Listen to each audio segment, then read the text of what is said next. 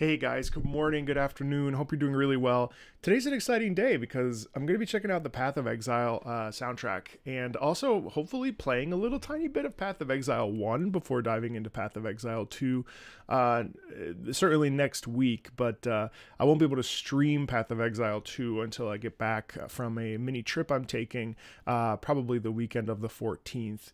I'm really excited to be checking this game out. Path of Exile 2 is something I'm actually genuinely excited about. It's not something that I've spent a lot of time in because of the commitment of trying to find the builds and stuff. So I'm hoping, I actually haven't delved too much into this, but I'm hoping that Path of Exile 2 will make it a little bit easier to have a beginner's sort of approach to the game. One of the things that one of the things that has been a little bit challenging with Path of Exile is that having to look up a build to ensure that the process is enjoyable, especially for that later on game business. And I'm a little bit concerned with my ability to actually be able to wait. Why is the Twitch not working out? Annoying. What the fuck? It should not be Project Wingman anymore. It should be Path of Exile.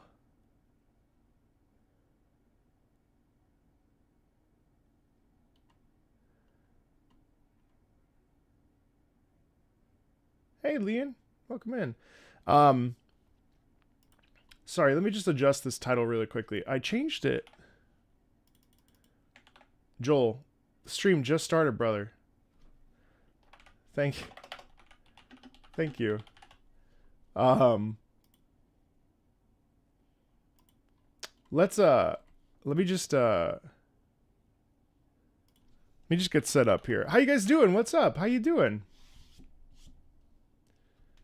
Yeah, it's cool that we're all back to square one in a way, isn't it? Let me just grab a photo for...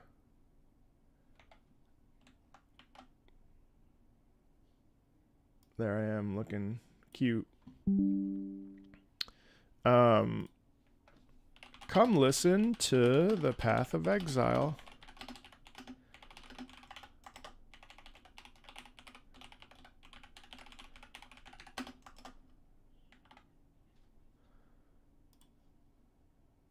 Right. Alrighty. Yeah, let's dive in. I don't know, I don't really know where to start, to be honest, guys. I mean, I know that there have been a bunch of requests for this as the years have gone by, but I've never been able to sit down with it. I wonder if Path of Exile 2 will be able to allow me to not have to deal with a build guide all the time. You know what I mean? But cool. Let's dive in. We have a couple hours, several hours, in fact. And I'm pumped. I'm pumped. Let's dive in. I would like to play a little bit of Path of Exile 1, like an hour before the stream ends, if that's cool with you, just to like get my fingers in there. I'll pretty much just do this a la carte. So if there's stuff that you like and want to listen to, then I'm gonna listen to it. But the main thing here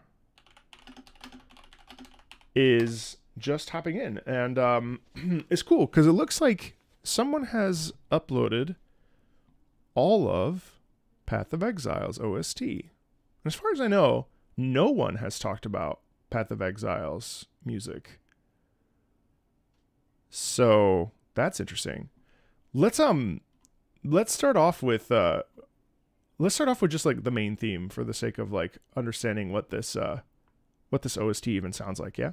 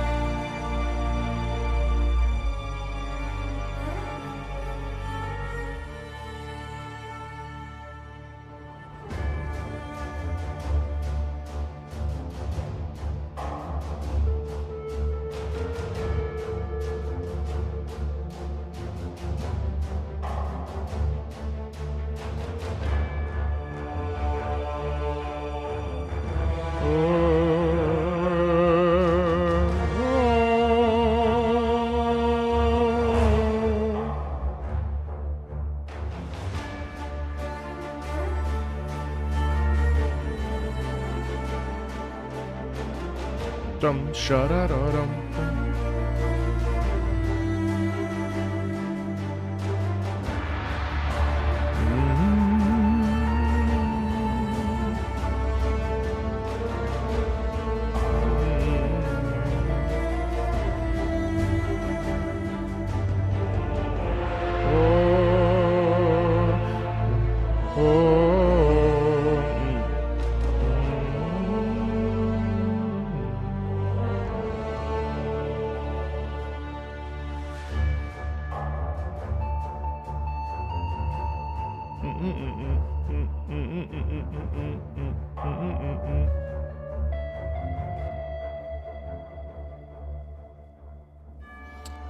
Wow.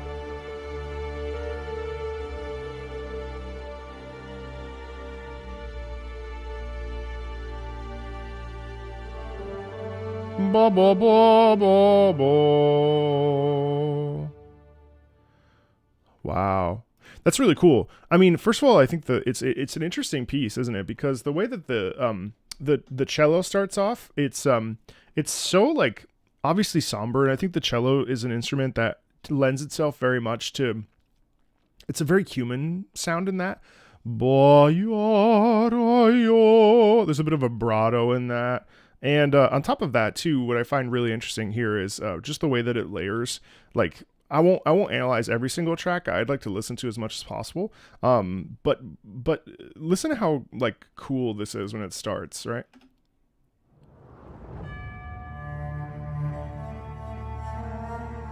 So right there, literally 5 seconds in, this is something really cool because 5 seconds in, we're getting a motif. And the motif carries us throughout this entire piece. And if you think about it, this piece is about 2 minutes long, but it actually is like a huge, like it's like a dinner. It's a full meal, isn't it? The way that we increase the layering as we move through the track, and then really it doesn't dissipate until the very end, about 2 minutes. But like it builds and builds and builds. But what's really cool is that we establish a melodic center fold, the center point, right away. And so that melody carries us through the rest of the track. It's actually interesting how then it switches instruments. It goes into the male choir, which is always really evocative of power, of strength, of like strength of will. It's also interesting how bleak it feels without being like a horror aesthetic necessarily. Like it doesn't get really like scary per se, you know what I mean? But let's break this down a little.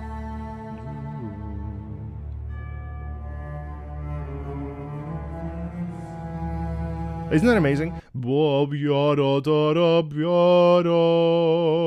what I mean? That is so different. So we start off with ba ya ba ba. We go up and then we resolve down. And then here we go. Let me just remember the melody. Ba ya da da da da.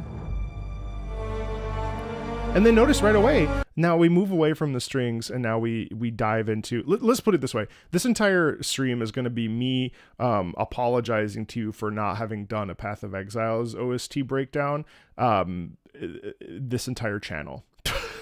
So I'm gonna try to really like dive into the nitty gritty of it. So I hope you'll come along on the ride with me here.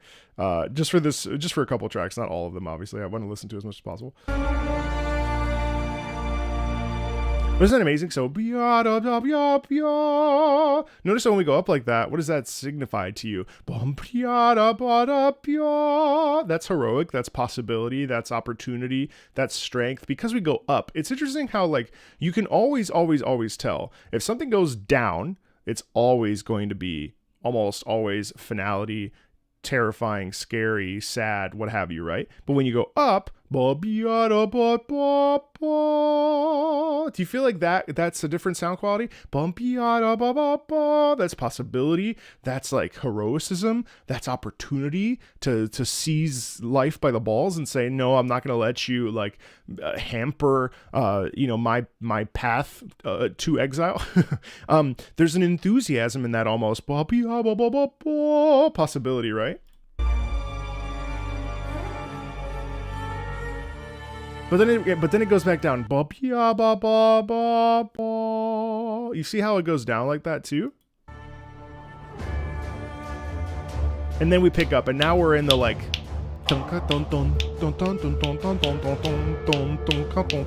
Now we're moving in it. Now we're in the conflict.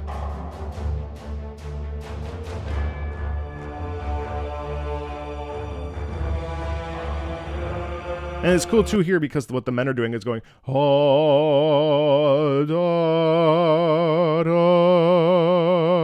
and we're just moving up in the scale, right? But what that actually does is it sets up that sense of power. And the way that we do it is by having them sustain. We're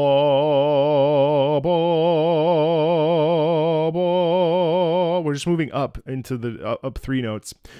but we're not causing it. We're not doing a lot of movement there. It's all pretty much sustained whole notes.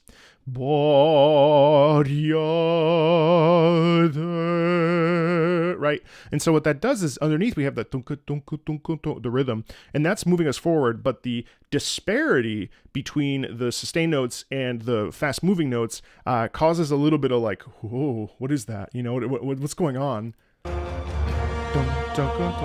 And if you listen to this again, we have doubling again. I'm not going to break down everything crazy like this, but just because my brain can't do it all the time, sustained. But again, what's really fascinating about this is that then you actually have doubling with the trombone. So whoa, and you also notice that there's a big hit with that trombone, which then sends it in doubles that intensity. And that's why doubling is so exciting when we listen to it in music that we love, is that the doubling effect there causes a sense of even bigger, right? It's much bigger, and it makes you feel like, holy fuck, okay, oh, pa, you know what I mean? And then that goes, ba-dum, because crescendo short, grab, right? That's very intense.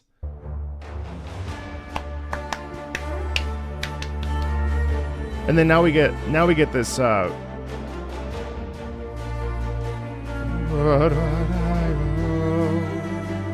I think to me that feeling right here, don't you feel like that's very bleak? Don't you feel like that's a very like broken world, and like we're thrust on this stage with nowhere to turn, kind of, and we it almost feels like this quality of like, well, what am I gonna do? I mean, I don't have a choice. I have to do this. I don't know what we're doing in Path of Exile that would cause that feeling, but I also think, like, you know, I have played the first couple areas, like the beach, and it's like, look at this world. This world has become, you know, broken and destroyed, and there's these flesh-eating beings and these huge crabs and these monsters, and everywhere you go, it's death, right? And I think that also comes in because almost like you can't have any hope in it, right?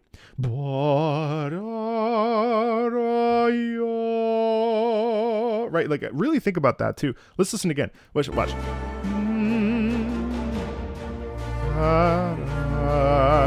See, so we have a key change here. I wish I had the sheet music in front of me so I could actually break it down like that way. But like, check this out. So then we have a different a little bit of dissonance, a little bit of moving down half steps, up a full step. It really is gutting, kind of a gutting feeling, a sense of just like loss of control. I mean, it's I mean, that's such a evocative feeling of that melodic movement is so empty, and there's such a sense of loss in that. I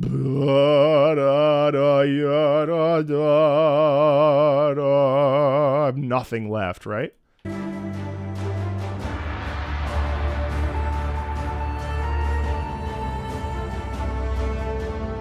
Nice counter harmony, counter melody in the lower brass there. And then the men come back in, and they're saying, you have nowhere else to turn. Ba ba ba. Right. A little bit of this interesting like electric guitar sort of accents where it's repeating that harmony. It's repeating the melody, excuse me. And then we kind of chop it there, right? We're still repeating the melody. And see, but this is what I talked about several minutes ago. Listen to how we start with that motif, and then we end with that motif, and that motif kind of accompanies us throughout. And that's why it's so impactful, isn't it? Because we carry that motif throughout. And I find that that's really, really incredible. Yeah, but really profound stuff. Okay, guys. Well, so it looks like, what are some other tracks you want me to listen to from Path of Exile? I'm happy to let you kind of drive the train. I just really wanted to hear the login theme there by Camille Ormond Janowski. Legion.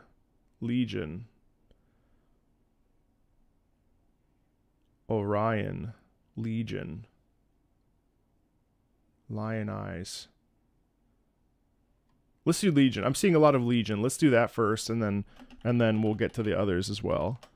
Like I said, we'll do this for like an hour, and then I'll actually try to... Oh, okay, my shit froze for a second. And if you're cool with it, I'd actually like to hop in and play a little bit as well, just to get my fingies ready for Friday. Although I'll be driving, so I won't be able to play the day it comes out, which is very depressing.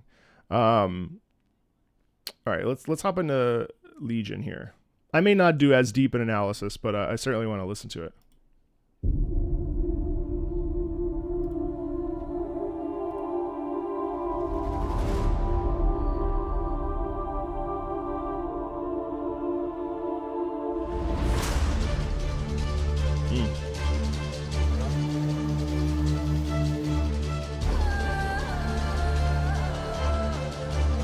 Some of that white voice, white singing.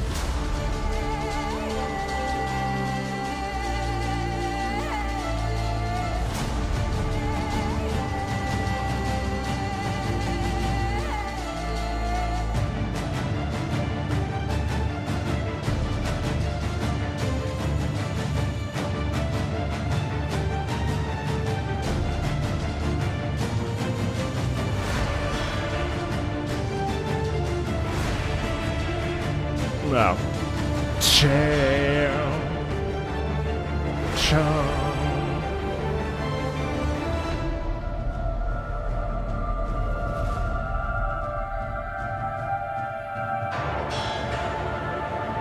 Wow. Metallic clash.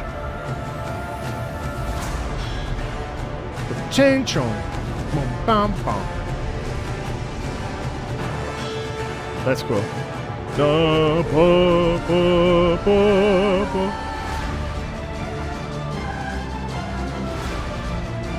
It coalesces here, actually. Da, da, yada, yada, yada, da, da, da. Da, da, da, da, yada, da, da, da, da, da, da, yada, da.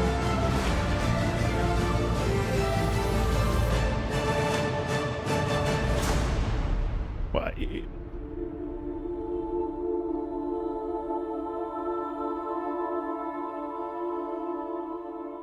Sort of amorphous fading out. So, like, you know, do you hear how this would be such a different track than the one we previously listened to, which was a bit more bleak, a bit more like morose, a bit more somber? What we end up having here is this incredible intensity pretty much throughout. Now, obviously, there is this feeling of, and I think like across the board, this would be a common theme that I maybe don't need to bring up every time, but the main thing worth pointing out for this, as well as the previous one, is the fact that this ultimately is a sense of drive, right? And it's a drive of intensity, and there's a forward momentum there's an anxiety in this piece, but there's also this sense of, like, you know, never backing down, never turning your back on a conflict. And now, granted, we see that a lot in video game music, especially when it has a fast rhythm, right? That's kind of the thing that is a very common trope. However, the forward momentum here is very, very, how these things are written, I should say, is what makes each individual track, regardless of the similar theming, each individual track is interesting by the way it is written. And in this particular case, I really love that basically this entire thing is just this insane forward drive to get to a conflict resolution, or there's a moment where we don't We don't have an escape route. We don't know how to shift. We don't know how to leave this bad situation. And so the only way to go through it is to go through it. That is the conflict. And that is the overarching, I think, thematic idea of this is like, how do you conquer something that cannot be conquered, right? How can you conquer something as a person with all of your strength and might that will actually, end this conflict for everybody, not just for you. And I think that the white voice singing here is a little bit of that desperation, because we can't just be confident. I mean, if you think about music really is a subtext. Music is a subtext for the characters in which we are playing as or interacting with, right? That's the scope, and that's the theme of video game music in general, is being the extra emotional guidance that even in a game like Path of Exile, and I don't know how emotional Path of Exile goes, I don't know how deep the story goes, if we're even considering the story, but the one thing that we have to say is that music, especially in video games, which is all about telling a story, is there to help showcase the three-dimensionality of our individual characters.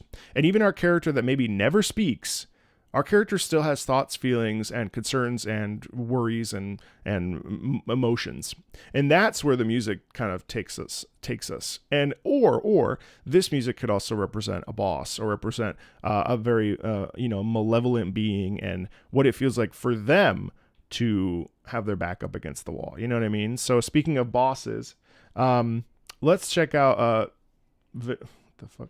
Sorry, I have like Luna's hair. My dog's hair in my mouth. Let's check out Venarius.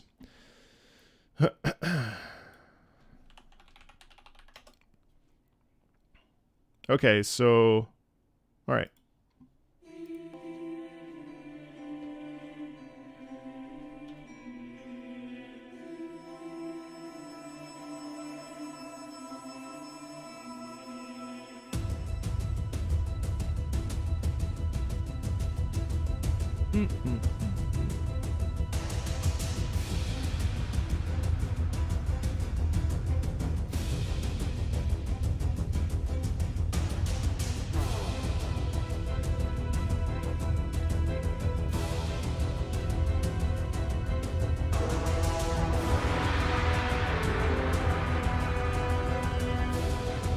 That's the motif. Keep that motif in mind. I think we're going to hear this multiple times. I know you already know it because you play the game, but listen to how bo bo bo bo bo. And I want you to think about what that means to you when you listen to that. Like what is the emotion? Now again, we're talking about emotion here. We're not talking about theory. We're not talking about like, the inner workings of the musical systems in place. What does that motif feel like to you? Ba, ba, ba, ba, ba. It's really important. That's the questions that you should be asking when you listen to something and you're, playing the game and you're listening to the music.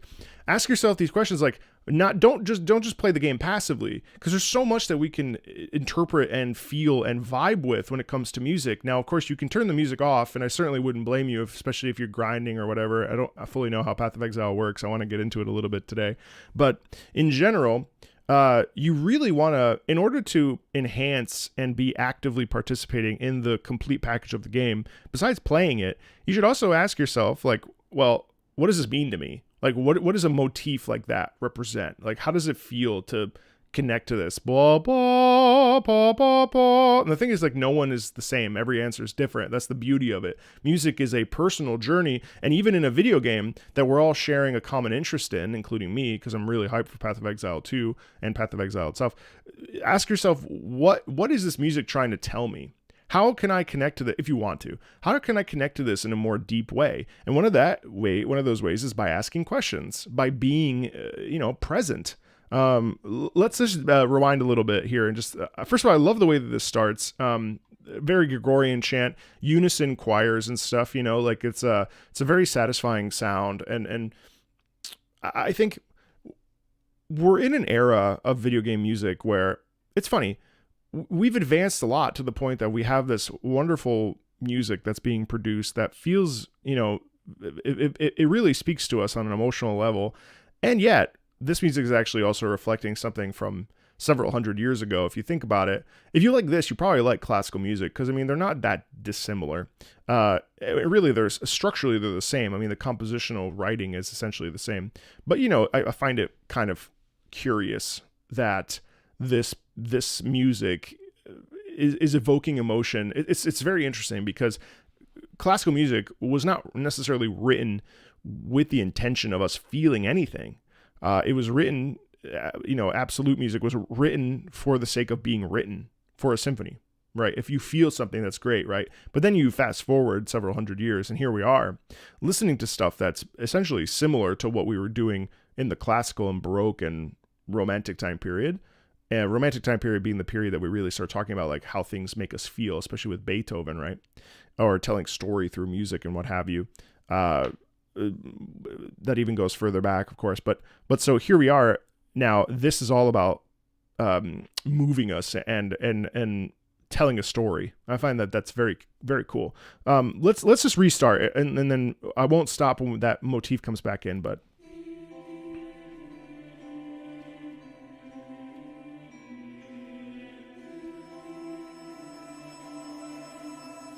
And you have to ask yourself, like, well, why is this pulled back so much? Now,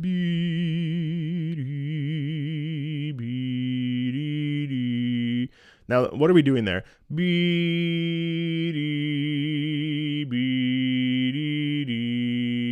We're just going down, right? We're just moving in a lowered. We're just moving in descending pattern.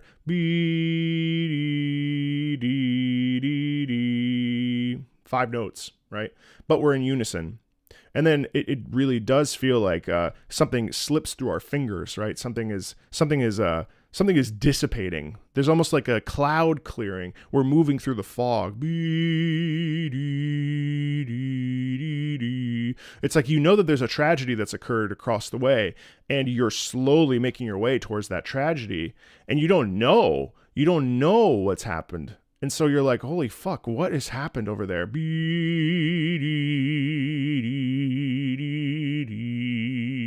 Right? Do you hear how that's it really feels very dense, even though it's quite, if you think about what's happening musically and you listen to it, there's really not a lot that's happened there. It's pretty simple, right?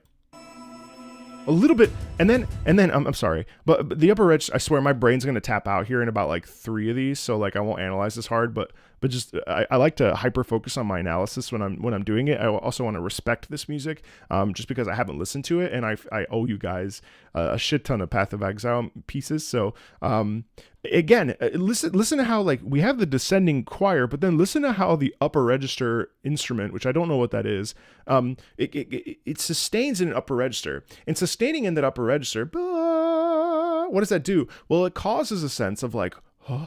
There's a question. It's a mystery, right? There's like a what the fuck's going on, right? It's cool. Listen to this.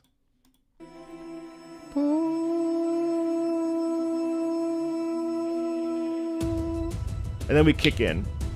Dum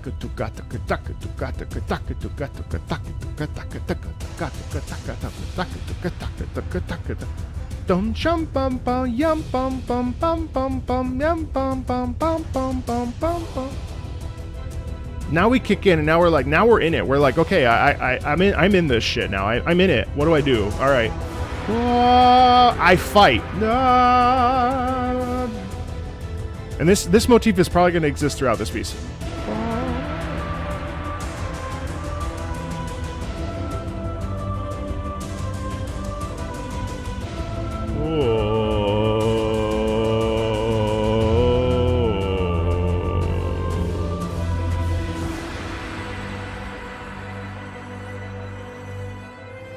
But that's fascinating, guys. I mean, this is a fascinating little musical shift even right here. Listen to how we have this 2 distinct sections. And I want you to start thinking about when you're looking at music, I want you to start looking at music that most pieces are not left to right.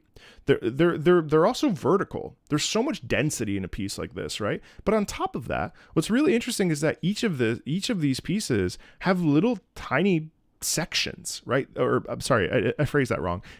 So far, we're 1 minute and 6 seconds in. There's been like 4 different mini sections within this. I wonder if you've picked up on them. And if you haven't, let's go back and let's talk about how this is two different sections, right? Let's just, for the sake of looking at this, check this out.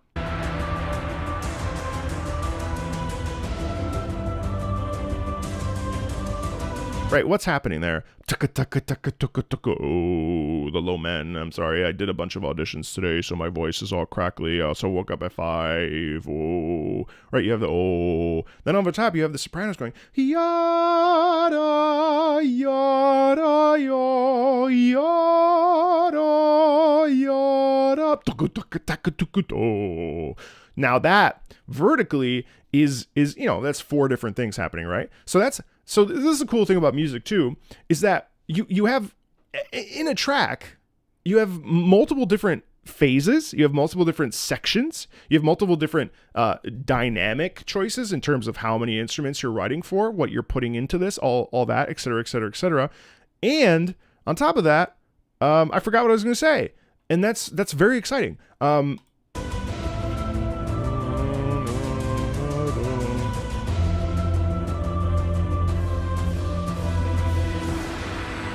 See, but now again, that's the shift. And do you notice how the shift is done? This is the cool thing about music. So music, you can look at it in a big way. You can look at it in a macro meatball. You can look at it in a macro way. A lot of people call me macro. I'm not sure why. It's Marco. When you look at it from a big picture standpoint, you get the emotional arc of a piece, right? But then what we're doing here is we're looking at things in a granular perspective, right? Granular, a single piece of sand, a single cube of sugar, or a piece of sugar. Like what we're doing is we're taking a microscope, and we're not even going all the way because I don't have the sheet music in front of me, and I'm not a composer, so I can't sit down at the piano and try to pluck out what Camille did here. I can't do that. That's not my skill set. But what I can tell you is, look at how we're writing music here and creating soundscapes to cause us to feel emotion and feeling, right? And that's so important to music, and I think that that's something that oftentimes people may not even consider. Is that when you're listening to a piece of music, it is actively manipulating you into feeling what the game wants you to feel. And actually, in the course of discussions I've had with people, because I'm a bit of a blind, I'm a blind bat when it comes to music. I love all music for the most part. I really rarely have strong opinions. Well, that's not true. I always have strong opinions, but I can usually parse out my opinion that's subjective versus maybe an objective truth, right?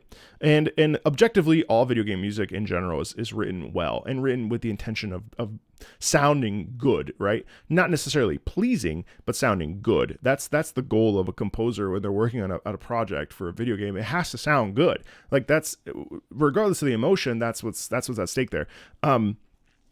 But so my job here, and what I want you to take away and go out into the world, and maybe you never come back and watch another Marco Meatball video, and I hope that that's not the case.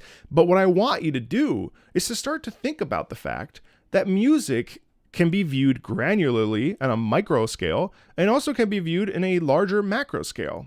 And it's interesting because in my discussions, which is what I was trying to say before I pivoted to a different tangent, some people don't like that music emotionally manipulates them. That music dictates to us how we're supposed to feel.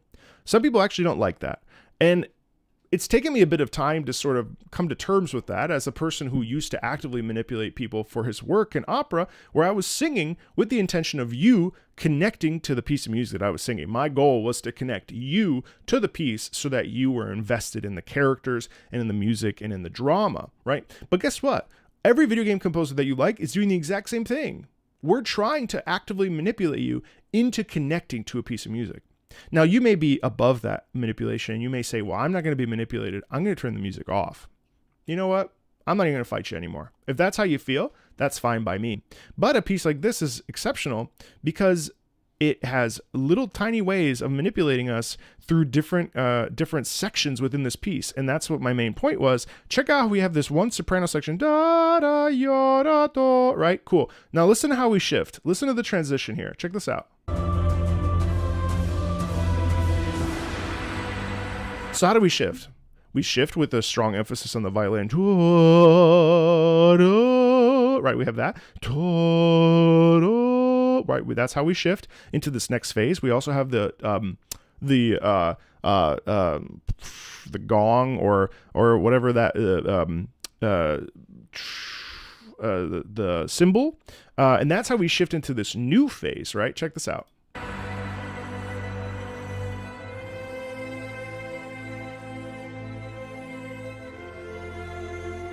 And what's happening there? What's happening there? We just had ba da ya da da ba da ba da da. Right, that's great. But then now what do we have? Ba da ba da. And let me ask you, those of you that are watching, what does that feel like to you? What does it mean to go from ba da da da da into ba da da da? What is that? What is that? To me, it's like complete loss, right? Ethereal, newly found inspiration. Materializing, something is bubbling up under the surface. It's like seeing something emerge from the ground. Totally. You know, there's a mourning feeling, from glory to sadness. You know, it's true. Manipulation really doesn't seem like a good word for it. Negative context that implies only the manipulator gets something out of it. I choose to listen to music because I like how it makes you feel. Well, and that's just because of manipulation is a neutral word. It's just what we're attaching to it, which you made a good point of. Negative context, I don't necessarily think so. I mean, manipulation can be for a benefit or for a negative, of course, positive or negative. I think, yeah, obviously manipulative is a strong word. Guiding is probably a more appropriate. We're guiding someone. However, that said, I do think that there's a degree of manipulation there, because we're like twisting something in order for you to be coerced by it. But I do think that a Sherpa would probably be a better thought process. So, I get your point pretty much, but I would say both it's a valid statement, but certainly both of us are right. I do think that influence and guide and Sherpa are better phrases that are more positive, for sure. I do think that you're right. Manipulation does have a negative connotation in society, and certainly we don't want to manipulate anybody into doing something. But that being said, there is something sort of I guess what I was referring to is the sense of power that comes from being able to produce something that evokes emotion and evokes feelings. But you're right. I think guide, influence, Sherpa. I mean, after all, influencers, so on and so forth. So I think you're right, and I do apologize if manipulation came out the wrong way. I certainly don't mean it that way. I've never manipulated anybody in my life. That's all I need. Someone on Twitter will now tell the world that I manipulated people. Anyway, all that to say, like all of the things that you come to that transition with are valid and fair, and I think that that's really interesting, right? And I know that sounds like frou-frou sort of language. We're like, whatever you feel is valid, but it is valid in music.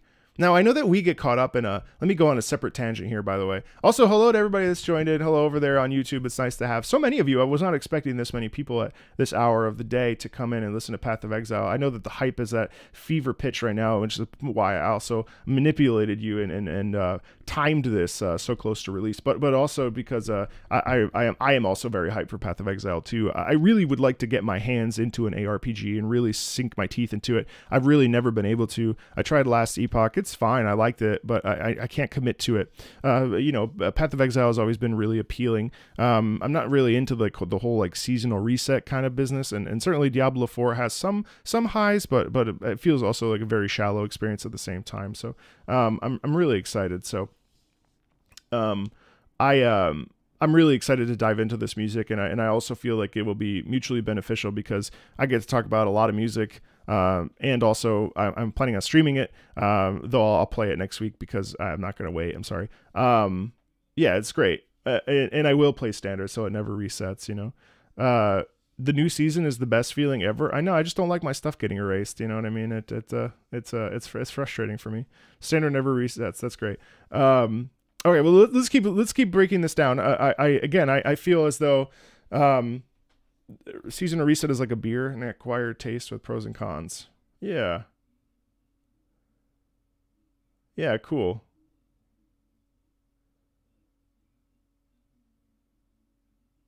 You've never seen a video of The Last of Us 2 because Sony is an asshole.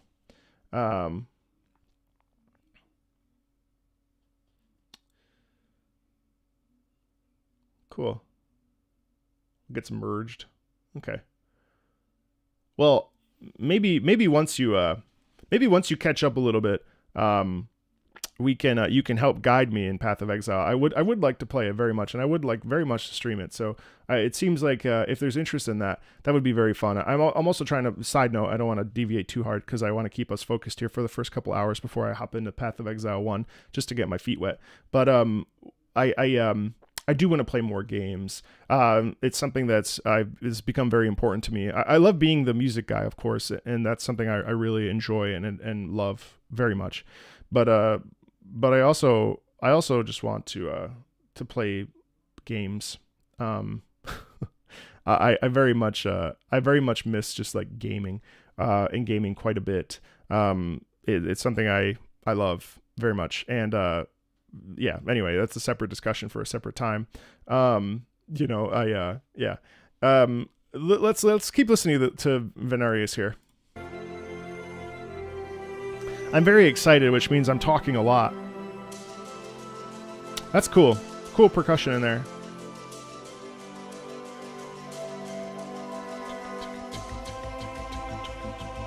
Wow, that's an interesting shift here, guys. Very, very, very, very lovely.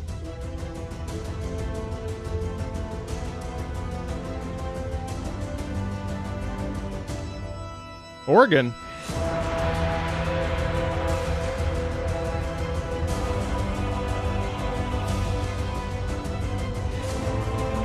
Nice use of male chorus again.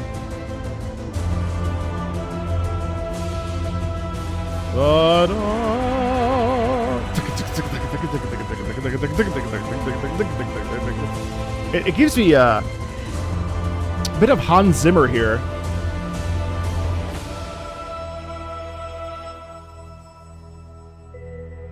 Oh, Camille is from Poland as well as you?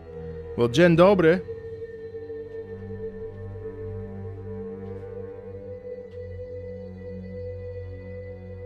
Oh, Janowski. That makes sense. If it ends in ski, it's Polish. You know, actually, I wonder, last time I was in Poland, I was in Warszawa. And I ate my way through all of Old Town Warsaw. I had every type of pierogi you could have. And then we randomly found this incredible Thai place. And it was like the most delicious Thai food I've ever had for like it was like 13 zloty or whatever, but it was like, you know, $5 because of the you know, conversion rate.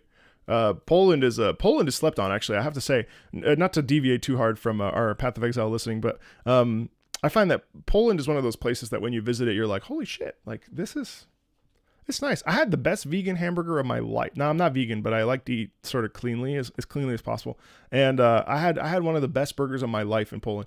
People sleep on Poland, and like Warszawa is gorgeous. Old Town Warsaw is so beautiful. The history is phenomenal. I mean, like, you know, well, not all the history, obviously, but you know, quite a bit of the history of Poland. The statues of the legend of Warsaw. I forget. Anyway, I mean, it's really incredible. Polish food also is a delight. Kotelet and yeah, obviously pierogi. And we went to the Łazienki there in Warsaw, where you can go to the king's you know, the essentially the bathroom. Yeah, the mermaid story. Thank you. Yes, and the king literally used to, you know, bathe the Łazienki, you know, bathe and use the bathroom, and yeah, you know, there's peacocks out there and stuff. It's really special, and yeah, I'd like to go back. I'd like to go back to Poland, and I want to check out Kraków as well, and Gdansk, and I'd like to go to. I never got to get the chance to go and climb the mountains, the beautiful mountain ranges out there that every Polish person knows. They're oh my God, I can't remember the name, but anyway, dzień dobry, dziękuję, jak się masz? Moje name jest Marquis.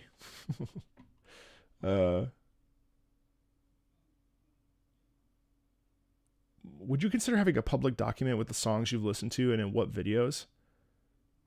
Yeah, I could. Yeah.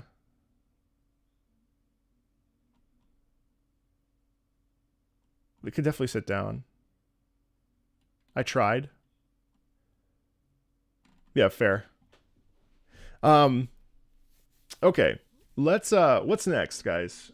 What's next? What's another track that we should listen to? Oh, I want to listen to Orion. I'm sorry. Path of Exile. Yeah, this one came up a lot too. I'd like to check this out.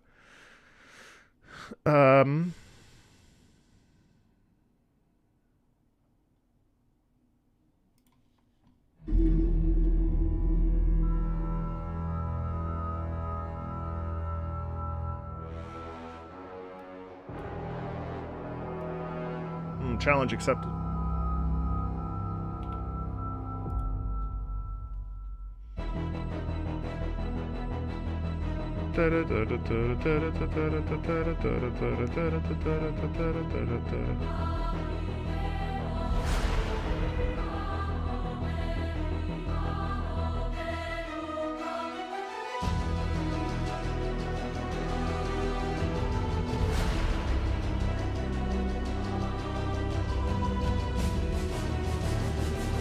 Terrific snare there.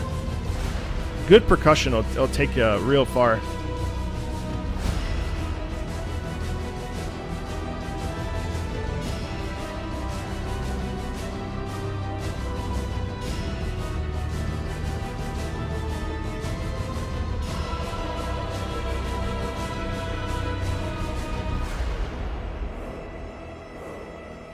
Huh. Huh.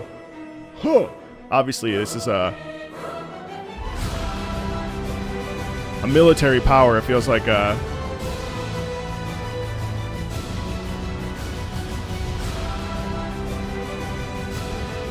Da, da, da.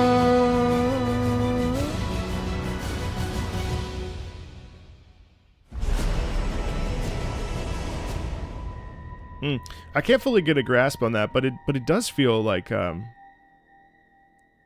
feels like something very large versus something very small, doesn't it? It feels like a very David and Goliath. Now it's called Conquerors of the Atlas. So an Orion, Orion being what Orion is, and the Orion's belt and sort of this Herculean fighter.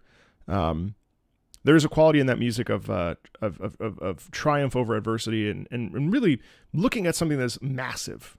Like looking at something that's like colossal, and being like, you puny human, and you're like, no, and you throw the rock at its face like David and Goliath. But that's the sort of ethos of it. Now, who knows if that's right? And that's something also I really should address to you is also like, we get caught up in context a lot, and I think context is so vitally important to video games. And I used to be a super naysayer about it, and people too are like, well, why don't you show gameplay footage when you're showing non-gamers video game music? And it's like, well, no, that defeats the point. It's a distraction. We want to listen to the actual like core of what makes this interesting, right? And so often, I mean, this is an incredible piece of music. It's 1 minute and 47 seconds. I don't even know when this plays or when you hear it, but you may gloss over this as you're opening up the menu or whatever, and it's like, no. We need to sit here and we need to pay attention to this stuff because someone, blood, sweat, and tears, composing this piece of music, right? Now, we may not like it. We may not love all of the pieces. And certainly, I don't think there's anything wrong with saying we don't like something. And I've had to hold myself accountable because I've started to get more friends in the game industry, composers and stuff, to be like, I don't care for that necessarily. And I don't think that's a problem. I think we should be honest. And I think honesty with constructive criticism is the most wonderful thing you could ever do. Constructive criticism is invaluable to people. It's only when criticism teeters near whining and or complaining when criticism is actually invalid and not actually helpful. Constructive criticism and constructive feedback are huge. Tangent. I'm in a tangenty mood today because I woke up at 5 a.m. and I'm awake. I'm awake, baby. So all that to say, this piece really feels like there's no right or wrong, and even if there's no such thing as something bigger versus something smaller, what we end up getting is the sense of staring something in the face and saying like, I don't think I can do this, right? I don't think that I can actually accomplish my mission. I do not think that I have the capacity. And then you get the who, oh, this big like military might. I'm talking like naval ships and whatever the fuck else. And that's there's an inherent clash in that, but the clash is dominant versus submissive. You know, like there's this one is clearly better clearly more efficient or clearly more suited to win whatever battle. Whereas this one is very like, oh, please, sir, don't.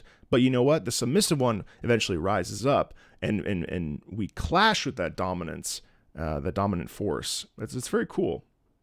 Yeah. Anyway. All right. That was really nice and short and sweet. I mean, 1:47. What you can't love it enough. I was challenged to figure out what the Settlers of Kalguur's main theme is. So I'd like to do that really quickly. Listen to it and then sort of spin a little bit about what it is, if that's okay with you guys. Let's do that, and then we'll open it back up to more, because I know there's so much that we could get through. So let's listen to this and check it out.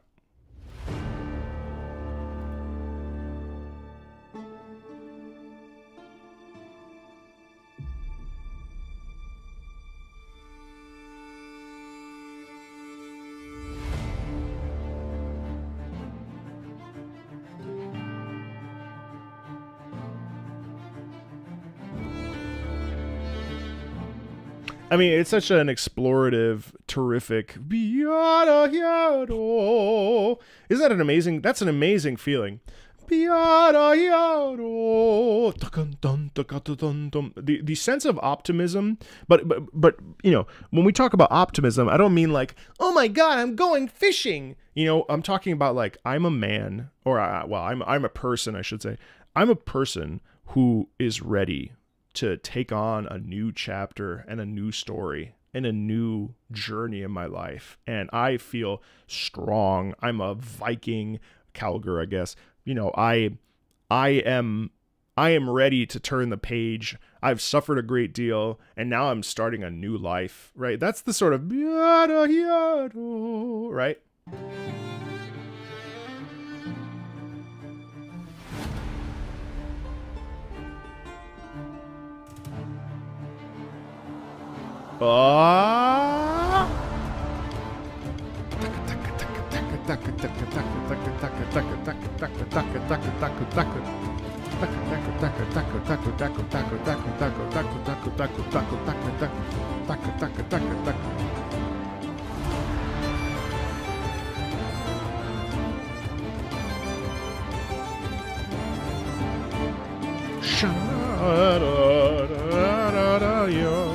And oh man, this is delightful, guys. Like I love everything I've listened to so far. I'm sorry I've been sleeping on this shit for so long. My bad.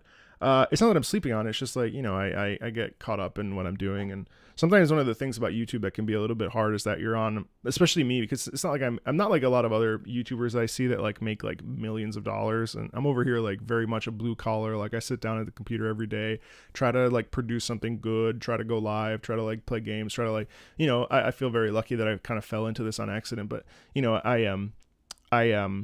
you know, there's so much to talk about, and algorithms and bullshit, and you know, I get kind of distracted by like the things that work, but like it's also important to continue to explore, and that is something I've been doing with like Sonic, for instance. I just started doing that, right? Or like Pokemon, but I am sorry that it's taken me so long to sort of buy into the, and I'm sure someone's typing, well, you're only making this video because we're 2 days away from Path of Exile and you're trying to jump on the hype train, and it's like, yeah, so is everybody else. What do you want from me? But also, no, I mean, also like, I'm like, oh, I really want to check out Path of Exile. It's a fresh start.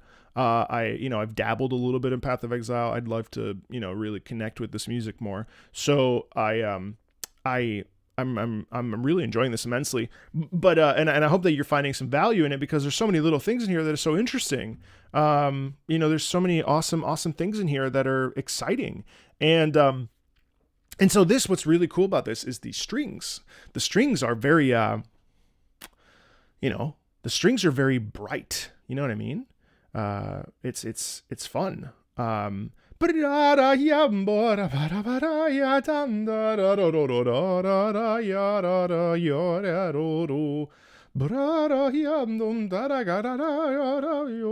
what I mean? Like, it's great. It's great. And I think again, like, it's interesting because that brings like a sense of not peace, but it brings a sense of exploration, adventure, right? Joy. You know what I mean? It's there's, especially because of the string choices. Now, imagine if we used a different instrument, like, and that's the other crazy thing, guys. It's like, imagine if you used, Legion already did, I think. Imagine that you used an organ. An organ would give you a totally different sound than, you know, what we were getting here with this sort of like guitar / violin, fiddle, whatever. You know what I mean? That's really cool. The fact that we can have different instruments that then create and cause different soundscapes for us as listeners, it's fucking satisfying, right? And I want you to imagine putting on your favorite piece, and instead of being this, it's like got heavy organ. You're gonna react to it a different way. We go back to that topic on guiding and being a Sherpa musically, or manipulating. We manipulate, right? With the different instrument choices, we manipulate, right? Just teasing. But all that to say, all the different choices that we choose from a musical perspective for composers, and I'm not a composer, so when I say we, I mean they, that's very cool. And those things influence how we feel. And that's really important, right? Pretty awesome.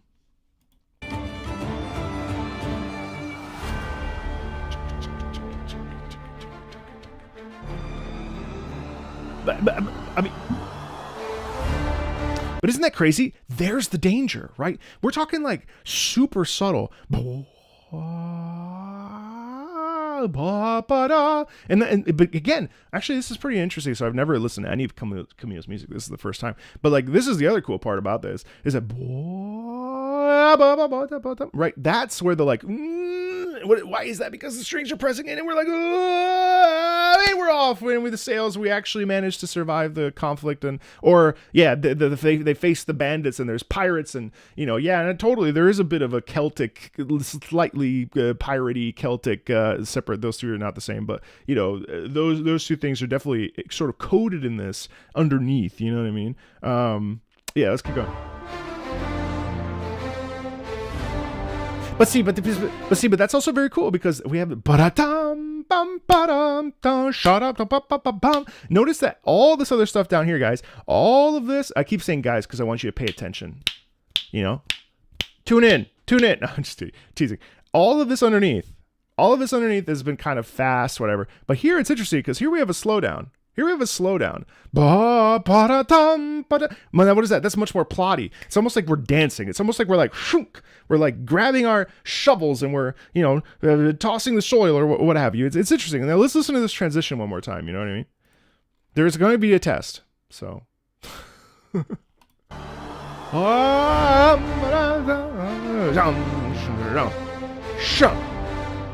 Right? Right?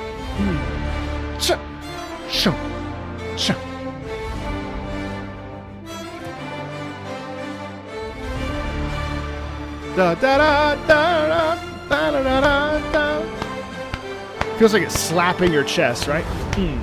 Like that a lot. Love the strings in there too. Notice that every single track we've listened to here, this is a very interesting thing that Camille has done in every single track I've heard so far.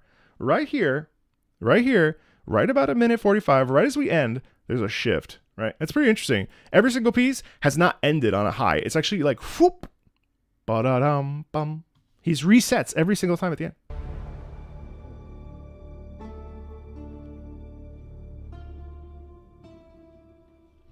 Sort of a nice come down, if you will. It's very cool. There was a question about Arcane. Arcane copyright is poopy. I need to reach out to my friend at Riot. Well, my friend, someone I know at Riot who can help me know which tracks, because I'm on episode 8 of season 1 of Arcane. Very good show. My fiance and I, we've been like, what the fuck? every episode, basically. Never thought I would ever care about a League of Legends character, so thank you for the push to watch that. Very pleased. I did try to do the new song from Season 2, the French song. I forget what it was called, but unfortunately that was copyrighted. And I may still release it because, you know, I don't think it's going to strike the channel or anything, but it's always a little tricky. I do have other League videos that I'm still doing, so I again, that too, I know we're talking about Path of Exile here, but if for whatever reason, yeah, my meilleur ennemi, yes. But for whatever reason, if I cannot upload it, I'm very sorry. How many languages do we have in chat? I know that there's a lot of Europeans in here. I know we've got the Poles. We already said hi to the Poles. Ci sono italiani qui dentro? Italiani? Je sais que j'ai un peu de français ici, parce que j'ai beaucoup de personnes de la France.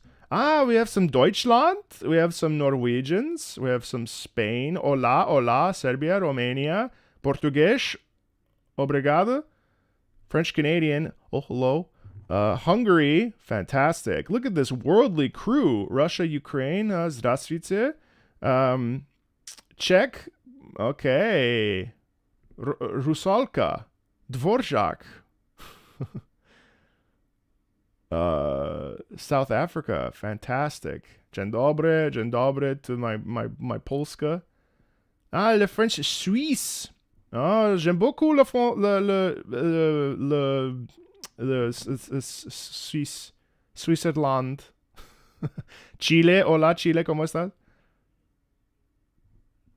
Algeria, Ukraine. Bonjour la française. I'll do what I can with Arcane, but I can't guarantee anything. It's complicated.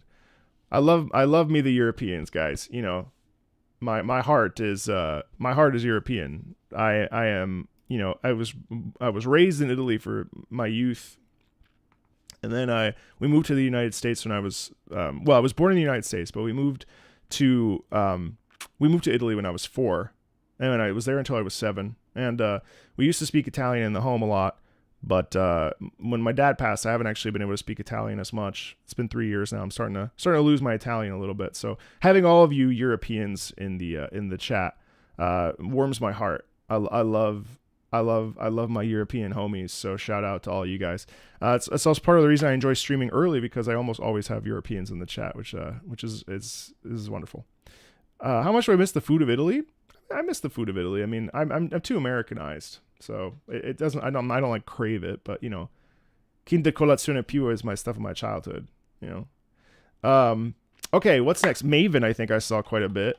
Oh no, what's the before I get to Maven? What was the one that's in my Burning Crusade? No, the Crusader King. What's the one in my profile picture? Crusader and the Cleansing Fire. Thank you. Yeah, let me do that since it's in the profile picture. I feel like if I don't do it, I'll have clickbaited you. It's funny, I took a course on YouTube stuff, and they said that clickbait in thumbnails can be okay. It's clickbait in titles that you don't really want, which I found kind of funny. I don't fully disagree with that statement either. I think a little bit of clickbait in a thumbnail is okay. You know, like, you know, you put I mean, obviously it should be like sort of really, it doesn't really, yeah, I think a little bit of like, when I say clickbait, I mean like stretching the reality. And if you look at like any super famous YouTuber, that's what they do, right? You know, like they sort of I wonder if that'll ever shift. I mean, it will shift to going back to like a more genuine. Gen Z really likes genuine stuff. And is it actually, how old is the chat? How old is the chat?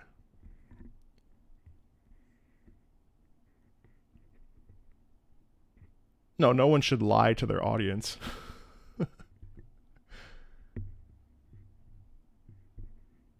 Okay. Well, I got a lot of millennial homies up in this bitch. Wow, Path of Exile really blurs the line between Gen Z and the millennials. You want to see something funny? Look at this. If you look at the stat, you millennials in here, we're the minority. I want you to know. We're the minority. This channel skews. This channel skews. Look at this. Look at these stats. Hold on. Path of Exile is a very 30-year-old IT guy game. That's very funny. Look at how this chat skews. Look at how the channel skews. Channel skews. Well, first of all, United States. So you're beating the you're beating everybody in here being from a different country is already. Look at all you Germans in here, the United Kingdoms. Thank you for all my Brazilian brothers. You got some France up in here, Russia, Indonesia, Philippines. Anyway, Poland, Poland, 42K. You guys are repping. But it's where my Italians at though? 34. Look, they could do better. But yeah, this is interesting because the age. Look at this. The age range of this channel. This has been going up, which I find kind of disturbing. But hello to my 13 to 17-year-old. This must be Sonic. But look at this. We'll get back to music here in a second. I want to take a break for my brain. Look at this. 18 to 24. First of all, 91% of you are male. And if you look here, 25 to 34 is the biggest demographic of the channel at 37.9%. 18 to 24-year-olds make up 35%. And look at us, guys. Look at this. We need to do better. We need to do better. 35 to 44-year-olds, 10.5%. 10.5% of my own people.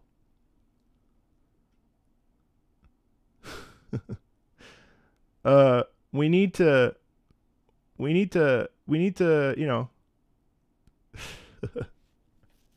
all of us with our bad backs over here.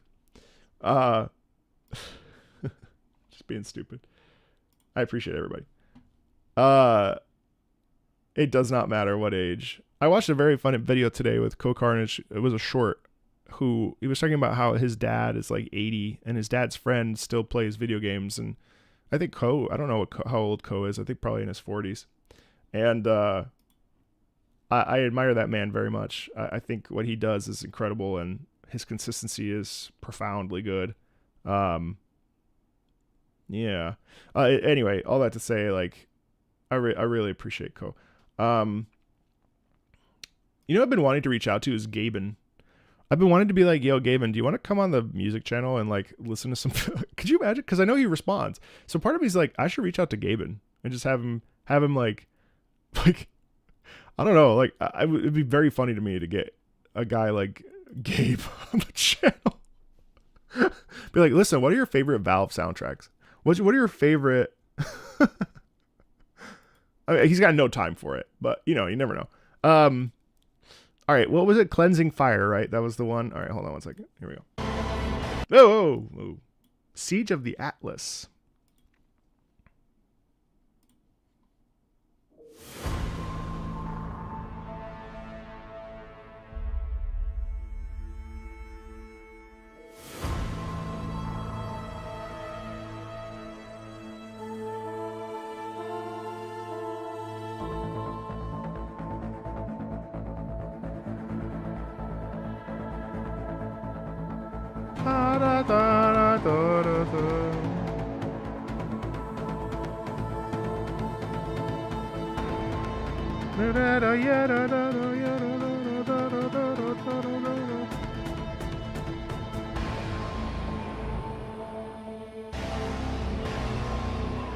Damn. John.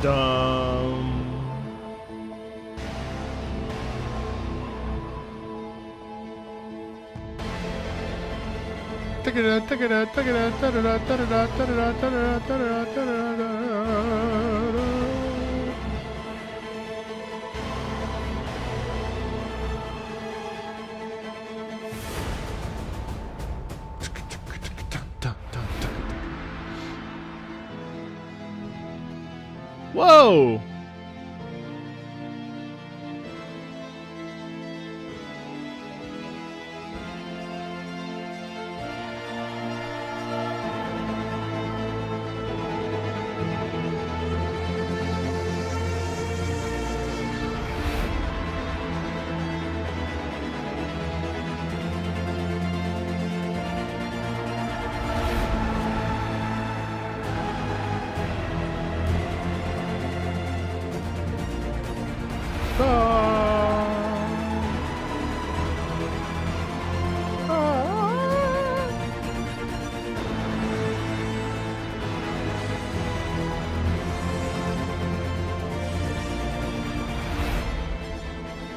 Take it down.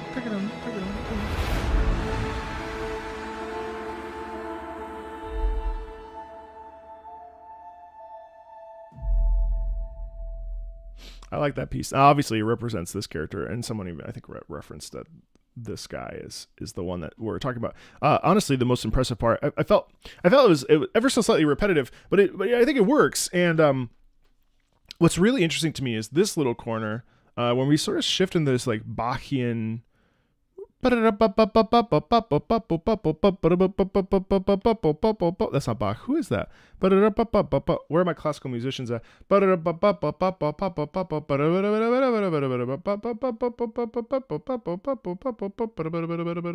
Vivaldi, yeah, thank you. So there's a Vivaldi, yeah, my brain. So there's a Vivaldian sound in here, which I found kind of surprising. Where is that?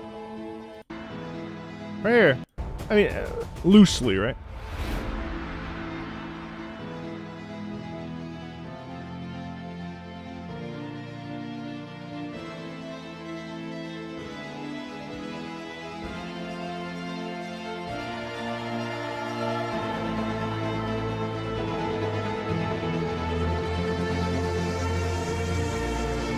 But the deformity here is what's really cool about it. So this is interesting, actually. So when I said it's repetitive, let me expand on my own statement. So why did I say that? Well, okay.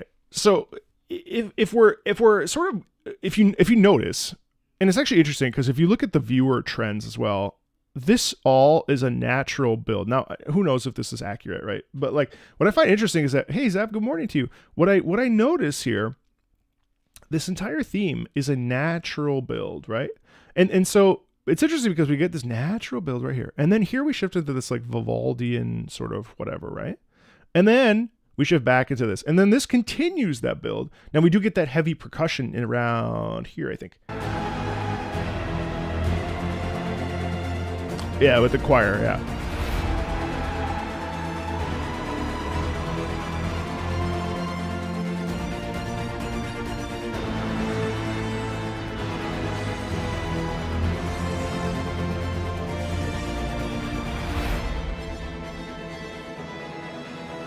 The circulating, it looks like fire. So the circulating, what was the character's name? You ever just do this with your nose and just look like a pig? The Searing Exarch. So the Searing Exarch here, it's all just like flame, right? And what I think this does really well is the whole build is just like basically like immolation, right? And like fire. There's a terrific, if you ever want to seek it out, I can't show it because of copyright issues because fuck classical music. But one of the most annoying things, my channel will be, side note, my entire channel would be totally different if I could actually reference classical music in my pieces, in my like analysis. It's so fucking annoying. That classical music is technically copyright free, but because symphonies and different companies use classical music, individual performers and so on and so forth, I can't actually ever reference it. But anyway, there's the immolation scene from Richard Wagner's Die Valkyrie. And Wotan, the father of the gods, essentially, he creates a ring of fire to protect Brunhilde as she goes down for the long sleep, only to be awakened by the kiss of her true love, which ends up being her no I forget Sieglinde and Sigwin, anyway, it doesn't matter. Someone is someone's brother and they make out. Anyway, I think Sigmund wakes her up with a kiss, but the immolation scene is phenomenal because it sounds like this, not too similarly, but the imagery I have is the same as like watching Wotan create this ring of fire around Brunhilde.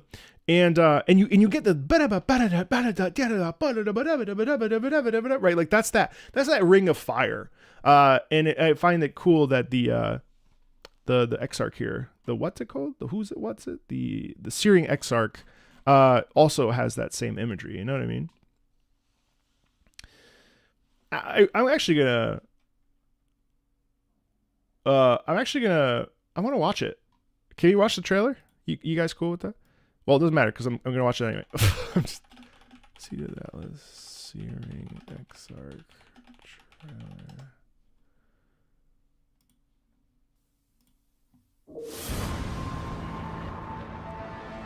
Cirrus is dead. Zana has chosen exile.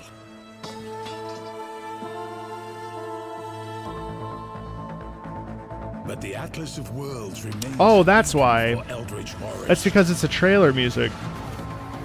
We imprisoned and the Elder. boss theme. We placated the Maven.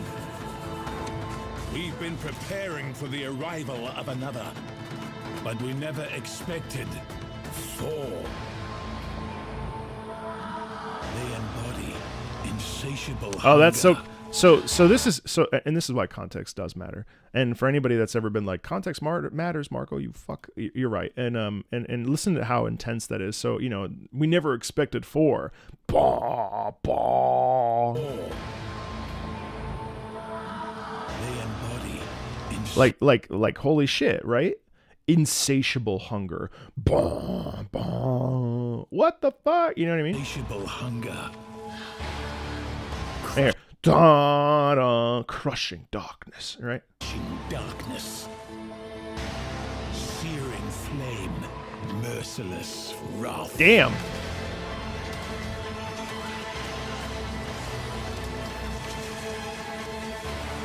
If we don't stop them, It's interesting how like this music appears when we're showcasing abilities. I find that kind of fun. if we don't stop them, they will consume everything.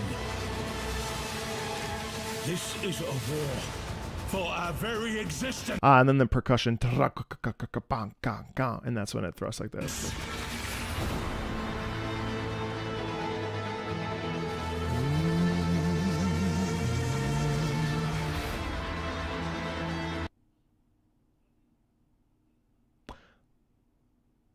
Is this the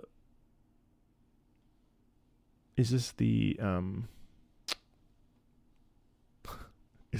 chart? Is this your like your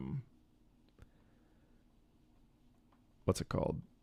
Oh, this is the Atlas. This is not the oh, okay, this isn't your like abilities chart, because I've seen the abilities chart. Oh, these are all the different maps you go to? That's not the passive tree. Oh, okay, okay. I've already seen the passive. I've already seen the skill tree, so it wouldn't be much of a reaction. But I don't think I've ever zoomed out, so maybe that'll be something that you want to watch later. I guess. All right, cool.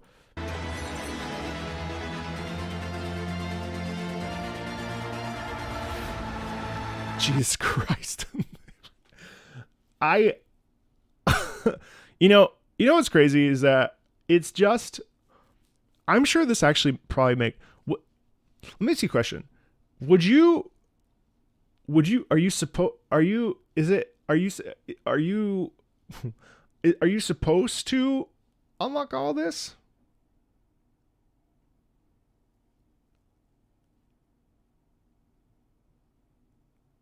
You just kind of like go in a direction, right? And that's why you would, all right. Okay. So that's why you look at a build. I like how all of you were like, no, God, no.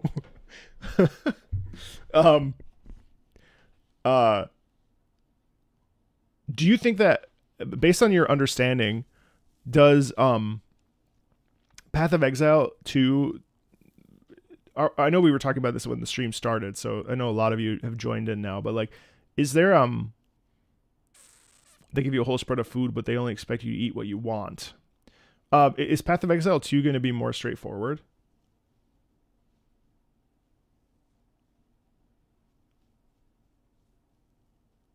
This is for the maps?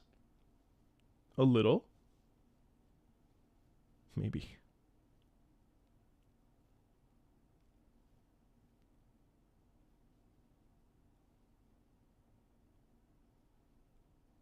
That's cool. Well, that's fine. When I stream it, I'll have you. I'm gonna start playing it just so I get a sense of what's going on, and then I won't get too far. I just want to like get that little taste, you know, probably over the weekend. But then, since I'll be away, I won't be able to really commit to it anyway. So then when I come back, I'll stream it. I wouldn't say intensively, but I would like to actually. I would actually like to beat it. Again, this is now I might get into it and I might hate it, and then that's a separate discussion. Then we'll just focus on the music. But the goal here would be to like play through it all, because I really would like to. And I've never committed to an ARPG. The only ARPG I've ever like truly, no, not even. I've always stopped. Diablo 3 I picked up like 6 different times. Never got past Act, I think 3. And I don't think I fully understood Path of Exile when I was playing it on my own. I would like to hop into it actually here in a little bit. We'll listen like maybe 10 more tracks and then I'll hop into it, or not 10 more, probably like 5 more. But yeah, no, it's cool. I'm really, I know that it's like Warframe, right? I actually really like games like this. So it's like Warframe where you get to a certain point and then that's when the real game starts, correct? PoE 2 is going to explain a lot. Oh, that's good. Kinda. I'm not going to stress. And we'll have fun. Campaign is the tutorial. Cool.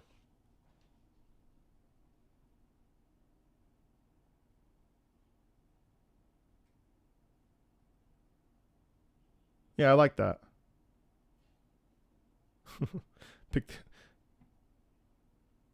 That's cool.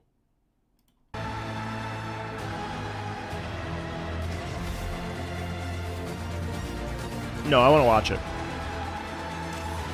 The Arch Nemesis League.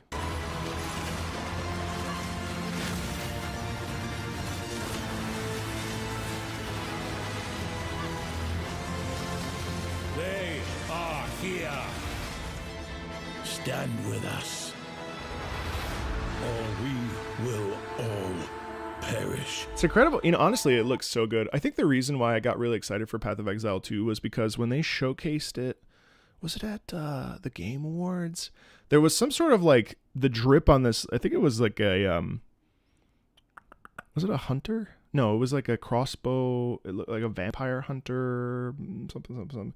Anyway, I was like, holy fuck, that guy looks so good. Or maybe it was like Max, maybe it was Dude or Mercenary. I bet you it was Mercenary. Yeah, hold on. Before we get back to music, I'd actually like to watch the PoE 2 trailer. Was it Mercenary? Hold on. Let me just see. Path of Exile. It must be. Yes. There's not a job out there I won't take, so long as the pay's good. Yes. And a crossbow can solve it. Yes. I saw this and I was like, oh fuck.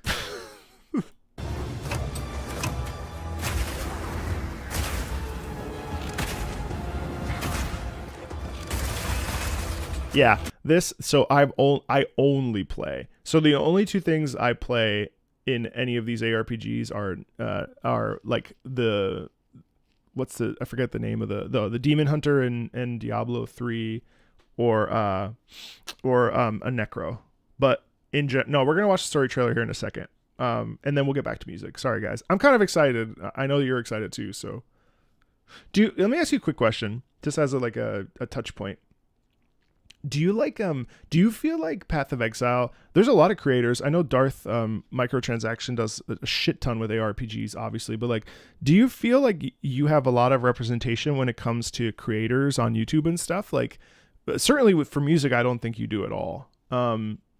So I mean, maybe I should also take advantage of that. But like, do you feel like there's a locked in space with creators for Path of Exile?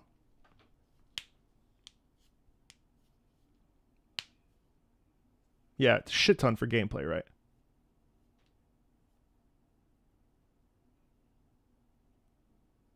For the art, no. It's a very friendly space.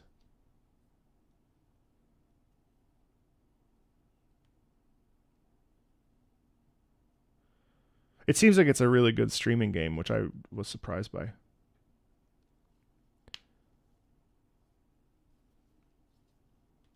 PoE's boring as fuck to watch. Is it really? Oh, that's really funny.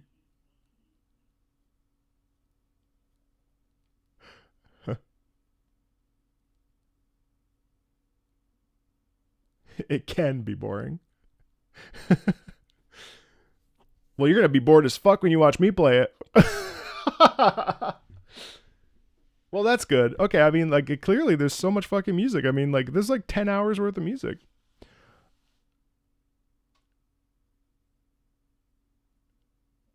Yeah. I'm the first. It's fine. I'll carry the torch.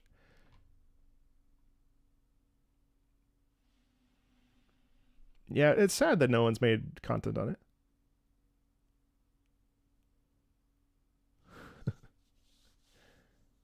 I will invite Camille. I didn't realize that there would be so much like a ravenous. I didn't expect so many of you on the stream. I expected like maybe 60 to 100 people at 10 a.m. I didn't expect between. I didn't expect 430 between YouTube and Twitch. Cool. That's very cool. And I'm not asking that because I want to capitalize on it. I'm like from a purely like genuine place. I am excited. And I've been wondering why, because I'll get requests for Path of Exiles, and I'm always like, well, I don't know. Is there even like, I know there's been drama lately, but like,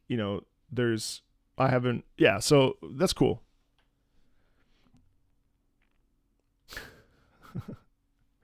Yeah, I'm sure. It does feel like it's been niche very long, and now finally it's started to like.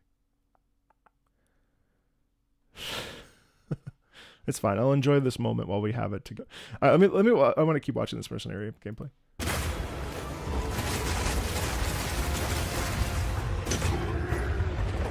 I mean, that looks so sick. I'll take them all down, one bolt at a time. When thinking about each new class, we really try to think about how we can make combat feel different from all the others. Oh, this is 12 minutes. We won't watch the whole is the 12 minutes. crossbow. A crossbow is fundamentally different than a regular bow because it fires instantly instead of needing to be drawn back. This means that you need immediate feedback. Clicking the fire button should make the character shoot instantly, just like in a shooter.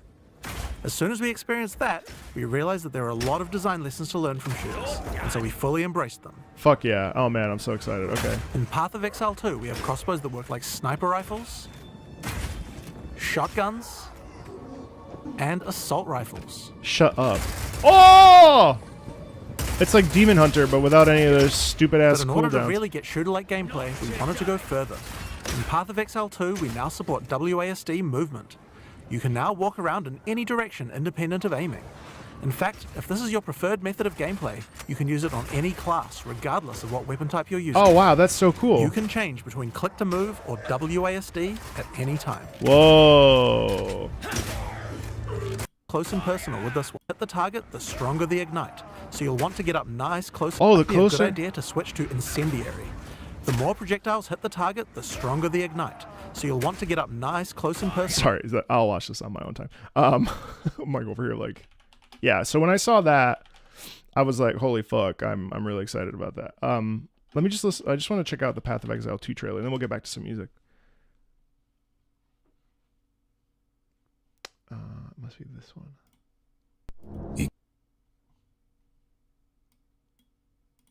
Existence is a thing of beauty, precious, but impermanent.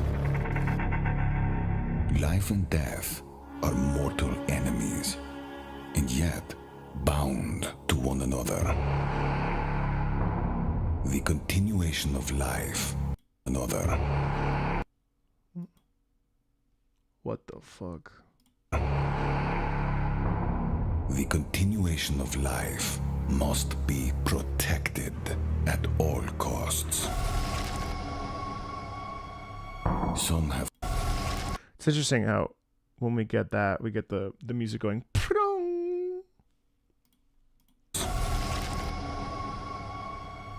Some have said My methods are brutal.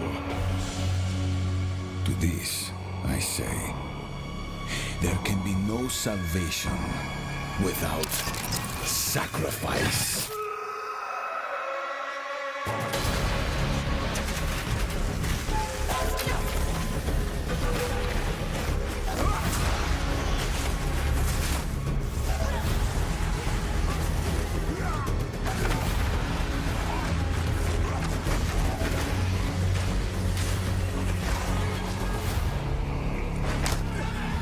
Holy fuck. Oh my god, it's that big? I've never seen it zoomed out. I believe I've seen it like it's colossal. Oh. What the fuck is this costume? Well, I thought it was Venetian at first, but or when I say costume, I mean outfit, sorry.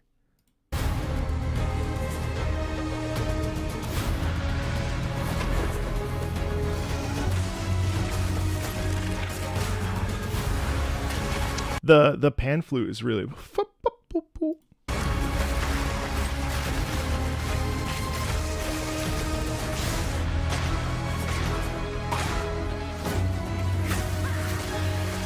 yeah, I mean, this is an incredible thing about trailers, by the way, that I mean, when they sync up, Skyrim's trailer does this really well too. Da-da-dum, da-da-dum, da-da-da-da-da-dum. Whenever the big beats are, they also shift the action. It's such an amazing effect that a good trailer creator will do, where they will sync up action and stuff. It's like such a satisfying experience. I think it starts right here. Shum.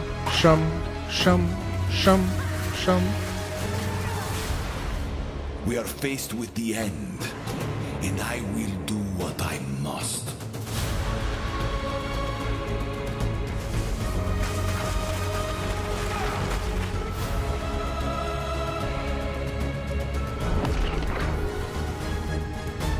You know, you have to ask yourself here when the chorus kicks in.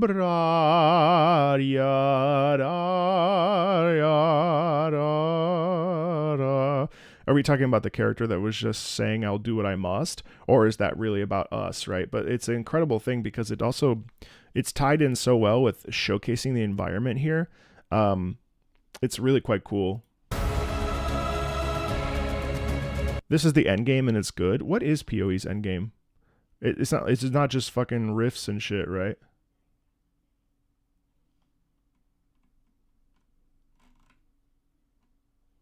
Too long to explain in chat. Okay, never mind. Disregard. I know someone will. It's good. TLDR.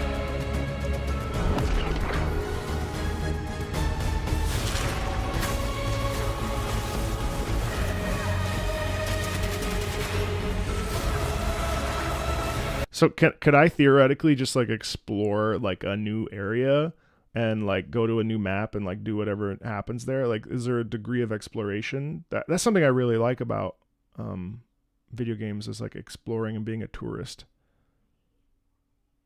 Oh.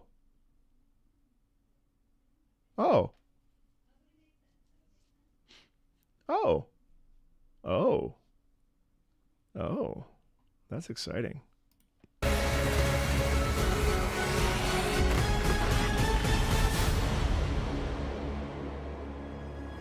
Those who obsess with death,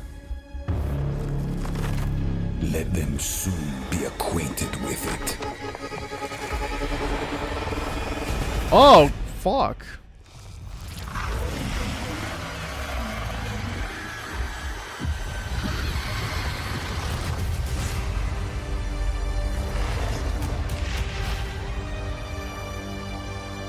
Hey, that's that main theme.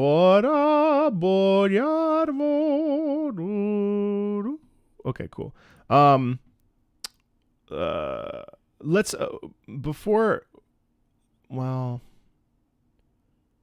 wait. Well, he just dropped this. Let me listen to this.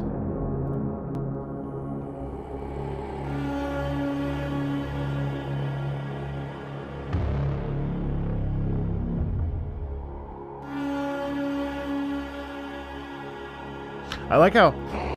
Oh, fuck! I stopped.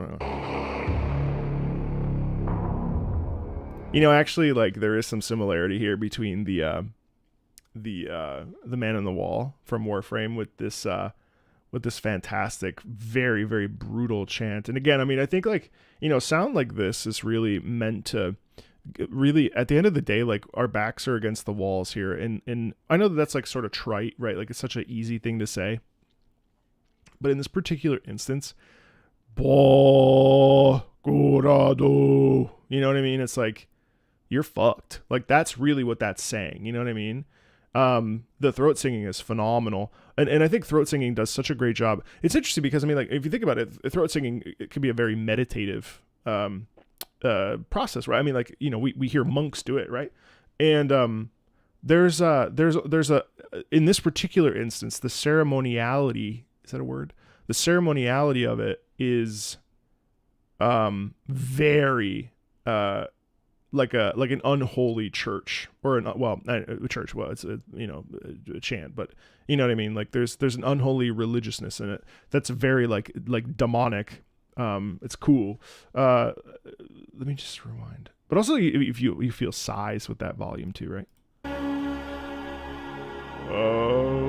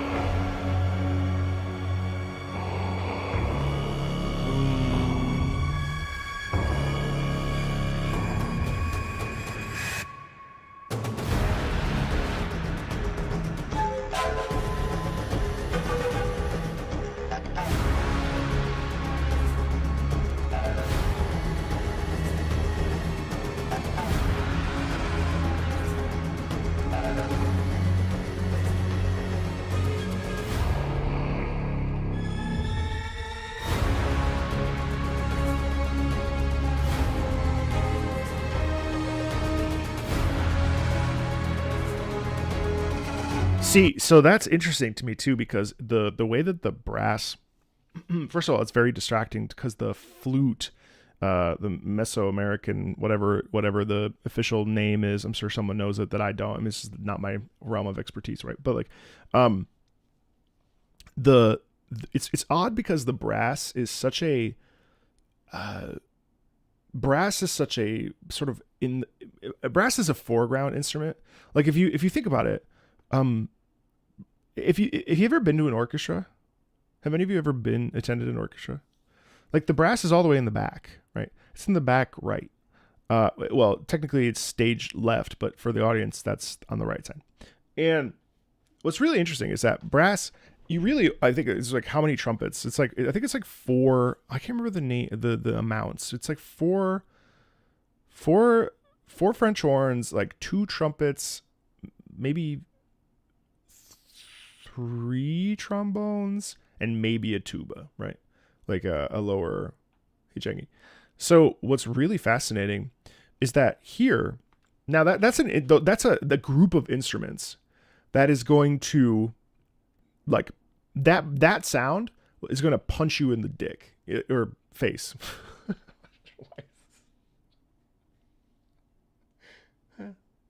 Sorry. That sound is going to punch. Sorry. Sorry. I don't know why I said that. Sorry, I meant face. I meant face, but dick came out. It was going to punch you anywhere. Sorry. Point being, well, I have to get blood work at 3:00, and I don't know if I need to fast, so I'm fucking fasting until 3. So I need that's so fucking funny. All that to say, that is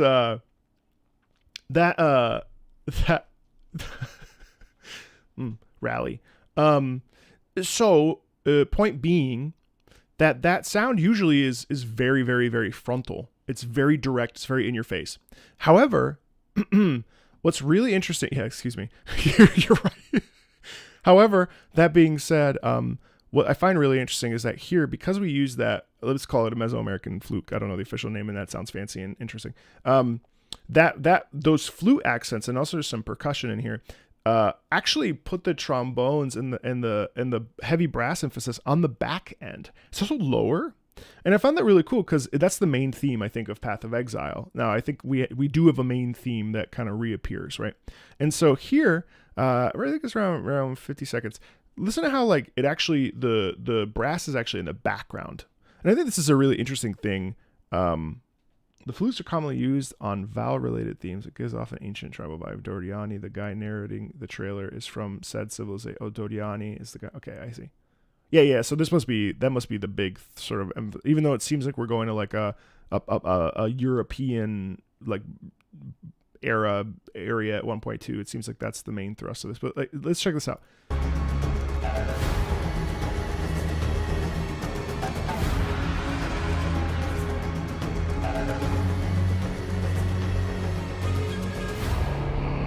So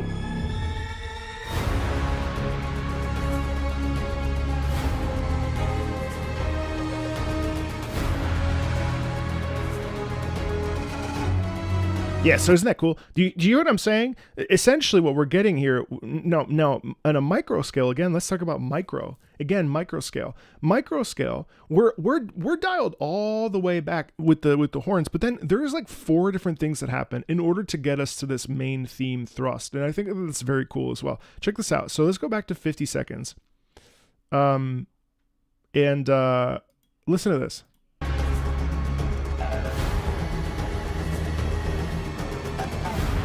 So the main instrument there is blah, blah, blah, blah, whatever that instrument is, some sort of, like not ancient, but you know what I mean? Some sort of like native folk instrument, right? Then you have the percussion, right? And then check this out.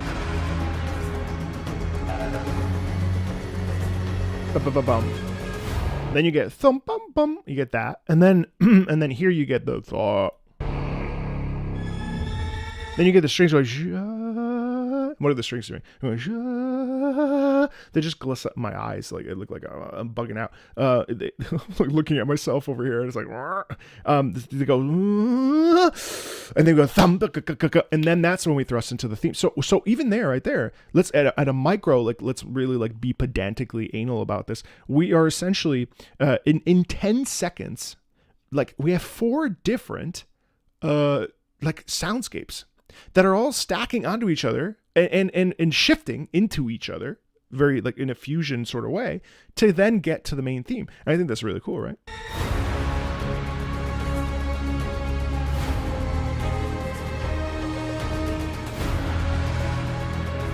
So see how now that you hear what I mean? How like the back of that is that's where the brass is. Isn't that cool? Isn't it cool how like essentially it's just like hiding we still have the same rhythmic movement as in 50 seconds in, right?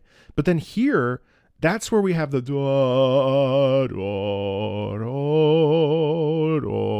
What's amazing, actually, this is one of the reasons I kind of hate reaction channels.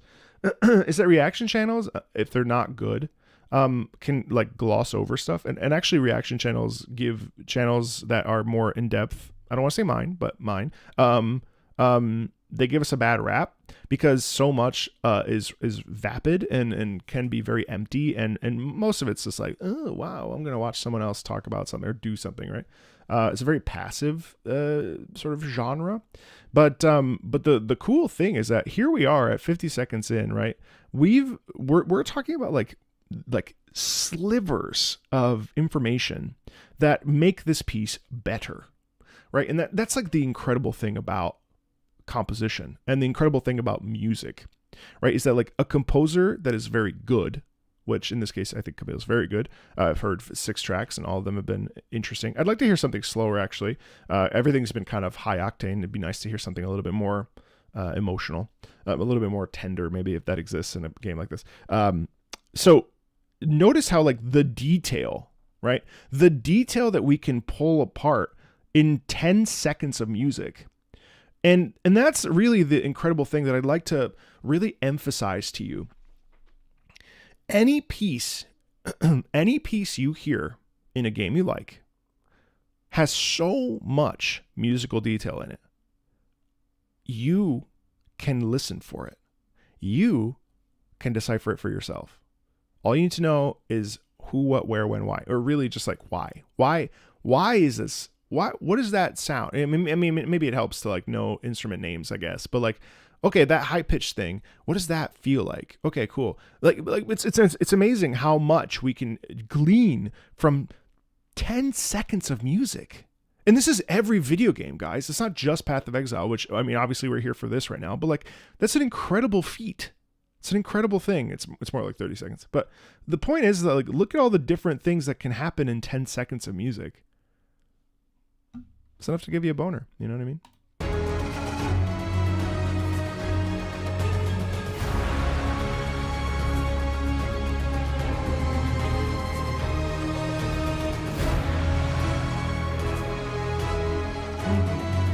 That shit.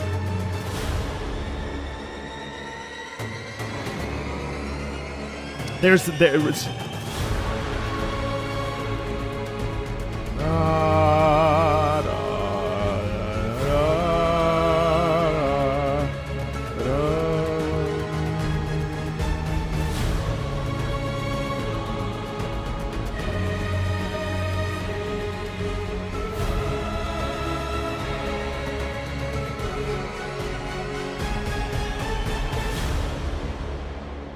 That's cool. It's also cool because, like, if this is login music that most people wouldn't really pay attention to, like the fact that, you know, the fact that so much of this is like something very skippable is very interesting. Have I ever seen the Exile Con talk where Camille gave a presentation on the music of Path of Exile 2? No. This is login. Yeah, I mean, most people are going to skip over it. You know what I mean?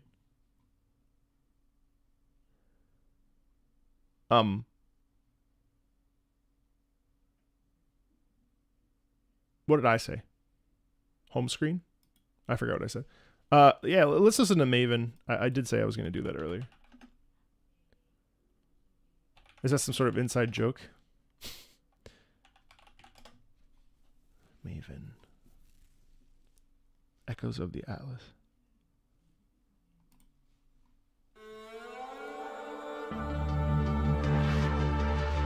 Yeah, so that's cool. I mean, like, look at the cosmic shit in this picture, and then you hit the cosmic stuff in the music, right?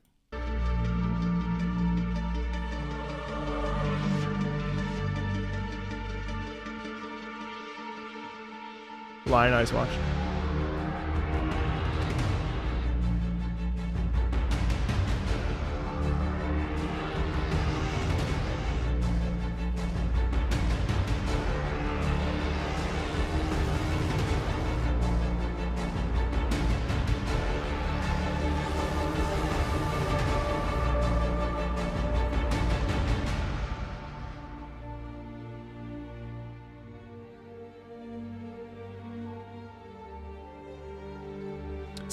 See, this is a boss theme, and I think what's really cool about this is that we actually are something that is really, really incredible, and a bunch of games do this all the way back to even Chrono Trigger with the ending there.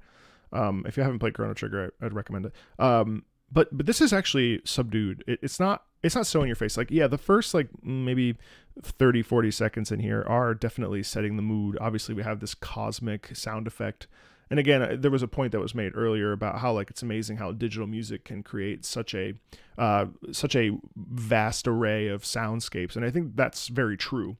Digitizing music and digital composition has enabled us to really.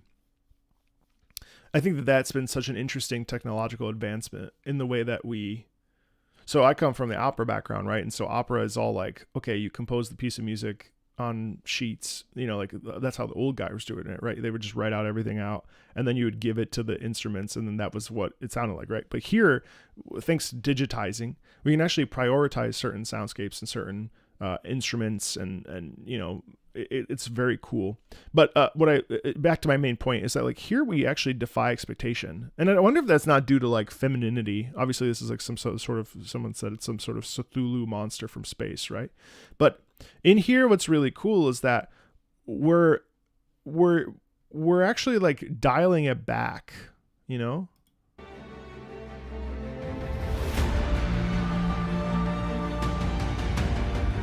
And so like, how are we doing that? Well, the thing that we're not really getting in here is, it's an Eldritch toddler. Okay.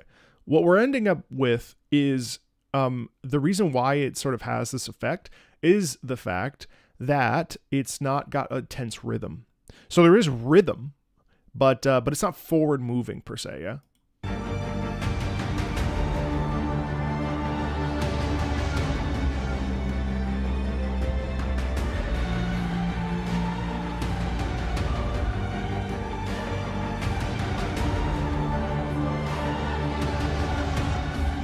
Also here it's really interesting how the very high sopranos, ba-da-ya, ba-da-da-da-da, right? It's cool.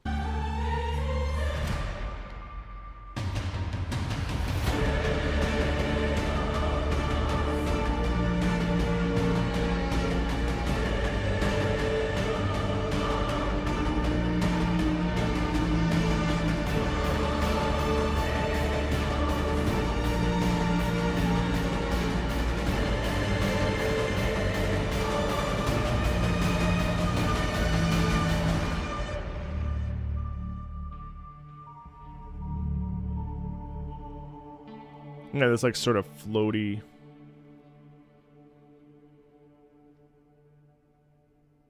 Oh, thanks, Coreplay. I'll take a look.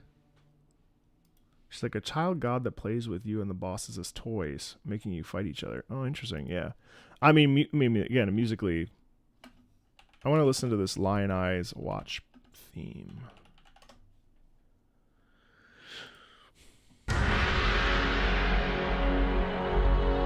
Hold on.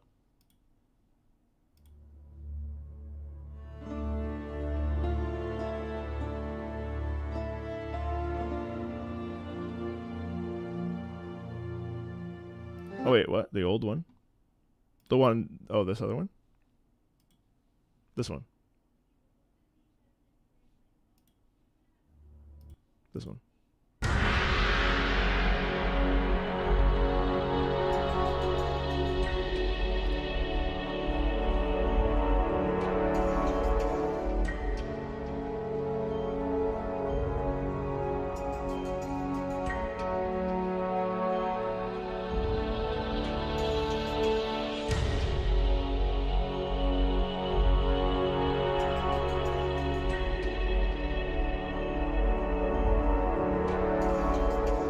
Yeah, I can do both.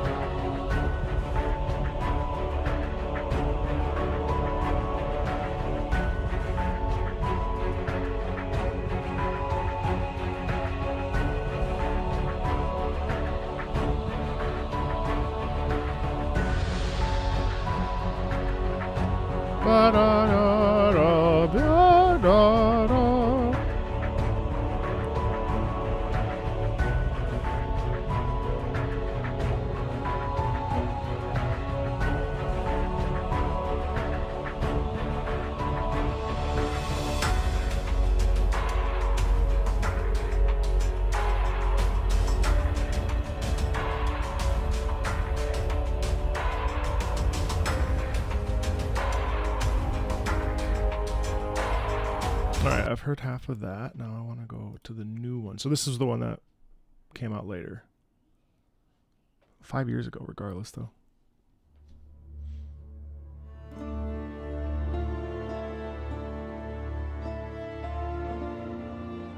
Wow, I mean, couldn't even.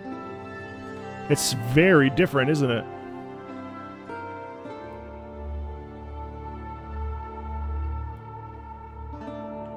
But still has a sadness in it, doesn't it? It still feels bleak. This is the first town, right? This is the town that when you wake up on the beach, right?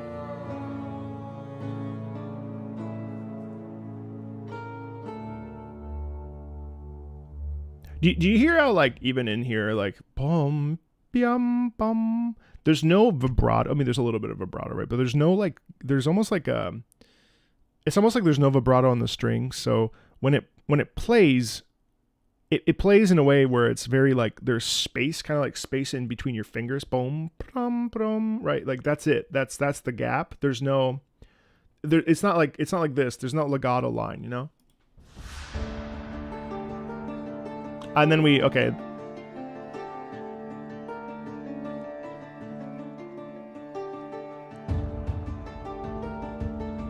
No, the percussion's phenomenal.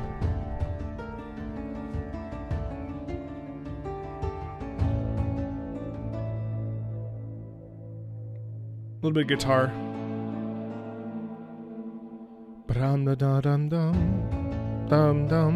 That's amazing.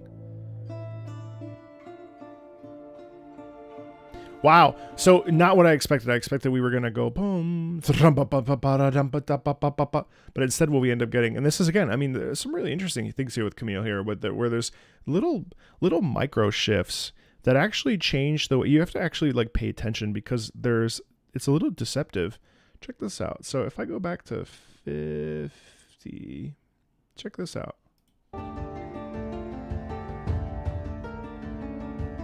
So this is his own thing, sort of wandering around the wastes, right? But then look, right there, it shifts. So it's right here. That's the shift. Brum ba bum bum bum. Brum ba bum bum bum.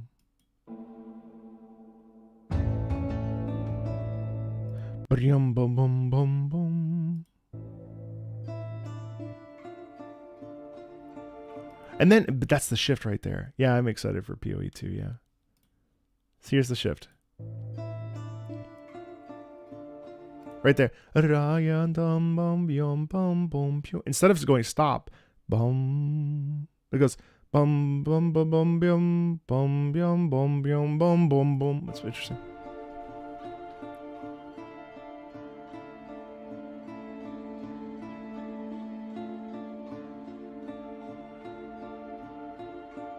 So now we're moving forward.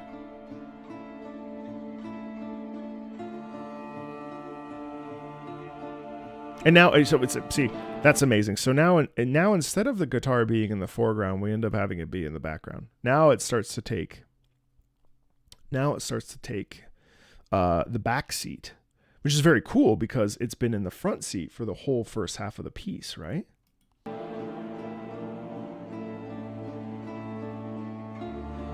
It's the cello now that's the predominant position musically.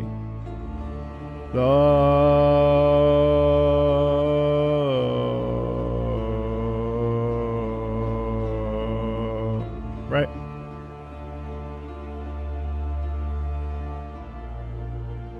And that pattern repeats several times.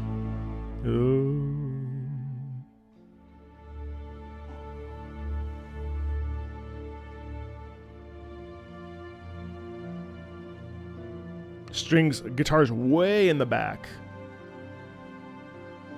I mean, long bowing here would really just like stillness of. But there's loss in it, right? Loss is a very easy emotion to reproduce in music. And there was a period actually where the guitar actually almost wasn't in it.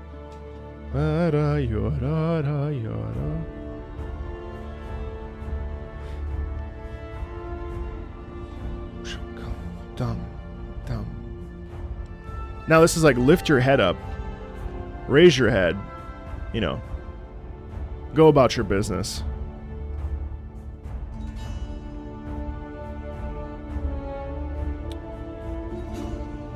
But even that, that's really where we get it right there. Also, it's most replayed. That's interesting. So that's where we have the low brass, the trombones.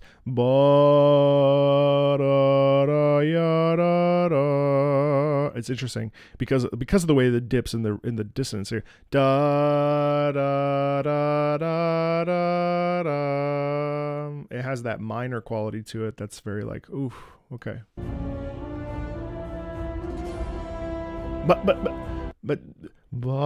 yada da, hope, possibility, stand up and fight.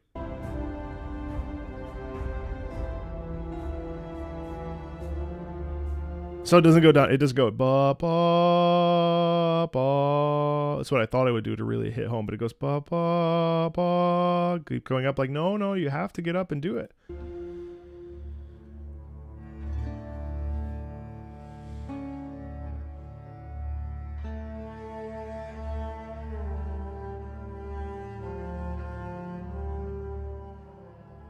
Is this the Chimbalo?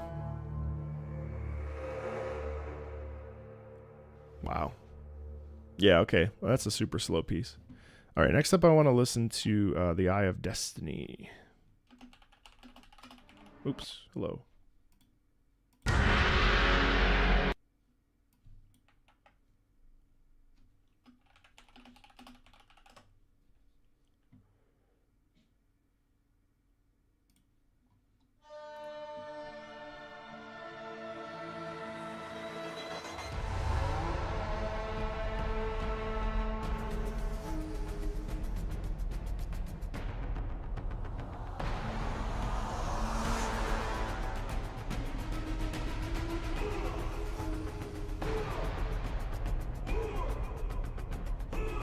This is Maori?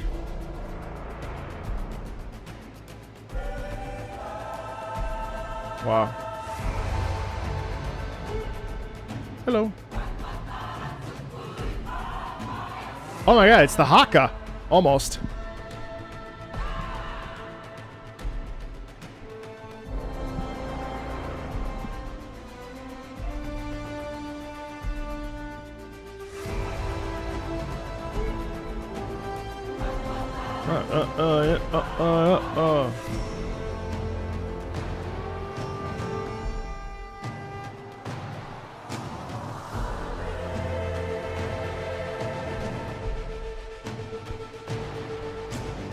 Hooray!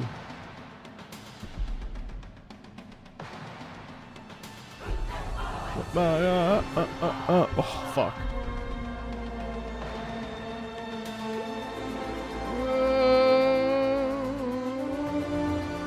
This is like, you will never destroy us, you know?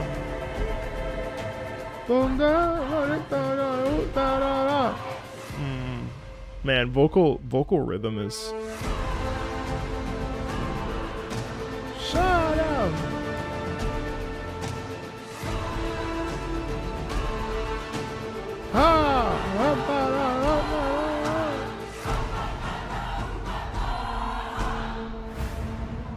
Fuck.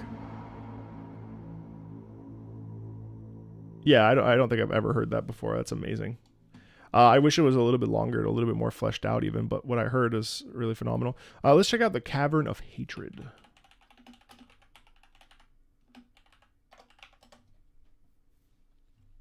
What? That's not right.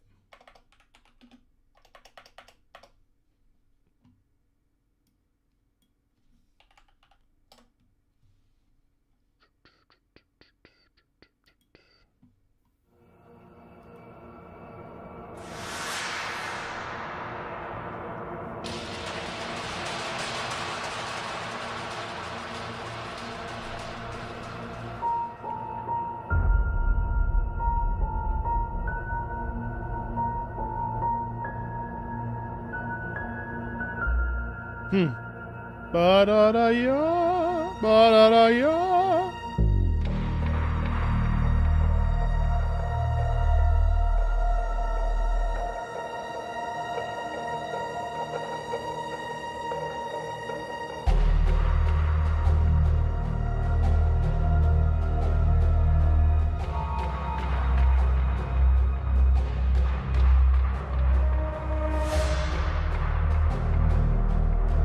Is this just a track that exists in the game, like as you're like fighting? Because I find one of the things we haven't really talked about today is ambient music and how meaningful ambient music is. Ambient music is really important to telling story with zone music. Yeah. So it's very vital that ambient music. So I think ambient music is very unsexy. And it's the type of music that really does end up being in the background, right? And I think we as people gravitate towards boss themes, town themes, or less so town themes even, but like pieces that are bangers. We're really kind of obsessed as a culture around bangers, and there's no shade in that at all. Like who doesn't love a banger? But area and ambient music are essentially like the unsung heroes of video game storytelling, right? Now, obviously we have such a thing as environmental storytelling, but musical storytelling is colossally important, and very important to the structure of a story, right?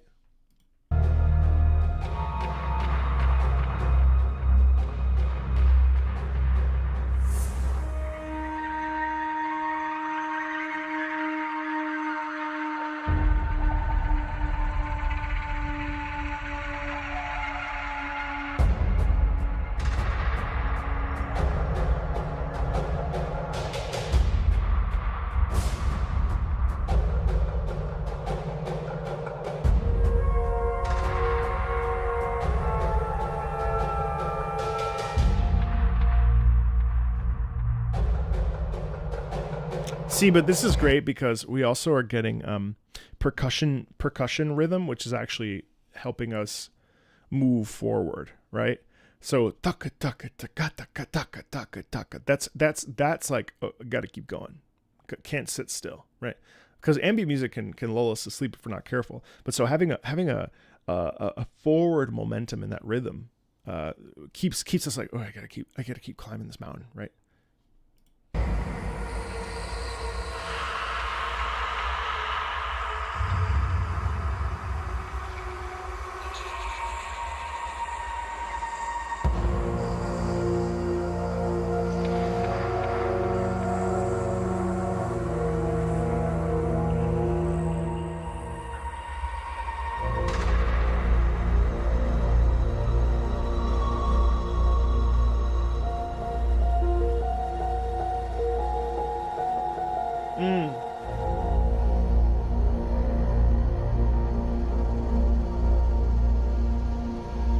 Dum dum da da dum dum da da dum dum dum.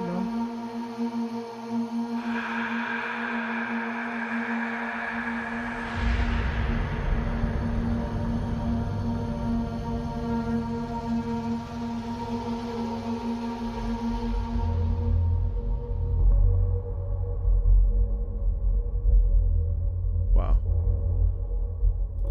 Huh.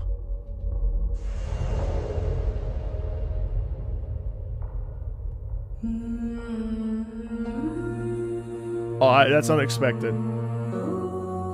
Oh, cool.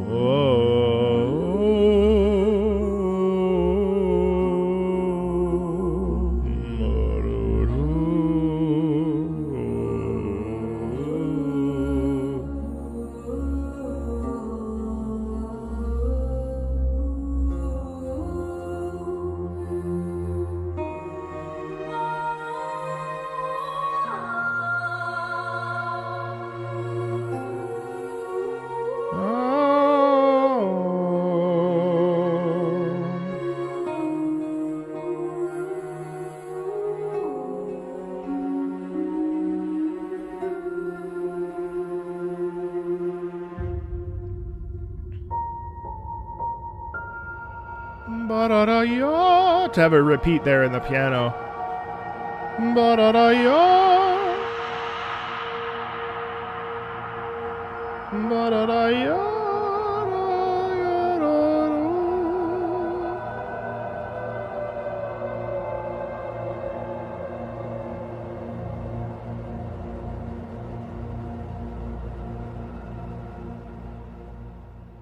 Wow. Let's check out Izaro's theme. Izaro.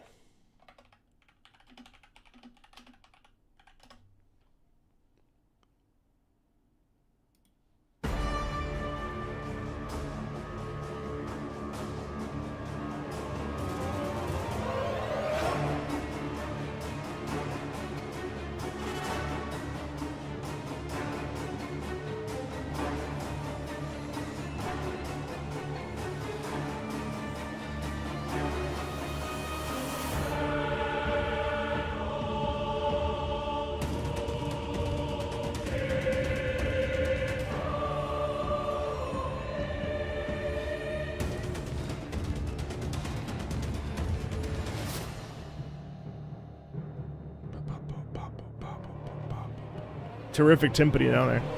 Whoop!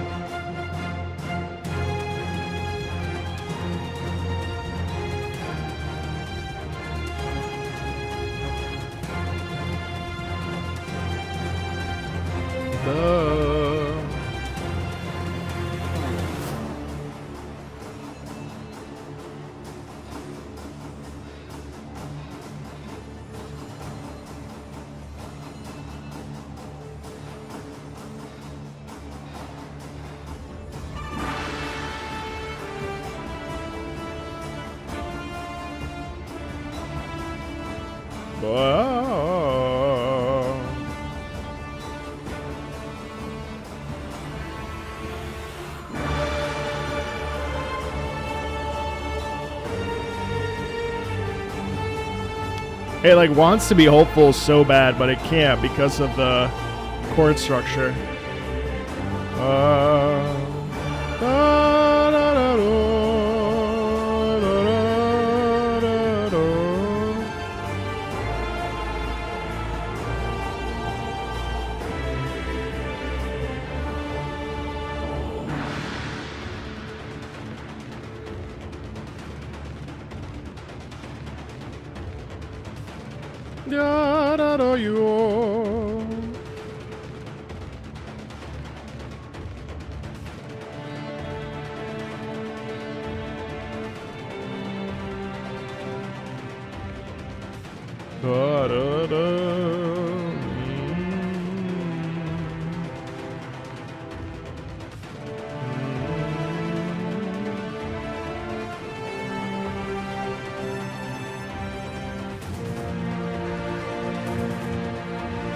Chicka chicka chicka.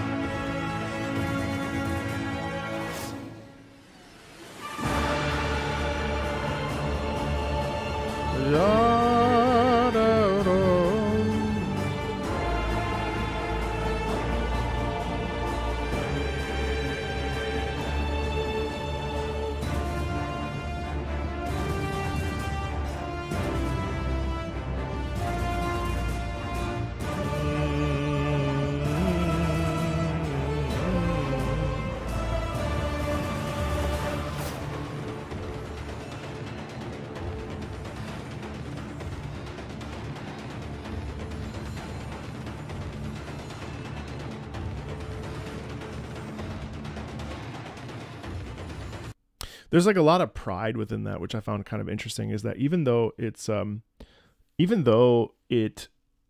obviously has like a desperate quality in there, there's also like an immense feeling of pride, you know, like I will achieve this, that, or the other. And it's like, it's not to even say that, I don't know, it's just like so interesting because it's like, yeah, I think pride. You know? Oh, he's the emperor. Oh, thanks, Nuclearis. Yeah, I was excited about that. Well, so my ears are tapped out. So if you're okay with it, I'd like to just briefly hop into Path of Exile for like literally 15-20 minutes. Just kind of soak it in as a gameplay experience really quick.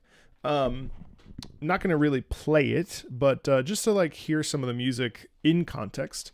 Before diving into Path of Exile 2, Not this week, but the subsequent week. So if you don't want to stick around for that, I totally get it.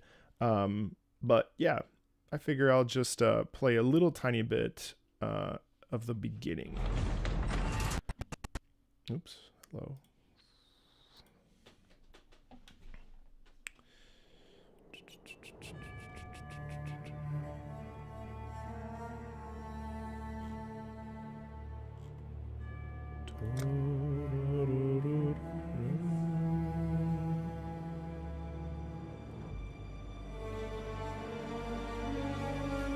I mean, isn't this like so? It's so effective here too. Just this statue, this like sort of pantheonic setting, you know.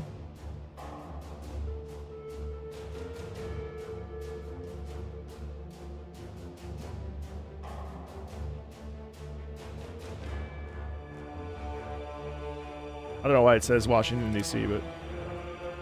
So where was I? Last time I played...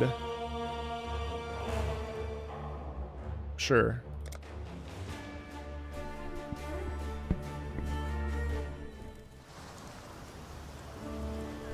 So this is the Lion Eyes Watch.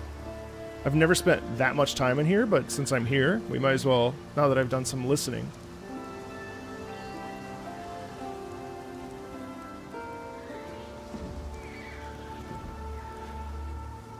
So Izaro's theme did use the Path of Exile theme, because that theme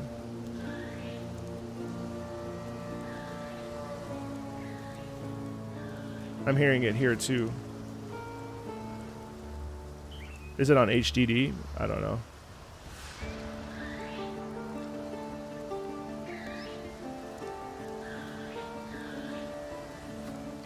Usually it doesn't struggle.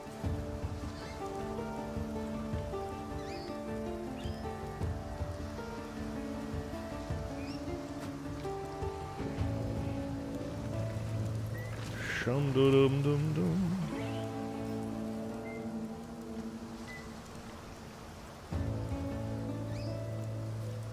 The fuck is this? Is this a mount?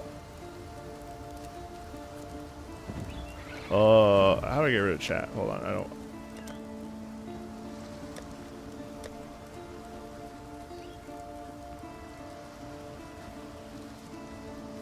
It's a pet?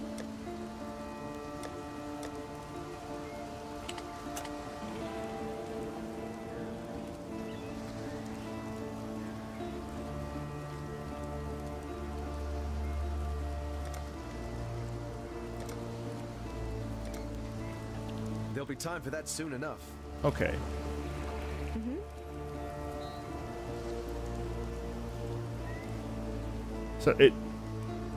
So I feel like this theme works incredibly well given how dark and rainy, and you know, visually it's interesting too how this theme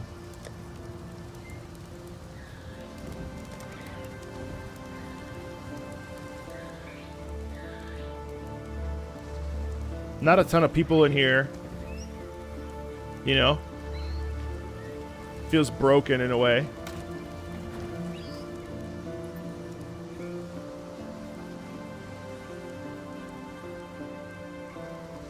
Now that you've drained that passage, best I warn you about something. I was running down a wounded rower one night's eve when I glimpsed something in that waterlogged cavern. Looked a bit like a sand spitter, only the size of a bloody ox. I reckon it's nesting down in those flooded depths somewhere. If you're going that way, then do us a favor. Spill the old shield crab's guts before it gets hungry and comes looking for us.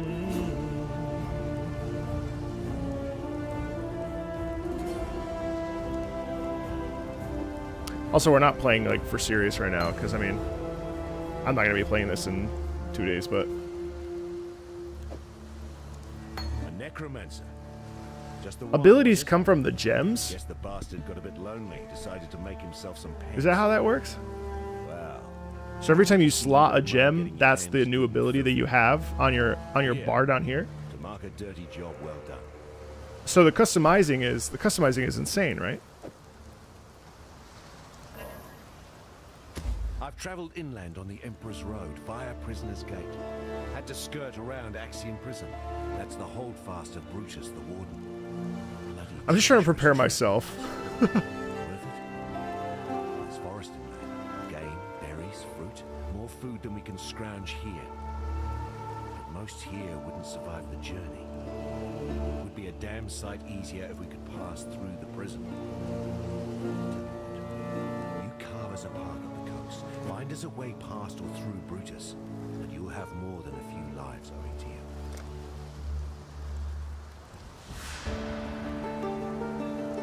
Founded by Marseilles Lioneye as a supply station for his campaigns against the Kalguur. And too, like, in that case, I wonder if this music doesn't also represent the fact that this fort is broken and destroyed, right?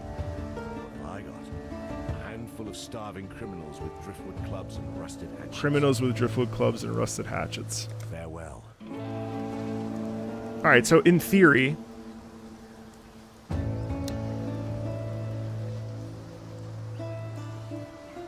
And is gold always better than... Is rare, I don't know what they call it here. Is that always better than... Yes, because there's more stats, right?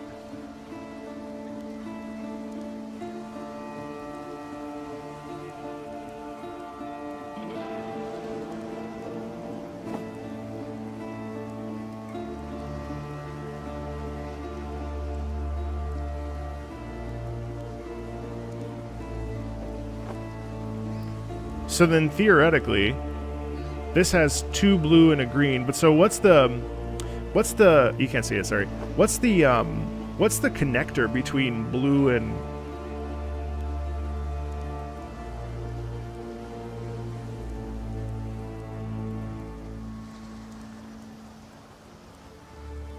linked?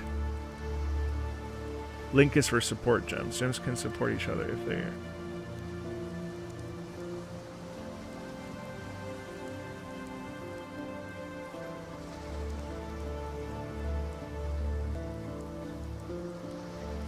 In PoE, the gems have sockets and links, not gear. Ah.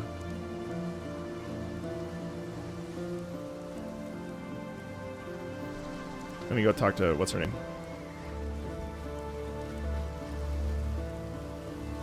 Alright, so Nessa.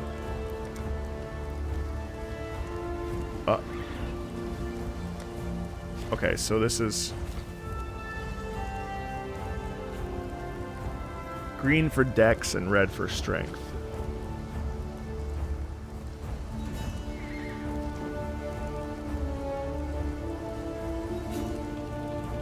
Ah, okay, so these... Okay, so then these would be support. So depending on the class that I'm working with...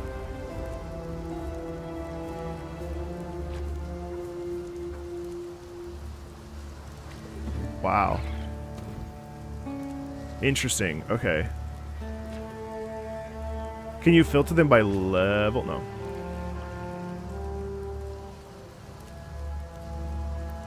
Nothing is tied to class except your subclass. Okay.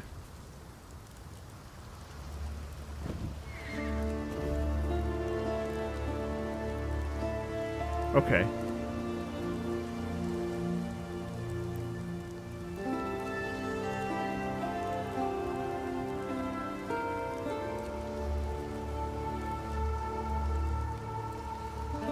I see.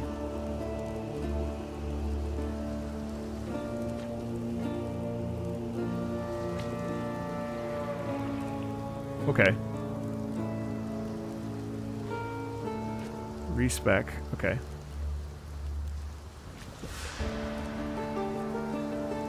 Too bad I don't have any... Alright. Okay.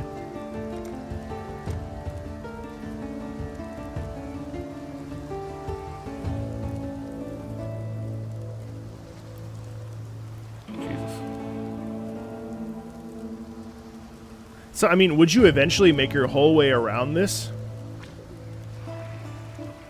Like, you would end up somewhere over here, right?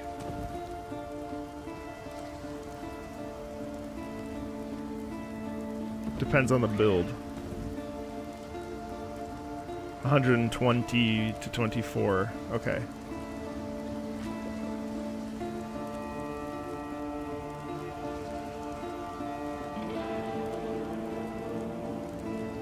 Max skill points is 100 and quest is 123. Okay.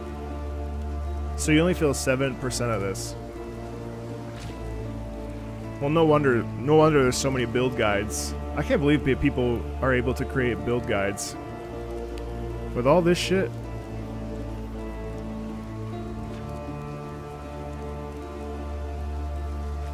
I see. Okay, cool.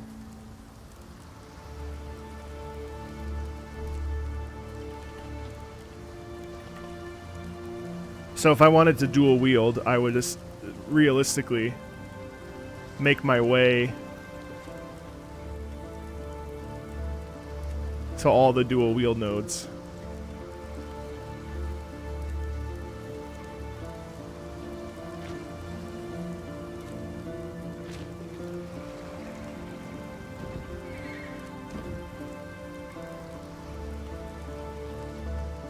Yeah, because if you just use a build guide, then you don't actually know why you're built out.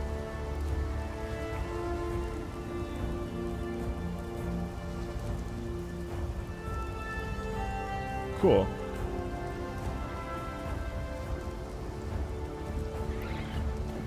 Cool.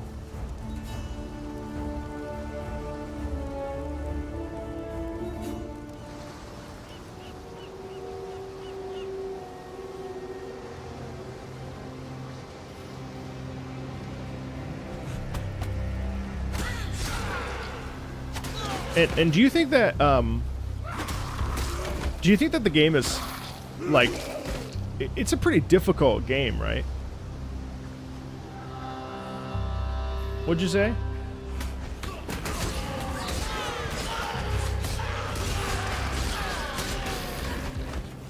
Like would you say like I know it's probably a misnomer, but would you say that it's like a would you say that it's like challenging in a way where like you can't turn your brain off like in Diablo, say, where Diablo I feel like you can kind of just do whatever?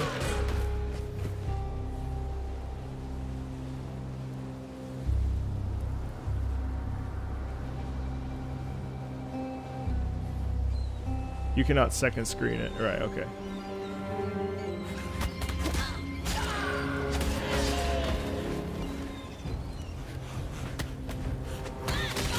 Right. Oh, you can do second monitor. So some of you think it yes, some of you feel no.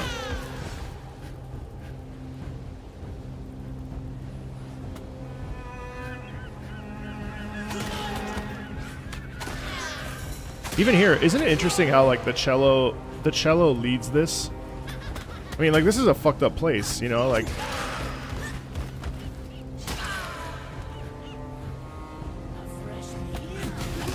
all these cannibals in here.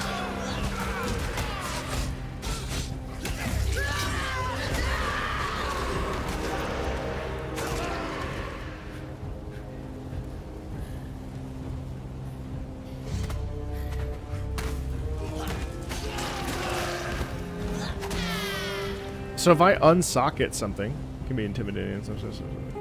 Yeah. So if I unsocket something, I lose the skill, right?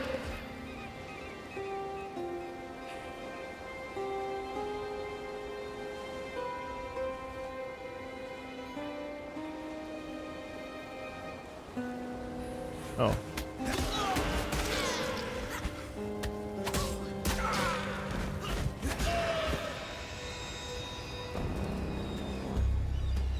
Well, I think because I'm used to being in the other. I've gone to the second area, but I always die in the second area. Oops. I've only ever played to the second area.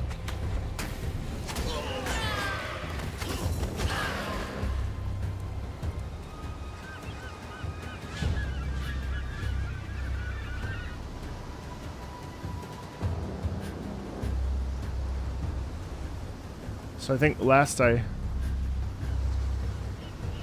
The Dweller of the Deep.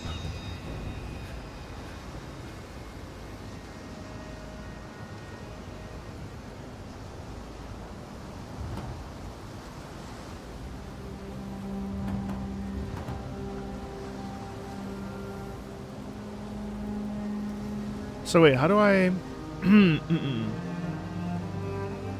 Well, let's see. Oh, it's right here. Alright, so these are the mud flats. Okay.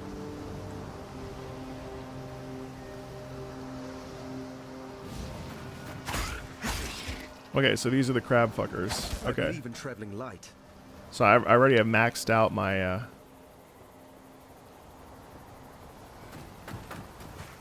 Have you ever given real money to the game? Like, have you bought stuff from the microtransaction store?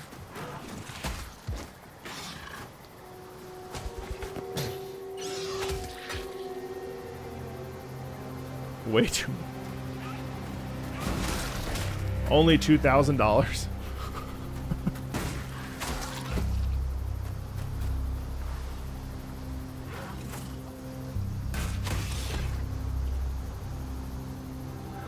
Can you sort this automatically? Or is everything done,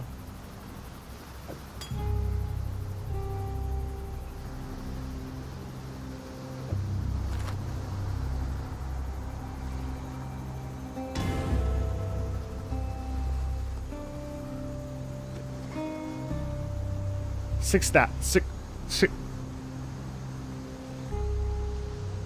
Oh, so you do everything by hand, huh? And can you identify, I could also just read this and... Oh, okay, yeah. Okay. I see. I love auto sort. And in this game, can you drop stuff at will? Right click the scroll to ID.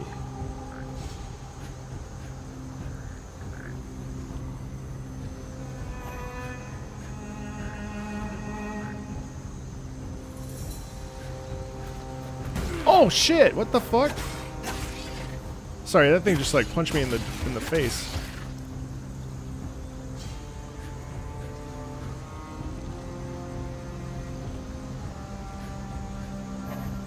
Item cannot be identified.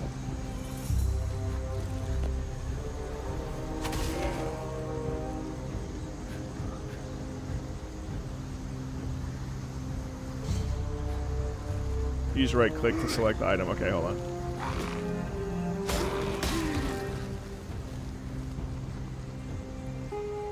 Oh, okay. Right click and then left click. Failed to apply item. Item cannot be identified. Right click the scroll. Right click this item and then left click. Oh, I'm sorry. I didn't. Alright, I understand. Got it. Got it. Thank you. And then, do you get a lot of these?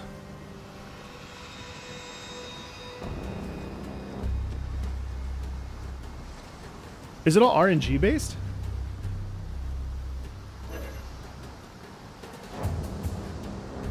Oh, tons. Okay, that's good.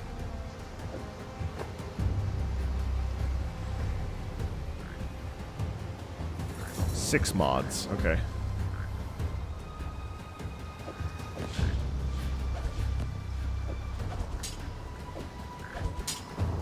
It's all RNG, okay. Okay, I got it. Thanks for being patient.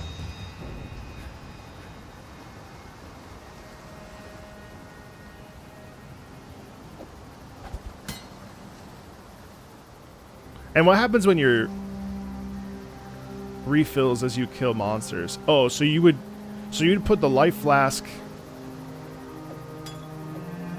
So I would put that in there, and then as I kill monsters, it'll refill itself.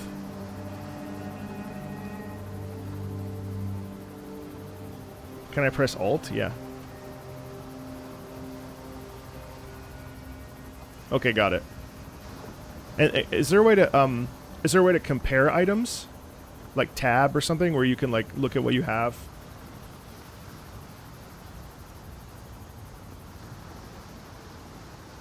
Ah, okay, so... Alright.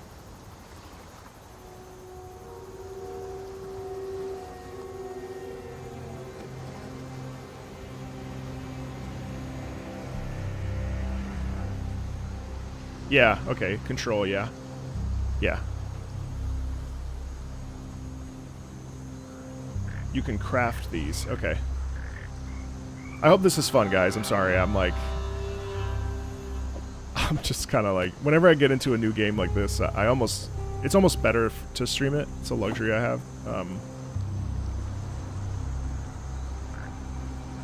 No, I'm not overwhelmed. You want to sell them. Okay, so I shouldn't have gotten rid of these then, since they're blue. Cool.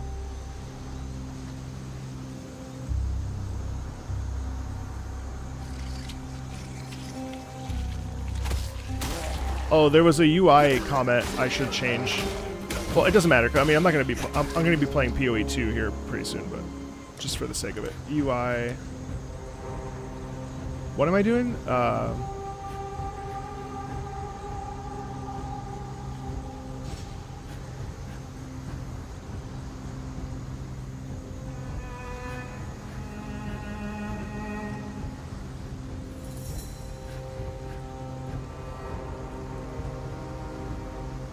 Always show sockets.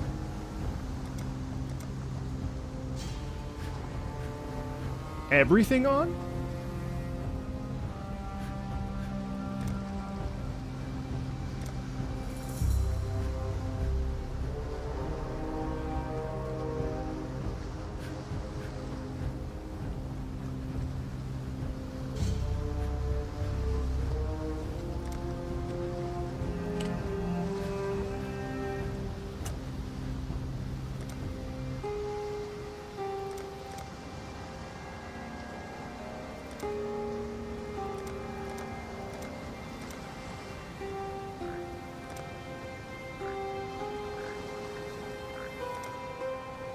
Well, besides that. Sure, I'll try that. Whatever. Oh, seeing your life like that actually is really helpful. Because otherwise... Okay.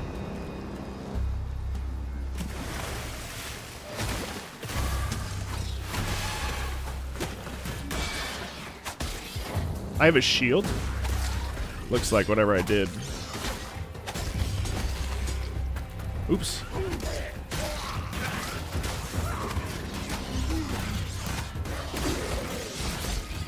So right click is... Oh, scroll, it wasn't. Okay, so right click theoretically is... Probably shouldn't have done that. Does right click use mana? Yeah, it does. Okay. Oh, wow, look at all those. Alright, great. Okay. Oh, I see. Yeah, look at that. Okay, so actually, my flask was filled. Oh my god, I can't believe. So your flasks get filled as you kill. All right, so if I, how do I use it though? Two, hello, one. Oh, I don't have it. It's...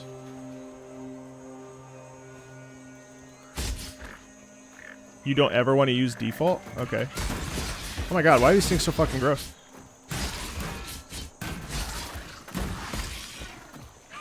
Okay. And will PoE 2 play the same besides the fact that I'll be able to use WASD? My spirit is spent.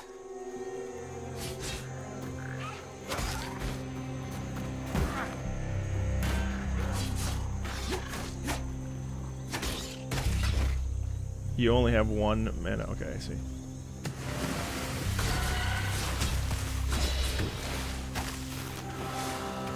And your mana refills only by drinking a potion, or...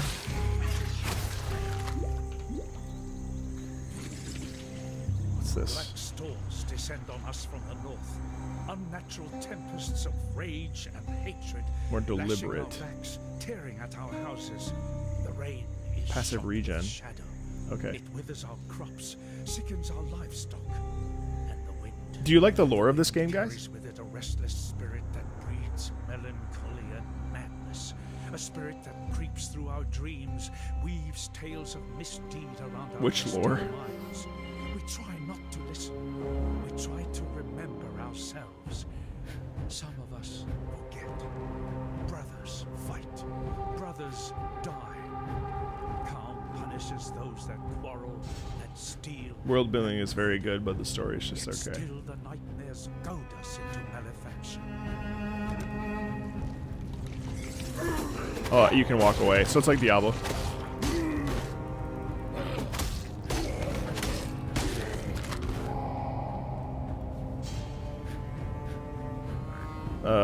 Okay. Fetid pool. Is this where that boss is? I think this is where I stopped, because honestly I was getting fucked up so bad by this boss, I just stopped. The fetid pool.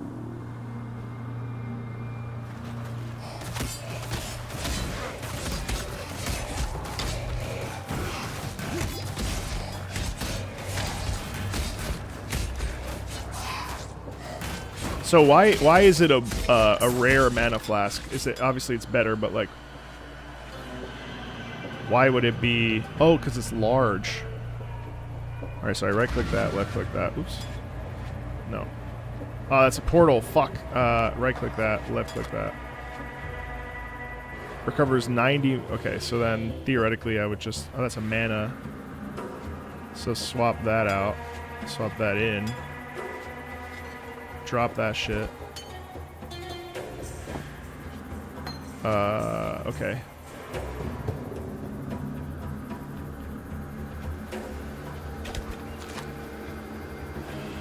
Ah, portal scrolls are how you get back if you're fucked up.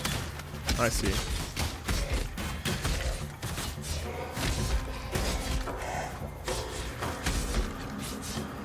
And PoE looks like the early stages of the campaign are about, what, 30, 40 hours worth? Do they already have the endgame out for this early access release, or is that going to be something that's going to come later?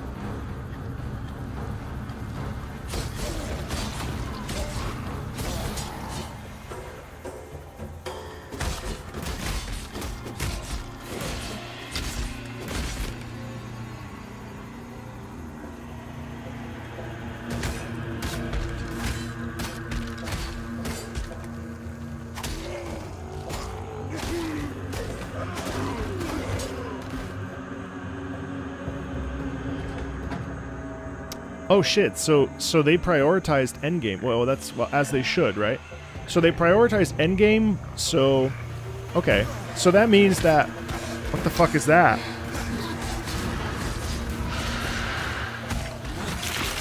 Oh!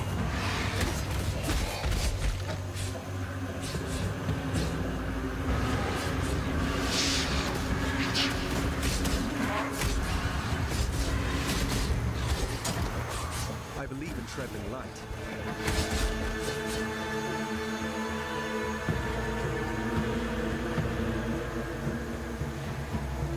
I believe in traveling light. Okay, so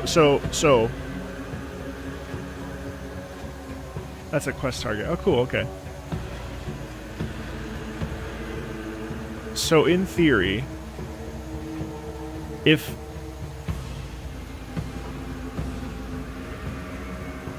the Driftwood Wand was better than the Corruption Fist Sharktooth Claw, which you can sort of see there. If I wanted to, how do I unsocket a gem? Place an item socket into the gem. Right click to remove from socket. So all you do is just remove it. Oh shit. There's no penalty? Oh. Oh.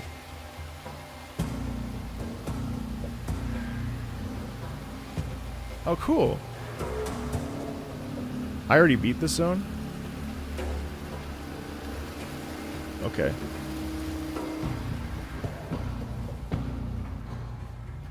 It'll be even easier in PoE too. Okay.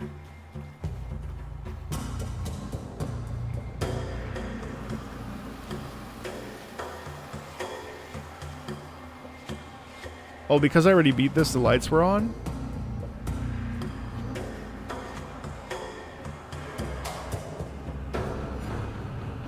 Alright, so then this takes me back to Lion's Eye Watch. Okay. Hello. And then here I would sell her anything, really. I mean, like... I'd sell that. I'd sell... You want to sell blue items, right?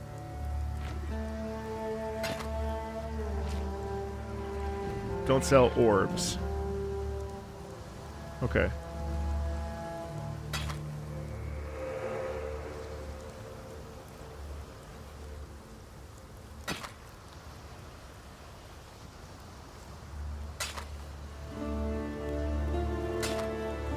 Cliff.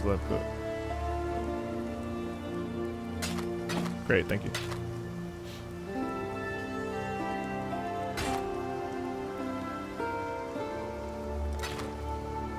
And so, by selling, I get more money.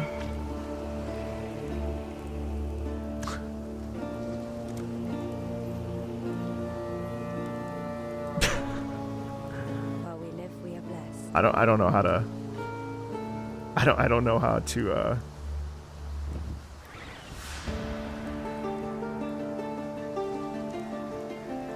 I don't know how to even...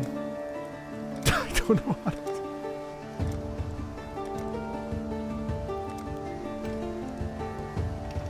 Shit, I can't even see it anymore.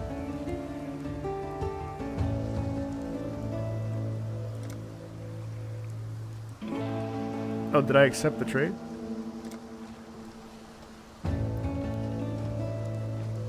This player has D&D mode enabled? What does that mean? Oh, here.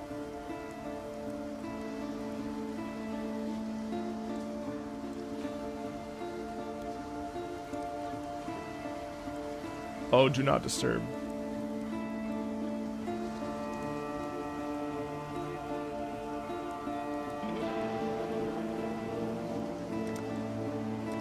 Thank you for the thank you for the face breakers, but it'll be all right.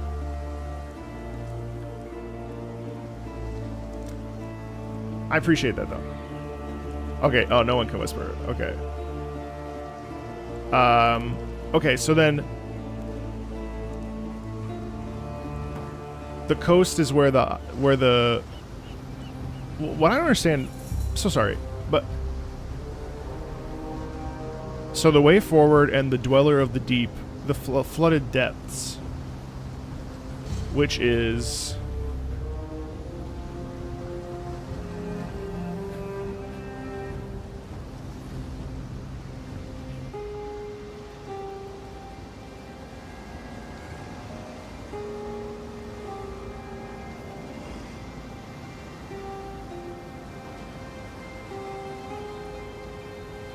Thanks, Edge. Click on the quest item. Okay, alright, so this is telling me...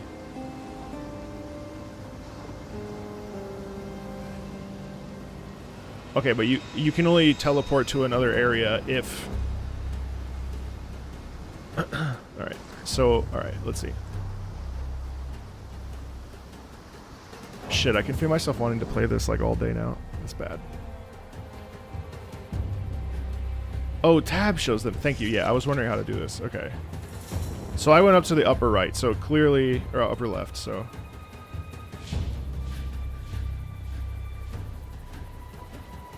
Black means cleared. Blue with little dot. Yeah.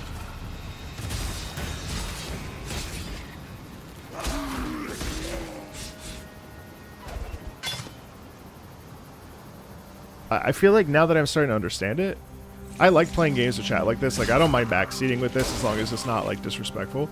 Because, now I feel like I can start to, like, sink my teeth into it. I don't know if you guys know this about me, but Warframe was like that for me.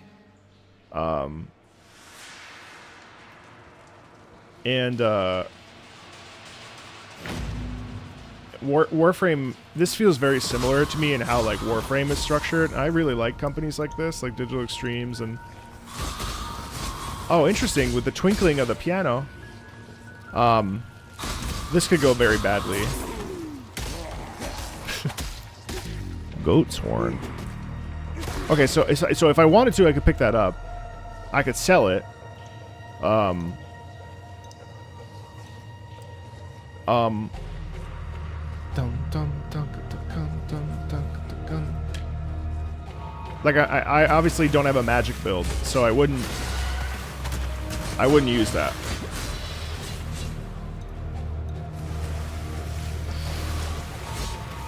That's obvious, right? And what do you get when you sell items? Because if you're not getting gold, the Brood Princess.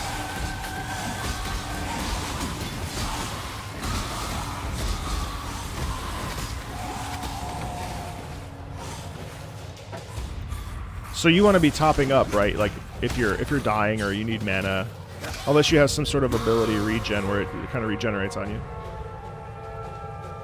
Pieces of orbs. Okay, I don't know what orbs are. Currency shards. Okay. And what do orbs do?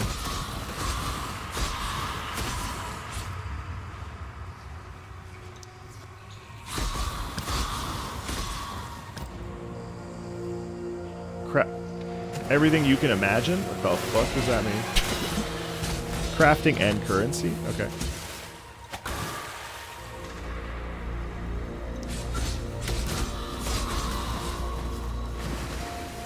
Fire explosion, okay. Isn't that the main theme of Path of Exile?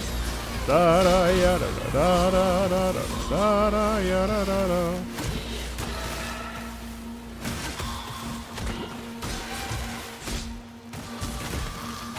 I'm slowed. Okay. Serrated arrow quiver. Rustic south. My spirit is spent.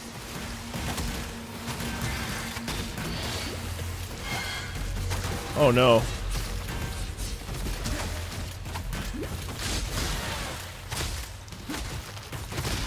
Acid. Okay, so these are.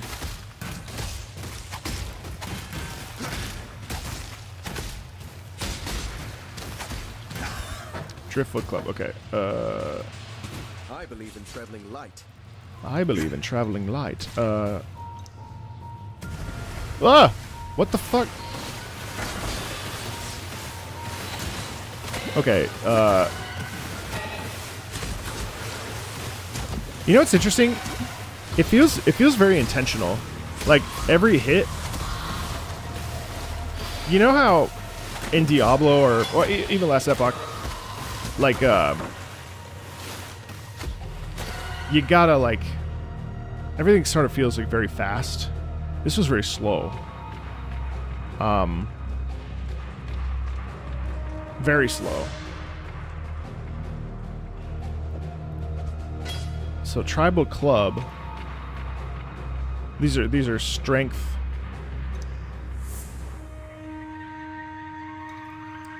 Strength. Okay. With one-handed mace.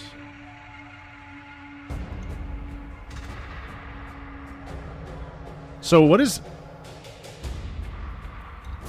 the blue mean? So if I... So you see how it says physical damage 6 out of 17?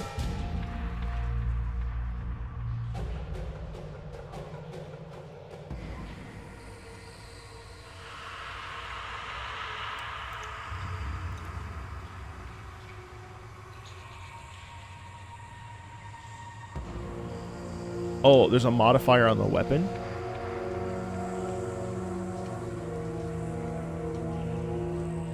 So it doesn't mean that it's better than what I currently rock, because technically it's actually worse than what I'm currently rocking.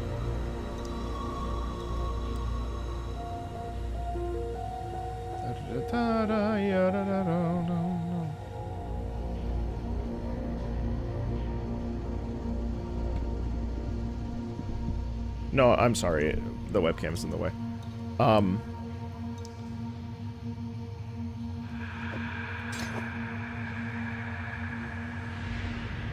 Oh, that's middle mouse. Okay. Alright. Vine circlet. Okay, cool. I can't do this just yet. Oh man, middle mouse sucks. Ugh. Okay, okay.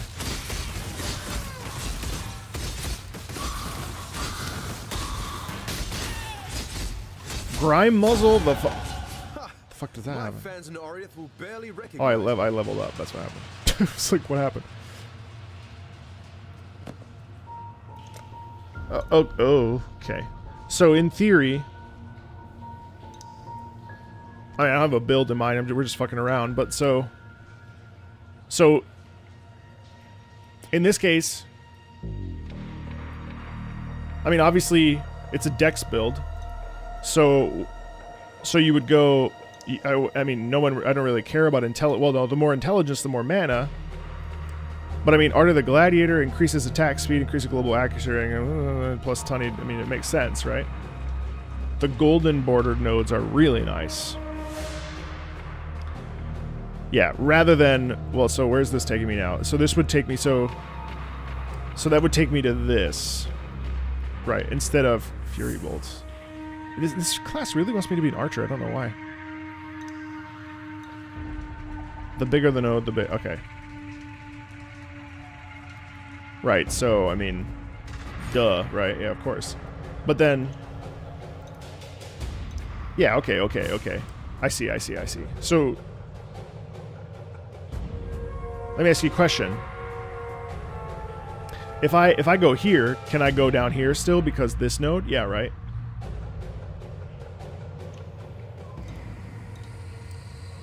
Okay, so I'm not locked out. Oh, it's even cooler. Okay, so I'm not locked out of anything. That's terrific. Alright. Okay, great. Fantastic. So I'll skip the projectile damage altogether, because there's no reason for me to do that, but I could go to dual wield damage, because that's what I have here. Ah, okay. Okay.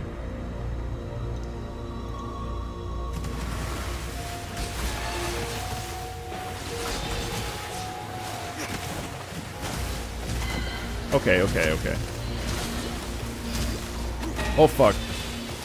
No.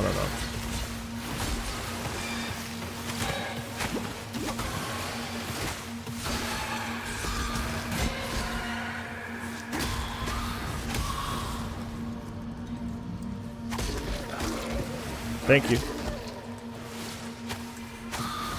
Ew!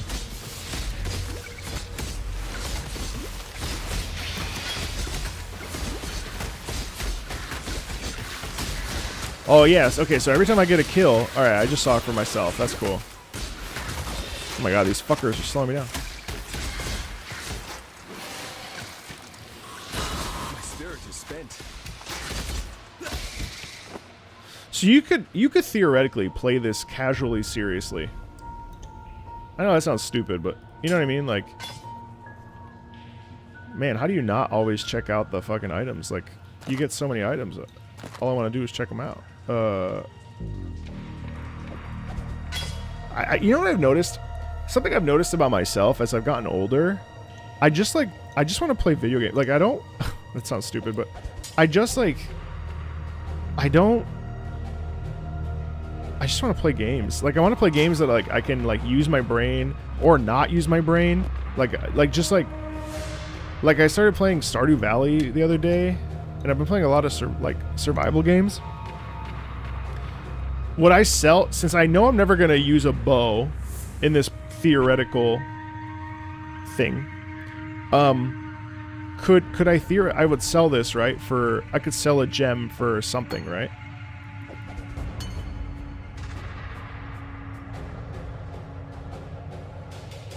Hideout War.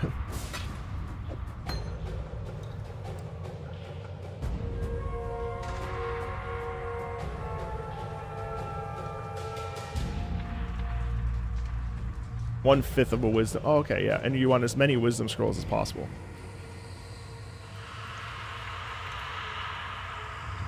This is the scariest cave I've ever been in.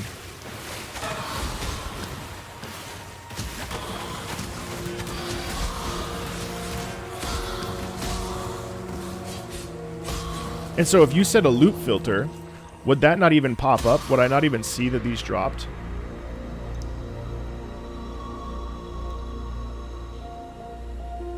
How do you do that?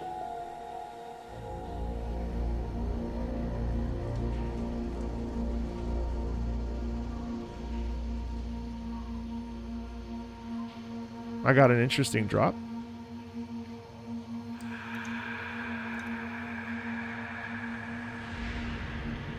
Oh, you can down... Oh, okay. And they allow you to do that? Oh, this is technically good. See, I was just looking at the color. Alright, whatever. I mean, we're oh, it's an officially... Oh, cool. Okay. Alright. Again, this is just a primer. I'm just getting myself ready. Do you play with the map on? Depends, right? I like seeing where I'm going sometimes.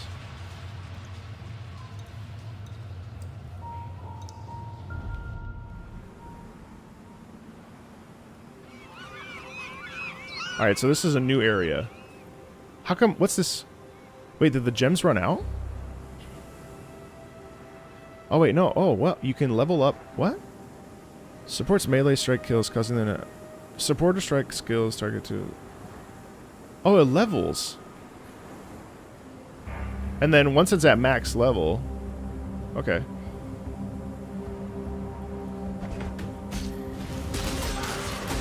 There it is. Oh, what? See, you know what I like about this? It feels like a game of systems, but like there's a cohesion around it, so it's not just the systems that carry the game. It's the aesthetic, the music, the gameplay. It's actually kind of nice because sometimes like there are games that exist that are all systems, and the systems are fun and engaging, but they don't... For me, like a game of systems doesn't carry the experience, right? Whereas like this feels like it's a mixture of systems and gameplay.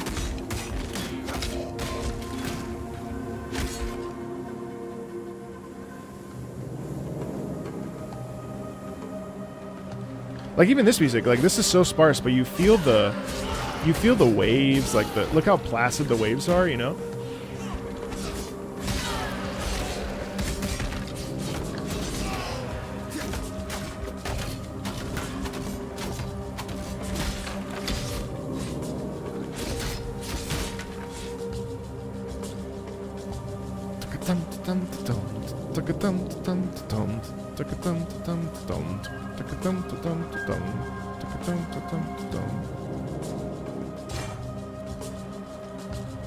Bleed, we love bleed.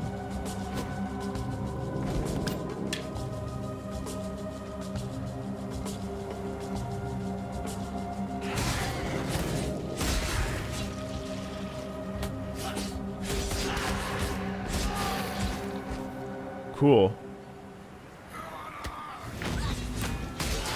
Well, let me ask you another question. Would you guys... Well, if you're interested, are you interested in in streaming through at least the story and a bit of the end game of Path of Exile? Because it'll be a commitment, which I'm fine to make because this is fun. But I just want to make sure that you know, that you guys are interested in that. Obviously, we'll talk about the music along the way as well. I mean, ultimately, obviously, it's up to me, right? If I want to play it, but you know.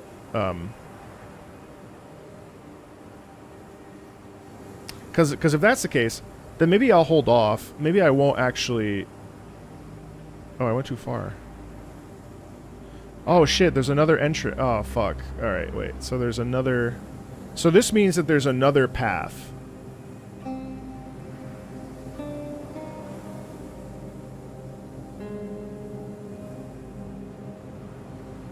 Okay. Yeah, I've been trying to think about how I want to do this sort of like game content because so much of my channel is music focused, obviously, right? Like we just had a great time today, and but you know, I don't really know how to separate it, and I don't think it's a real algorithmic issue either. But I'd love to upload like gameplay, like edits. I just don't think it. I think like VODs will end up on Marco Meatball Plays, and then like individual sort of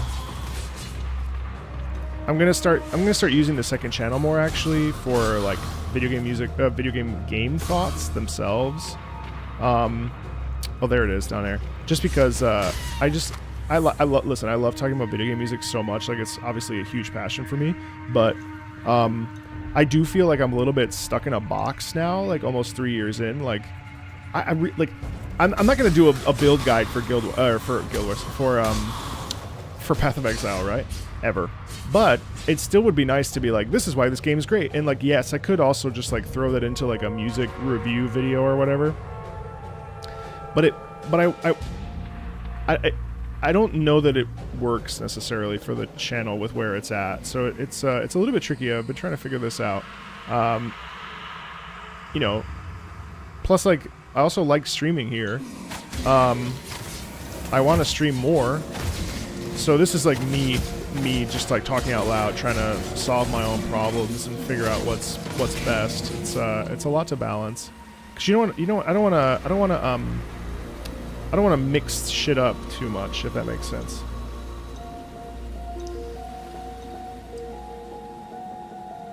Yeah, and also like the sound design stuff is really fun. I mean, like no one else is talking about that shit, and it's really a bummer. It's a bummer. The only people I know that talk about sound, music, and voice in a big way, well, I mean, other people do, but ACG is a great reviewer, and I feel like Jeremy really goes into sound, music, and voice in a big way. So what I'll probably end up doing is uploading VODs like this to the second channel, keeping them on the live tab here, but then having them be dedicated on that channel if that's something that someone wants to watch. And then I think I just need to figure out where I'm going to put these like video thoughts. Either they stay here or they go on the other channel as well.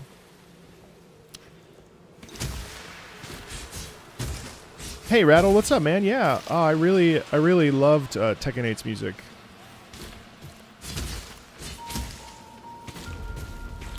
Yeah. I mean, the thing is, like, VOD channels are interesting to me. Do you guys watch VOD channels? Like, what's your...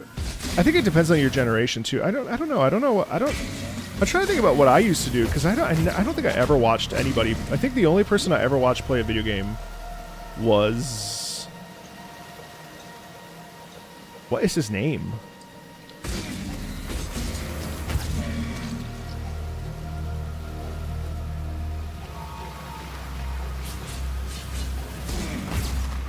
Yeah, I think you're right.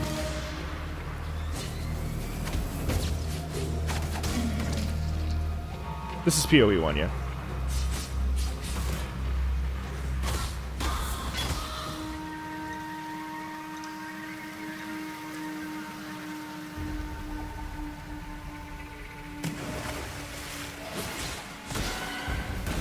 Totally. Well, Outer Wilds feels like a really special... Because you can't relive that one. Whoa! Wait, why are they frozen? Imprisoned by a powerful essence? Oh, shit!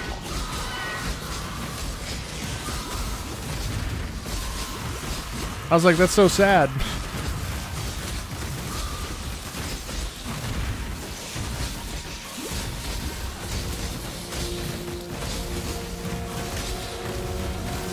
It's crazy how much Let's Plays really died out.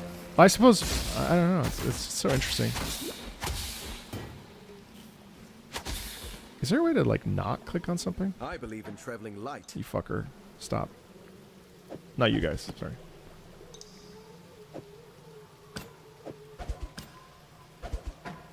You fucking bitch, pick it up. Oh, it's because it's thick. Driftwood goes turn. I don't need this.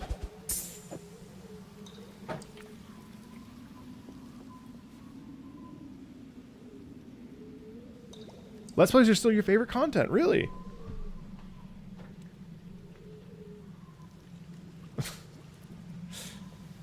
Well, cool. I'll, you know, I think in that case, I'll probably hold off. I won't touch Path of Exile, and so it'll be like a fresh experience for us. That sounds fun. That way it's like a real fresh experience rather than, because I wanted to play a little bit of this, just so that I knew what I was getting myself into, because there's nothing worse than like starting a game and then being like, I'm not vibing with it.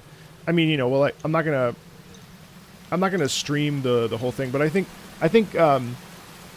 playing through it like I've done in the past with other games, and then doing like a overall feelings video on it, also obviously leaning into the music and stuff, but I think that that's a good way to mitigate some of this. For me, the problems that I have with my particular niche is that if there's a way for me to talk about like my feelings about a video game and also talk about the music, I feel like that's a good way to,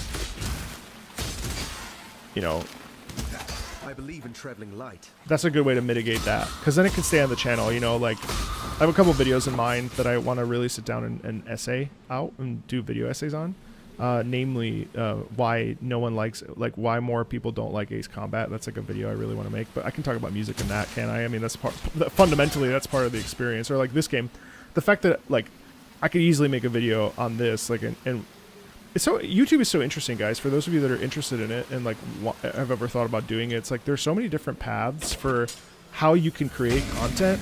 You know, you can do the talking head thing, obviously. You know, you can do the, you know, sort of playing the game, but then you can also like do this fusion. I'm really impressed by achievement hunters. Achievement hunters are really interesting to me because they, more often than not, they create their videos. It seems like the meta for achievement hunter videos is to do videos that are like telling a story. Like, I sought out to compete, whatever, you know, like to compete, to do this, this, and this, and this. But man, did I had no idea it would be this difficult, blah, blah, blah, blah, blah. And then it's like, my first thing, and so instead of going like, this is what I did, this is what I did, this is what I did, they like create like a story around it. And achievement channels are fascinating, and fascinatingly successful. I think because it's hard. I mean, achievement hunting is really difficult. I think talking head can be really interesting. Like, I think I've been successful with talking head videos. But I really think, sorry, I feel like weirdly selfish talking about all my plans. I hope it doesn't come across that way. In 2025, I really want to focus less on, I mean, I think reactions will always be part of my channel, but like, I really want to start to move away from that. Or if I'm going to do reactions, like, I think it's individual video, like songs are pretty much done. I mean, I think for where I'm at, I think I'd rather do like what I've been doing with Sonic, or, you know, like today, for instance, today we listened to 6 or 7, like we kind of had like I would call it like a discovery experience rather than a reaction, because like, you know, and I also think that that's also like an inherent like personal flaw of mine, is that I'm never like content. I don't like to sit still. Maybe I have some sort of issue, but like, you know, I don't like to sit still. I always want to iterate and always try to improve, you know. I also think that, like, I don't know, I think it's healthy to constantly be like shifting and thinking about how to make things better. And oh, you know what, I can use that.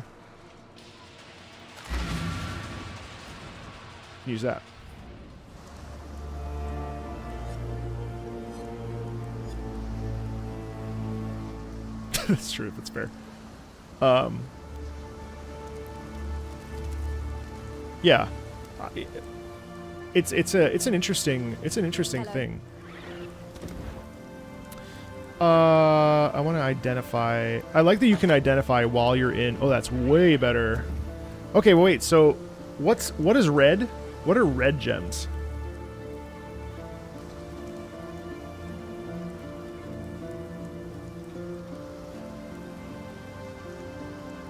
Strength. Green is dex. Blue is intelligence. So realistically, as nice as the Jade Hatchet is, you can change the color with a chromatic gem. Or with, with the orb. Oh, okay. So I can do this. Wait, how do you do it though?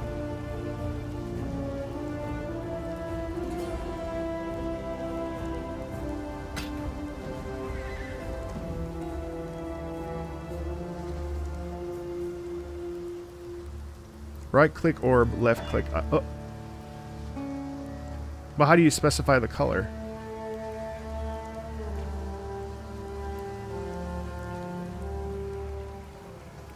Oh, it's random.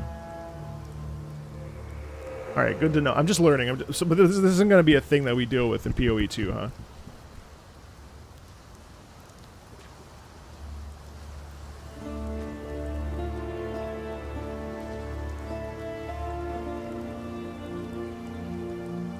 All right, so it's not even worth thinking about.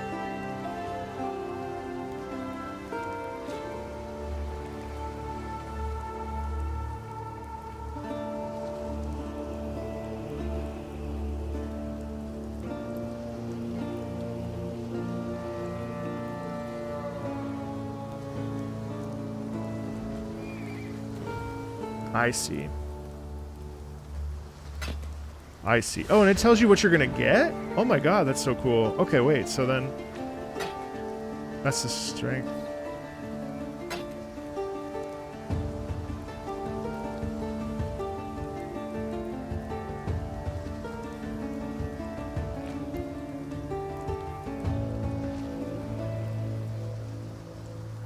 I see.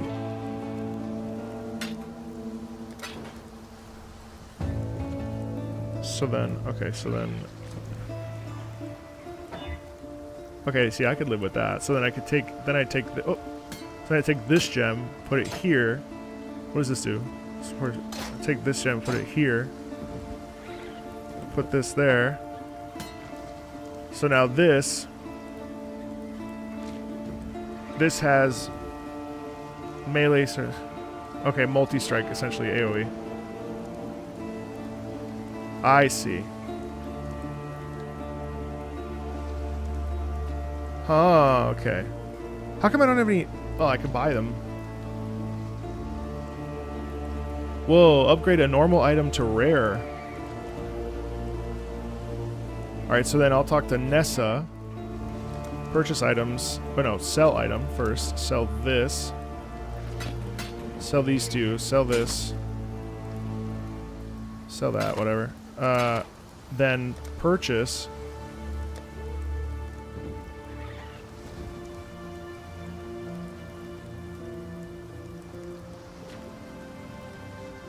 So anything red goes in a...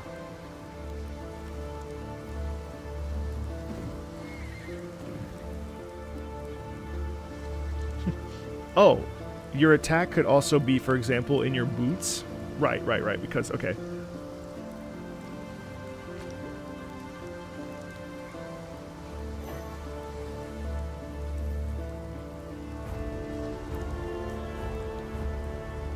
So then it's just a choice. Axes and swords. So theoretically, the cleave is a perfect choice because, right, because this is an axe. Oh, it's a hatchet. Well, an axe. So then, okay, and then create a wall which holds back enemies? What? Teleport to a location, damaging... Okay, so then I could theoretically throw this onto my... Oh shit, and those are skills. Oh fuck, what? Okay, wait, so wait. A ballista totem. Alright, what's another blue one? Create a wall. Alright, she doesn't have that many blue. Alright, but I have 2 red here technically. I can't see them because my... Hits enemies, converting some of your physical damage to cold damage. It will shatter. The character swings their weapon. Can you stack... Can I stack cleave?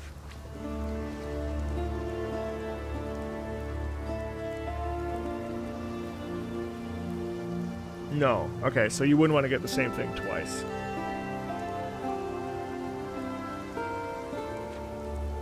But you could stack 2 different types of... So I could do hits enemies with chaos damage and with ice. I could have Viper Strike and I could have Glacial Hammer, theoretically.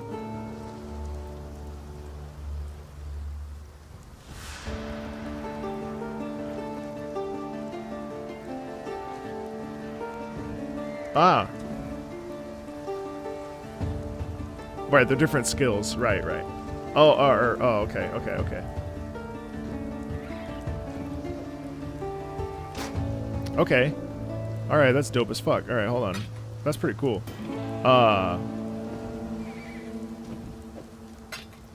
Put that there. Okay, so then... Farewell. Okay. So then... You managed to kill a... Okay, and then this is... Oh shit, he sells weapons. And armor. Okay. It's cool that you can just, like, take off the orb so that you don't... If you, like, level up or something or get something better, you don't, like, get punished for... Kinda hate that shit. Alright, so... Alright, I completed the quest. Farewell. Okay. So then... I like how I'm talking and saying everything out loud. I'm such a good streamer. So if I wanted to go to the prisoner's gate... The Mudflats has a waypoint that I missed. And so does the Fetid Pool. What? Alright, so I'm going to the ledge. Whoa! Alright, now I have abilities. What do these do? Let's see. Alright, I have abilities now. So... How the fuck do you use them besides pushing the button?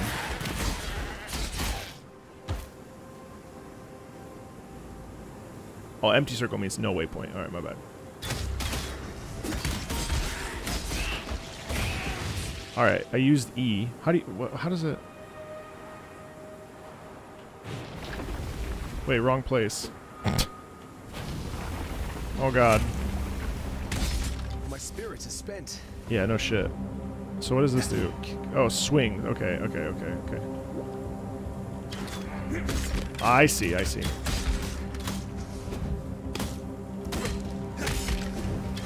Interesting.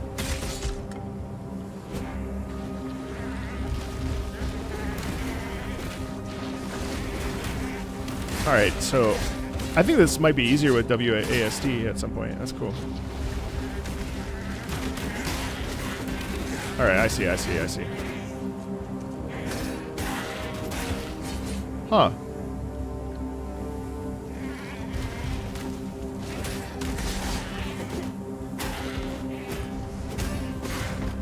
Okay. Okay.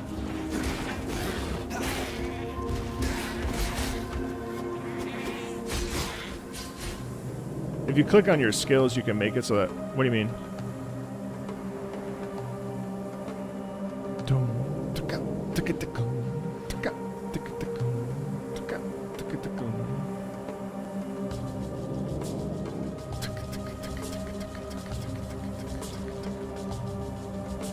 Oh, always attack. Oh. Always attack without moving? Oh! Oh, wait, so theoretically, if I turn this way... Oh, great. Oh, great. Okay, okay, okay. Alright, I see, I see.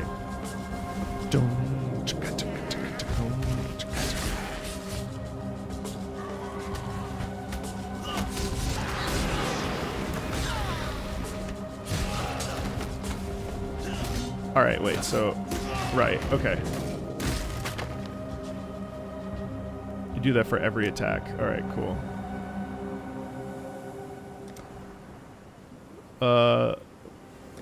This is very fun.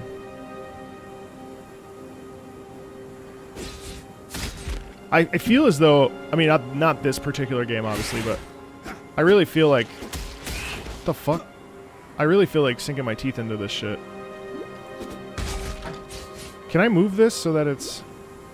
here? Oh my god, you can! Holy shit! Oh, that's so great.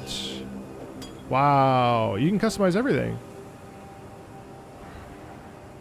I'm going the wrong way. It's alright.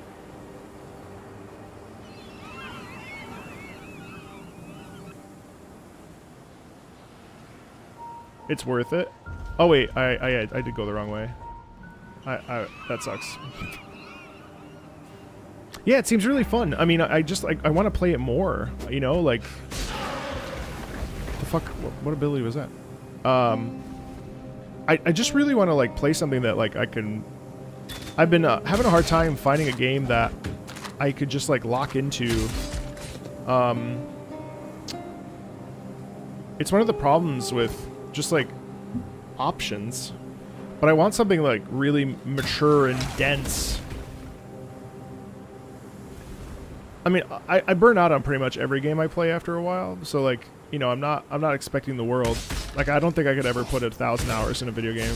The closest I've ever gotten was 600 for Final Fantasy 14, right? But like, even that, like right now I'm not playing it, and I mean, you know, I just didn't like where the direction of the Dawn Trail went, and so I stopped. And you know, but even 150 to 200 hours is like such a satisfying thing for me, and I like that. And also, I'm tending towards MMOs these days, but I find that this combat's really engaging. Oops. I like the RNG aspects of it. A lot. And I still love Warframe so much, but I find that Warframe, sometimes I load into it and I'm like, well, okay, what do I do now? You know, like, same with Guild Wars. Like, Guild Wars, I'm following a specific thing, and I'm very happy with Guild Wars. I love Guild Wars. Right now I'm playing ESO a lot. I like having a carrot to chase, but if I have too many options, I get a little bit overwhelmed. So it's like I don't really like WoW because the carrot is like very obvious, and I don't really feel like just spending my time doing dungeons. I find that that's very sort of underwhelming. Just like in Diablo, I'm not gonna do a rift or something just to Quicksilver flask on the ground. Oops.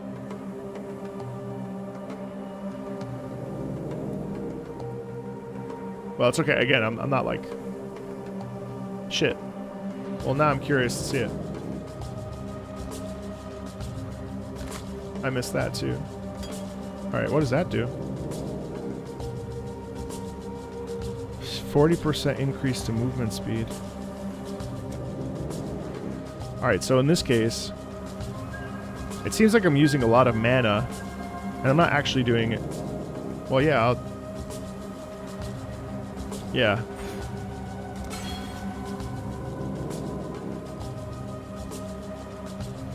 I think burnout is very normal.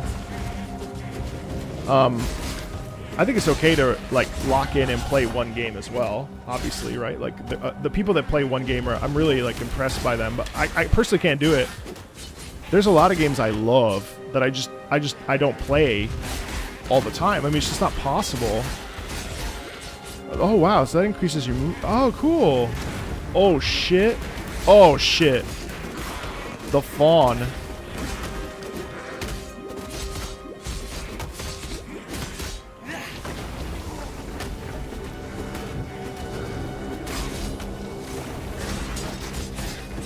Is there a way to not auto pick up when you click on something? Like, can I just like... I just want it to be there for when I'm ready for it. Rusted spike. Alright, cool. Fuck. No, I haven't played the Last Remnant. I know I would probably like it. I just haven't been able to commit time to it. How's that big-ass shield still better? This one's better. But it's only dex. No. Large mana flask. Large mana flask. Put that there. Put this here. Hey, why? Oh, because it's too big? Oh, you can only have one big one at a time. I see. Alright, that makes sense. Unidentified. Oh, it's not identified? That's why? Oh, yeah, you're right. I'm sorry. So what is that? What is that mechanic? Why do we have to identify stuff? Oh, because each one's different. Recovers 3. Damn, this one's a really good one. Recovers 90 mana over 2.8 seconds. This one's recovers 31 mana over 4 seconds.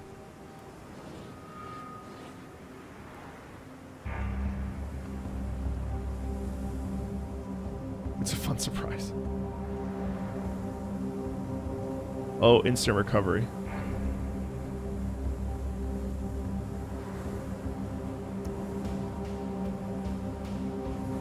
Oh, instant recovery. Yeah, okay, I see. So technically, it's much better. Just for that very fact. Yeah, cool. Okay. Alright, so when they're red, they're unidentified. Got it, got it, got it, got it. Oops. Left. Left. Left. Cool. So I could do this, do this. Fuck, it's a blue one. God damn it.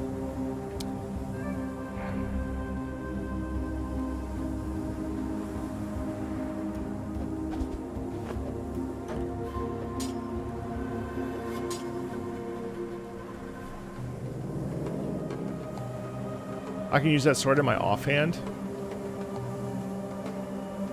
Oh, you're right. Technically, I'm a dual wielder, so I mean... So does that... It doubles my... Does it double my... I did lose my ability here, but that's okay, I suppose. Well, I can just switch it with something else.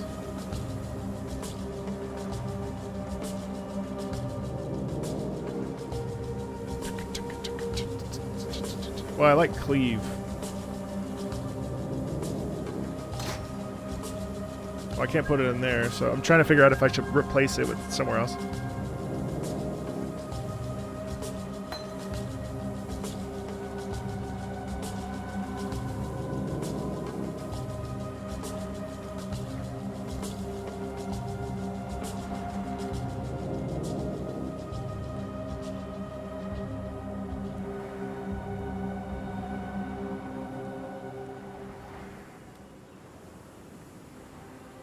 Okay, well, there's theoretically a way to optimize it. It's all right.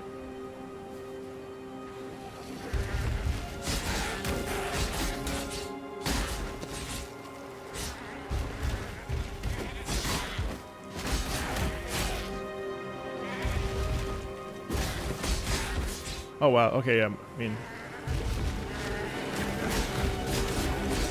Damn, I'm much faster now. Holy shit.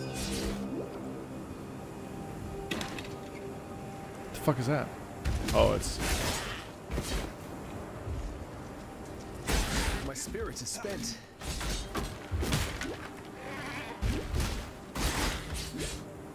Ah, rather than... Okay, over time. I see. Yeah,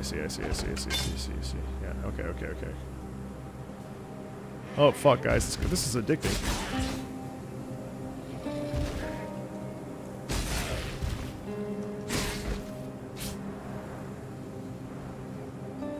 Large life flask. Yeah, thank you. Missed it.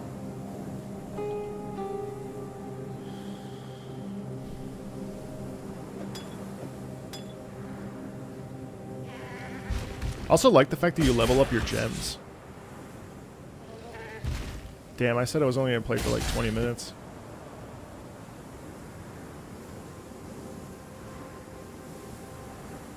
Alright, where am I going?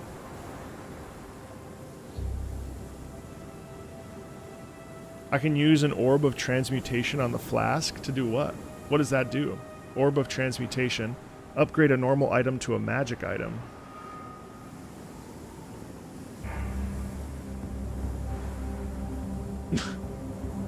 I have an appointment at 3, and it's like 5 minutes away.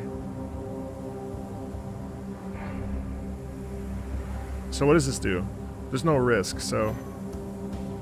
Oh, because the item is equipped, so if I do this... Oh, shit! It gives you... Oh, fuck! Oh, I can do it to this one, too. Oh my god. 101% more recovery if used while on low life. See, I don't like that though. So could I re-roll? Yeah, right? No.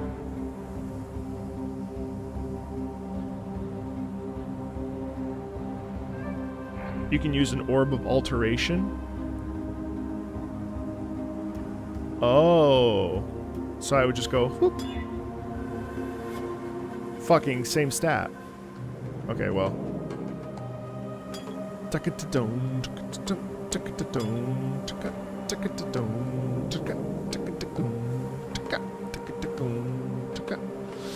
I see.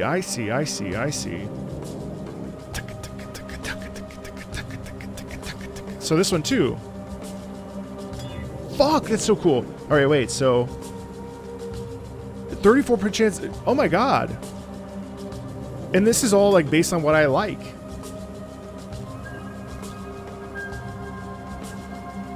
So like, if I love the fact that 34% chance to avoid being chilled during effect. That's great. Wow, so you have like essentially like you have complete control over everything.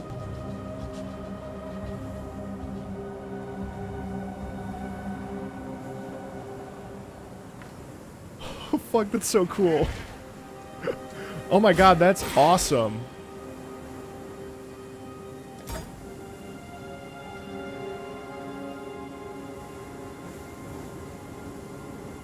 Look at all this random shit.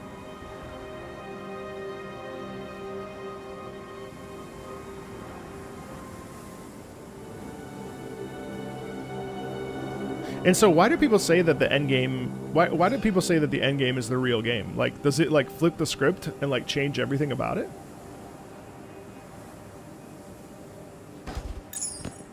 Powell amulet.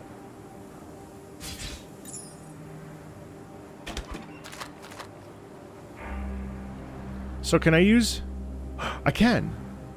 Wait, so where's the amulet? Powell amulet is where? Did I not pick it up? Where the fuck did it go?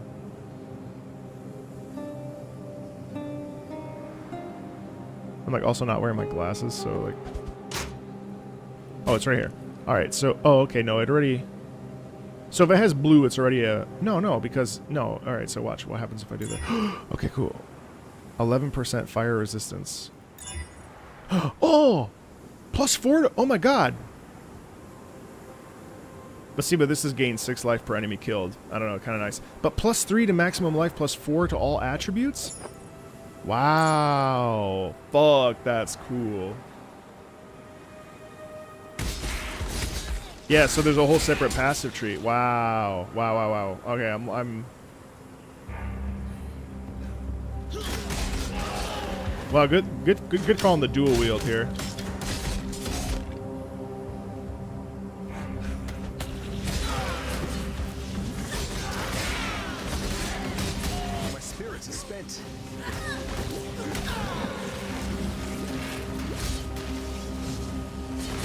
What the fuck is going on?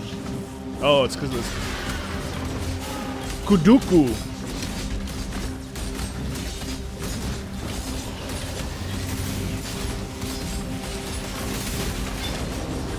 Damn. Oh my god, I feel unstoppable right now. It's so awesome.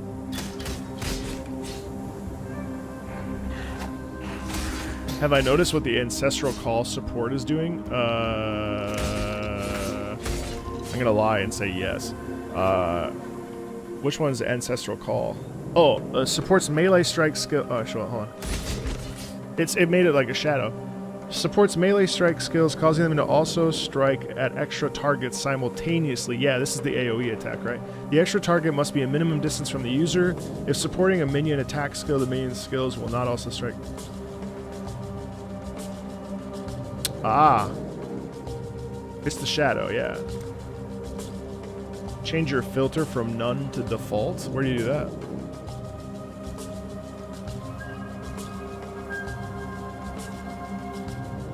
Press U. Oh, options. You can spec into killing bosses. Options, gameplay. Or, well, gameplay. Game. Item filter. Default.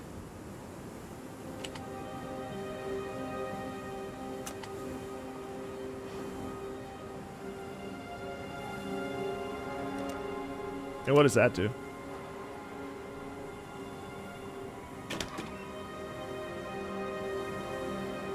Your items show up differently now. Oh, so you see... I dropped a good orb and I didn't see. No, I didn't. Is it over here? Chromatic orb. This guy. Oh, okay, cool. Thank you.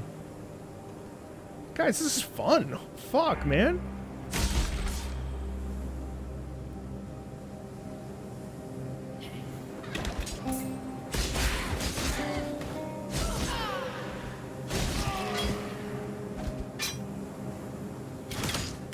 So if something was rare quality, it would be a bigger. It'd probably look bigger, right?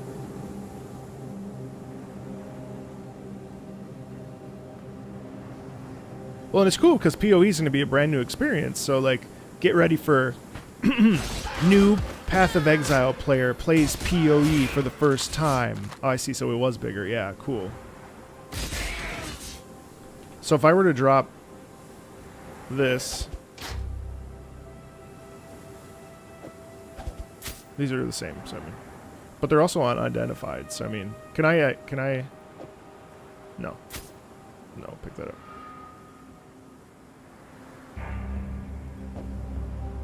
New PoE player discovers the mad. Wait, what's it? What's the one that everyone always gets pissed off by? Opera singer loses his mind, reacting to blah blah blah. Oh yeah, these are better. I just love that you're not punished for like having the gem, but I am losing my abilities now. What's fine? I mean. Plus 18 to maximum life. Plus 25 to global critical strike multiplier. 7% increase attack speed. Fuck.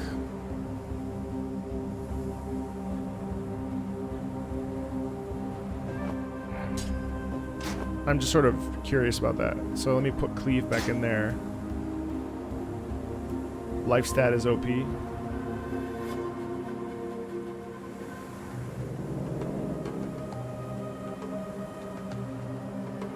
This game is free. Well, I mean, yeah, not PoE. PoE 2 to buy in, I think it was $30.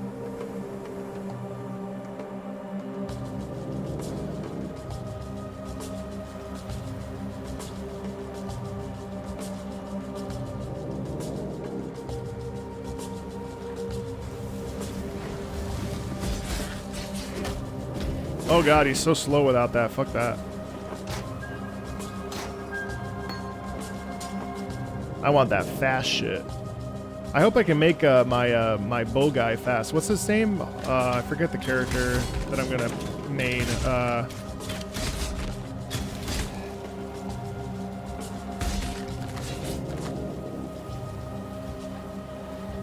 Mercenary, yeah. Can't wait for the.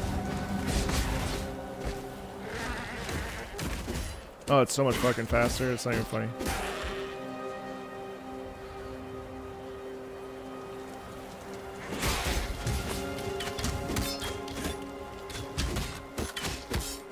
I'm just excited for that crossbow.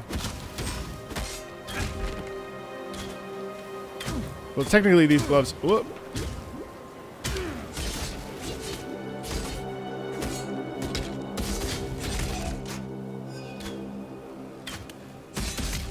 What's Flicker Strike?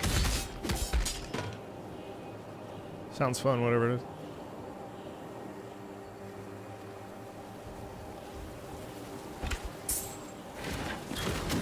Wait, sorry. What was fair warning? I missed it. The black spirit infects living flesh and bone. The animals suffer. Oh yeah, I'll probably like that a lot. I'm big into agility. Eyes filled with a hatred of mankind. Oh, that's fine. Reload mechanic? That's fine. I don't mind. Now it is we who must bend. No, I've never played League, but I'm sure I'll. Before the seaborn gate. I'm gonna start out as monk. The firstborn Oh, what's of the this? kingdom of Calm greeted us this day. Oh my fucking. The kingdom of Calm was born. Oh, this is like okay. It's a time trial. What? Children are not spared the black spirit. My spirit is spent. What have we done to enrage Waycross? Our king will lay the spirit of despair.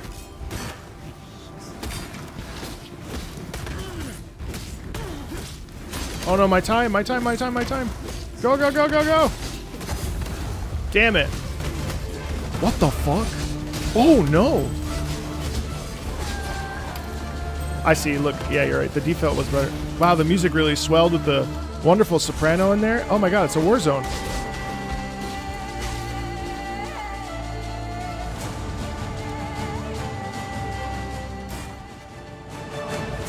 That's a look at that little button as it ended.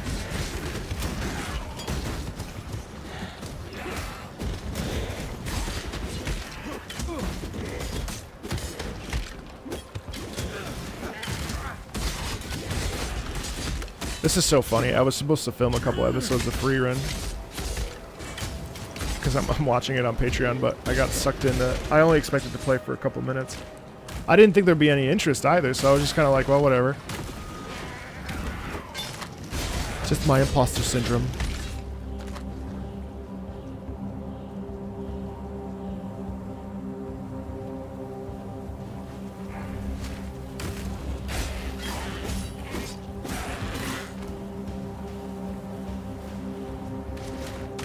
Wow.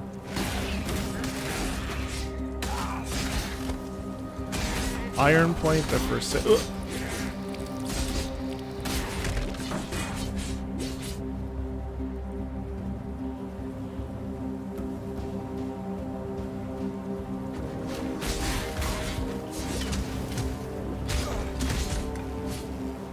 All right. Fuck these guys, dude. The lower prison. It's to be a cage fight then. I can live with that. What? Is there a boss nearby? Why did he say that? What did that mean?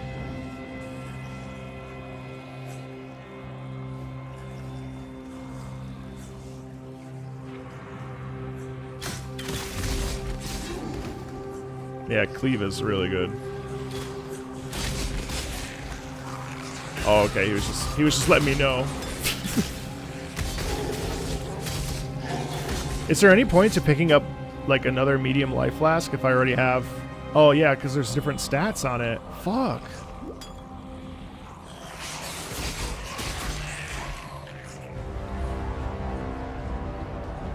So then you can assess whether or not it's worth it to upgrade that one into a.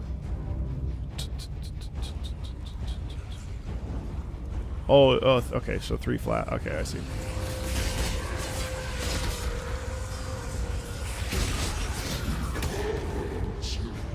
Just punch that guy in the face. Strongbox? What's that?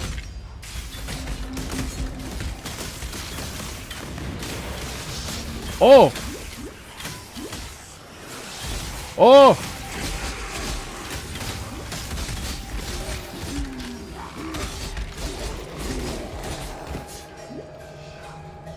Diabolist. Alright, what's this? The chest is locked. Guarded by 3 packs of monsters.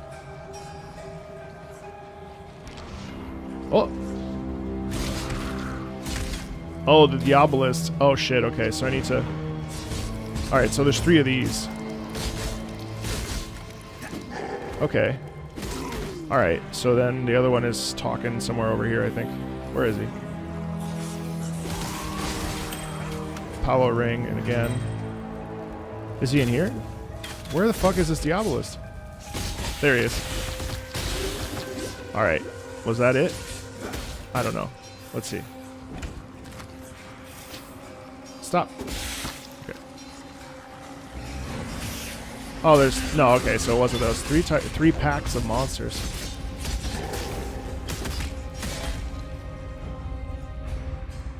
Okay, so I hit 1 pack.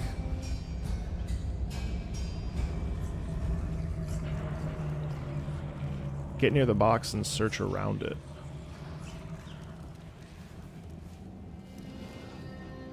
Click it. The chest is locked. Bottom left. Oh. There you go. Oh my fuck. I believe in traveling light. God damn.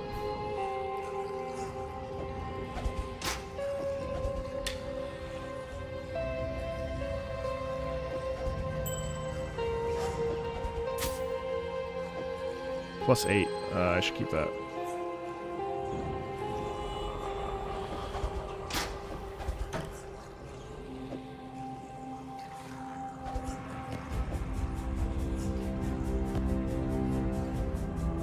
Oh no.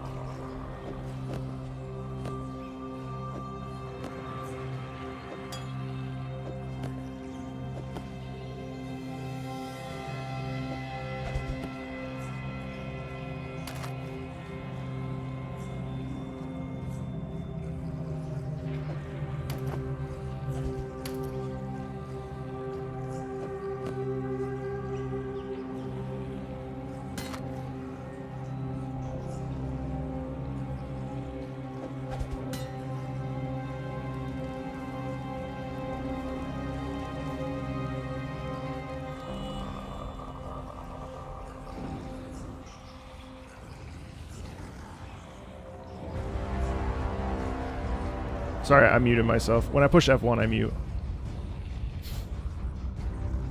I was saying, holy fuck, I'm having fun. But now I gotta mute again. Hold on one sec.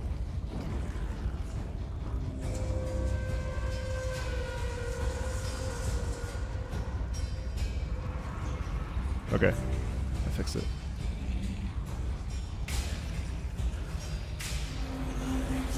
No!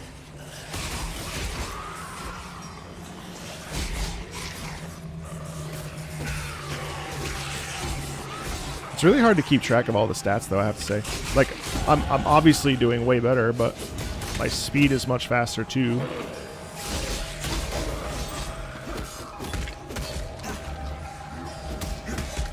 But I couldn't tell you why, you know? Like, I know that, I know why if I go look, right, but... Oh, oh.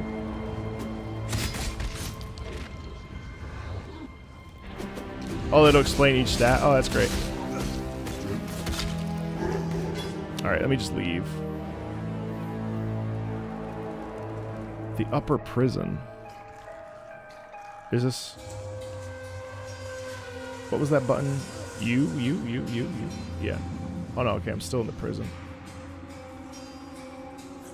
Okay. C.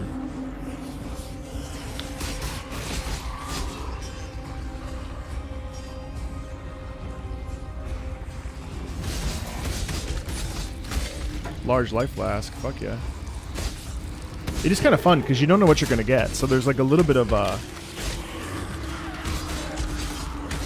spirit is spent.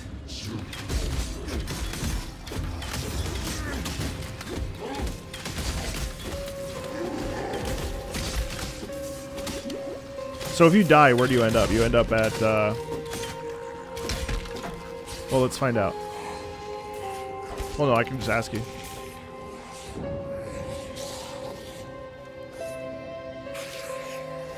Back in town, all the way back in town.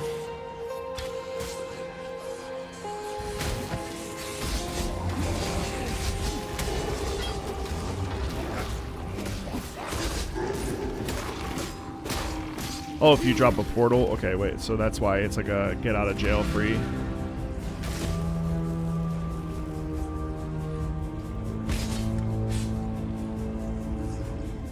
Wow, cool. Wow, cool. The tale of Brutus was a popular one in the schools of Theopolis, taught in the hopes of deterring students from ambitions not condoned by the Templar. Brutus was warden of Axiom Prison and one of the most feared men in the Eternal Empire. But there the histories end, and the myth begins, with Brutus commissioning a witch to transform him in a mad attempt at immortality. A moment of hubris that didn't... Oh, portals only last 10 minutes. If it's true, then Brutus has my pity. Some of us pay too dearly for our mistakes. Yet if you insist on learning from your own mistakes, then please, take one of these. You might need it. Oh, and then she gives you... Oh, and then you pick as you like.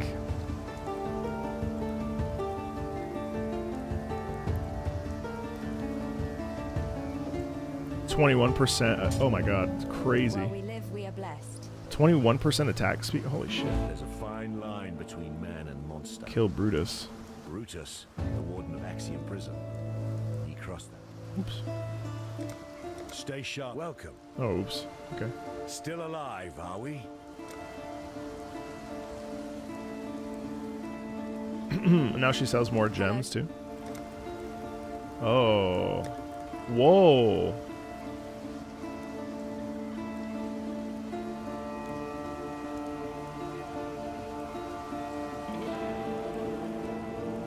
What? Wait, what's been pointed out before? I may have just missed it.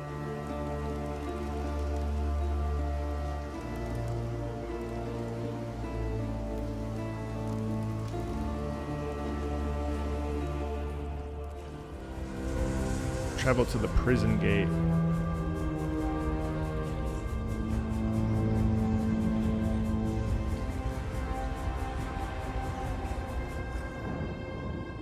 Oh yeah, that's true. It's okay, I'm kind of okay with it. for now.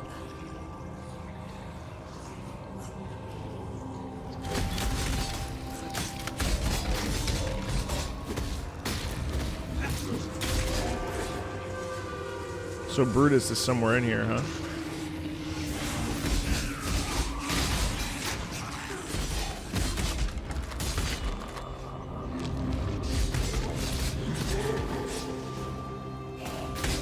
My spirits are spent.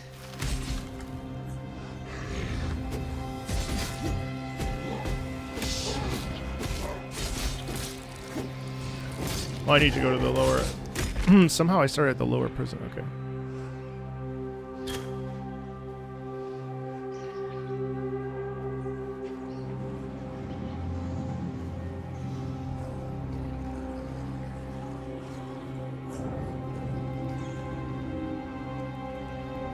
So this is area down here I missed.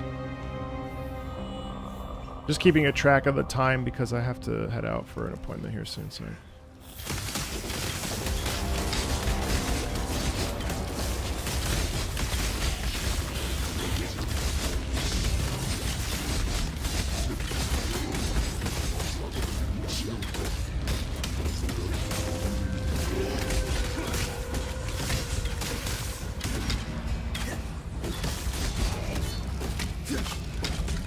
Oh, nice.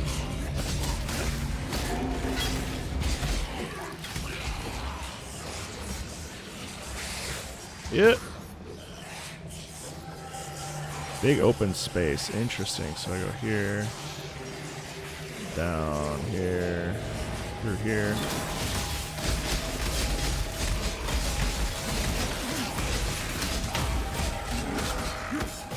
Chatters.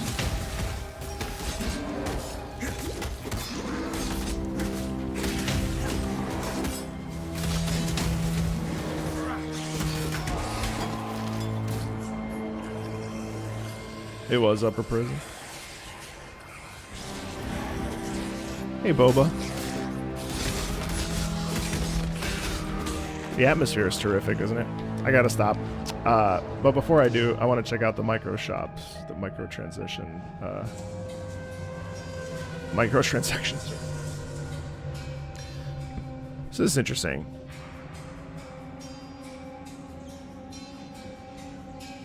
So you get your run-of-the-mill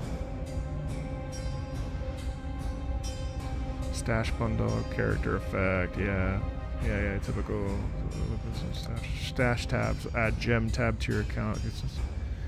Oh wow, okay. 40 coins. How much is that? 40 coins is. Oh, purchase is successful. Oh, it's okay. I have some coins.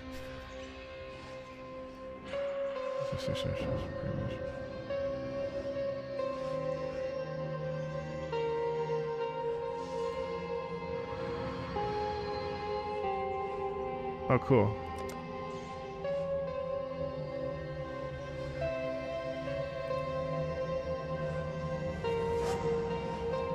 Oh, so you can... I see. So you can put all your gems in one place.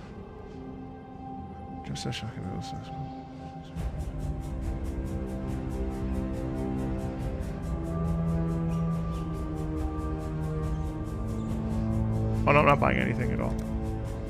I just want to see what's going on. Oh, cool. Oh, you can change the way your portals look? Yeah, okay. I'm fucked. Aesir? Oh my god.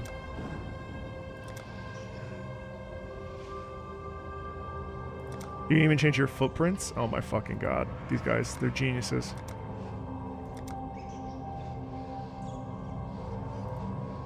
A rock.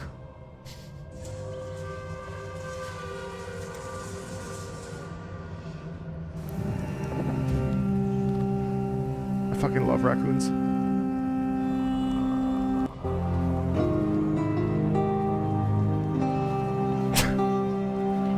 I'm fucked.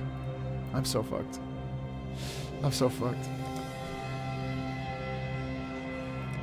I'm so screwed. Which one did I buy? I think I bought the base one, but actually I think after playing this I'm gonna go all the way up.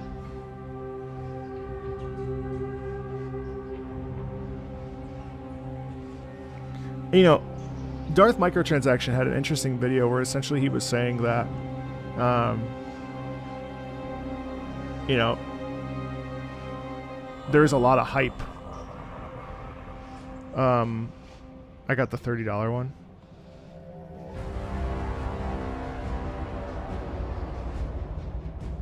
No game is perfect, right? And I think being mindful of that is really important. But that's scratching an itch that I didn't expect it to scratch, to be honest with you. So I'm Rayclast is a cursed land. Seriously excited about it. Mad to settle here. Existence. Much more than I anticipated. Yeah, I bought this one. Okay.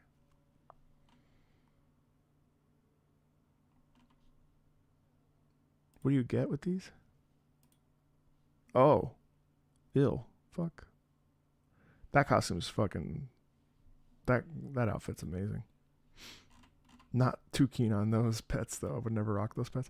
Existence is a thing of beauty. Precious.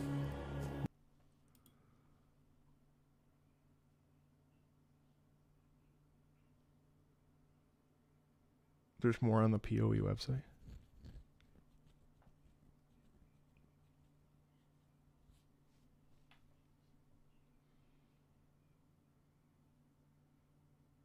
There's physical merch too.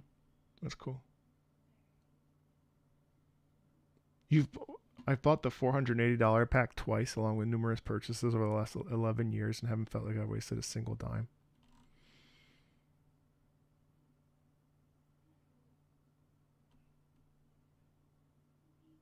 Yeah, I mean, I think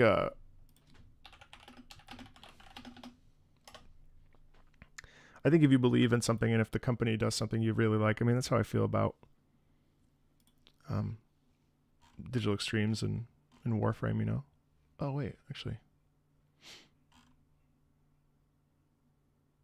1,000 points. King of Faradun supporter forum title. Portrait frame, that's cool. Lord of Occam portrait frame. Extended digital soundtrack download. Oh, okay. Yeah, I have to... Early access key. Armor pack.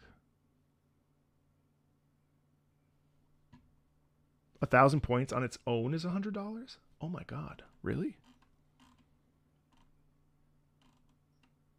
What the fuck? That's crazy. Early access supporter pack notes. Physical glitch.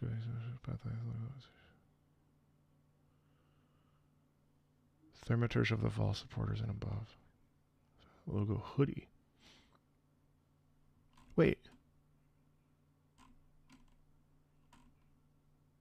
You get a shirt for what?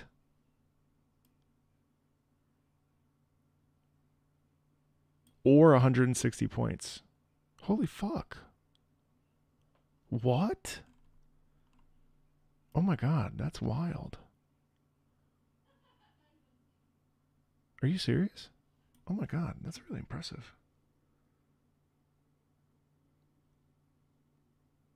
I see that. Huh. I mean, I'm sure the shirts are not like, you know, artisanally made, but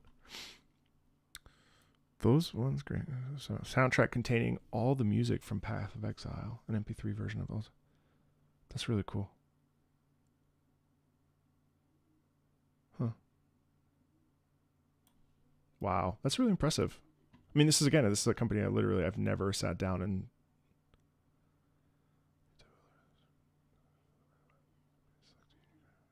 wow. Okay, so they really like appreciate you.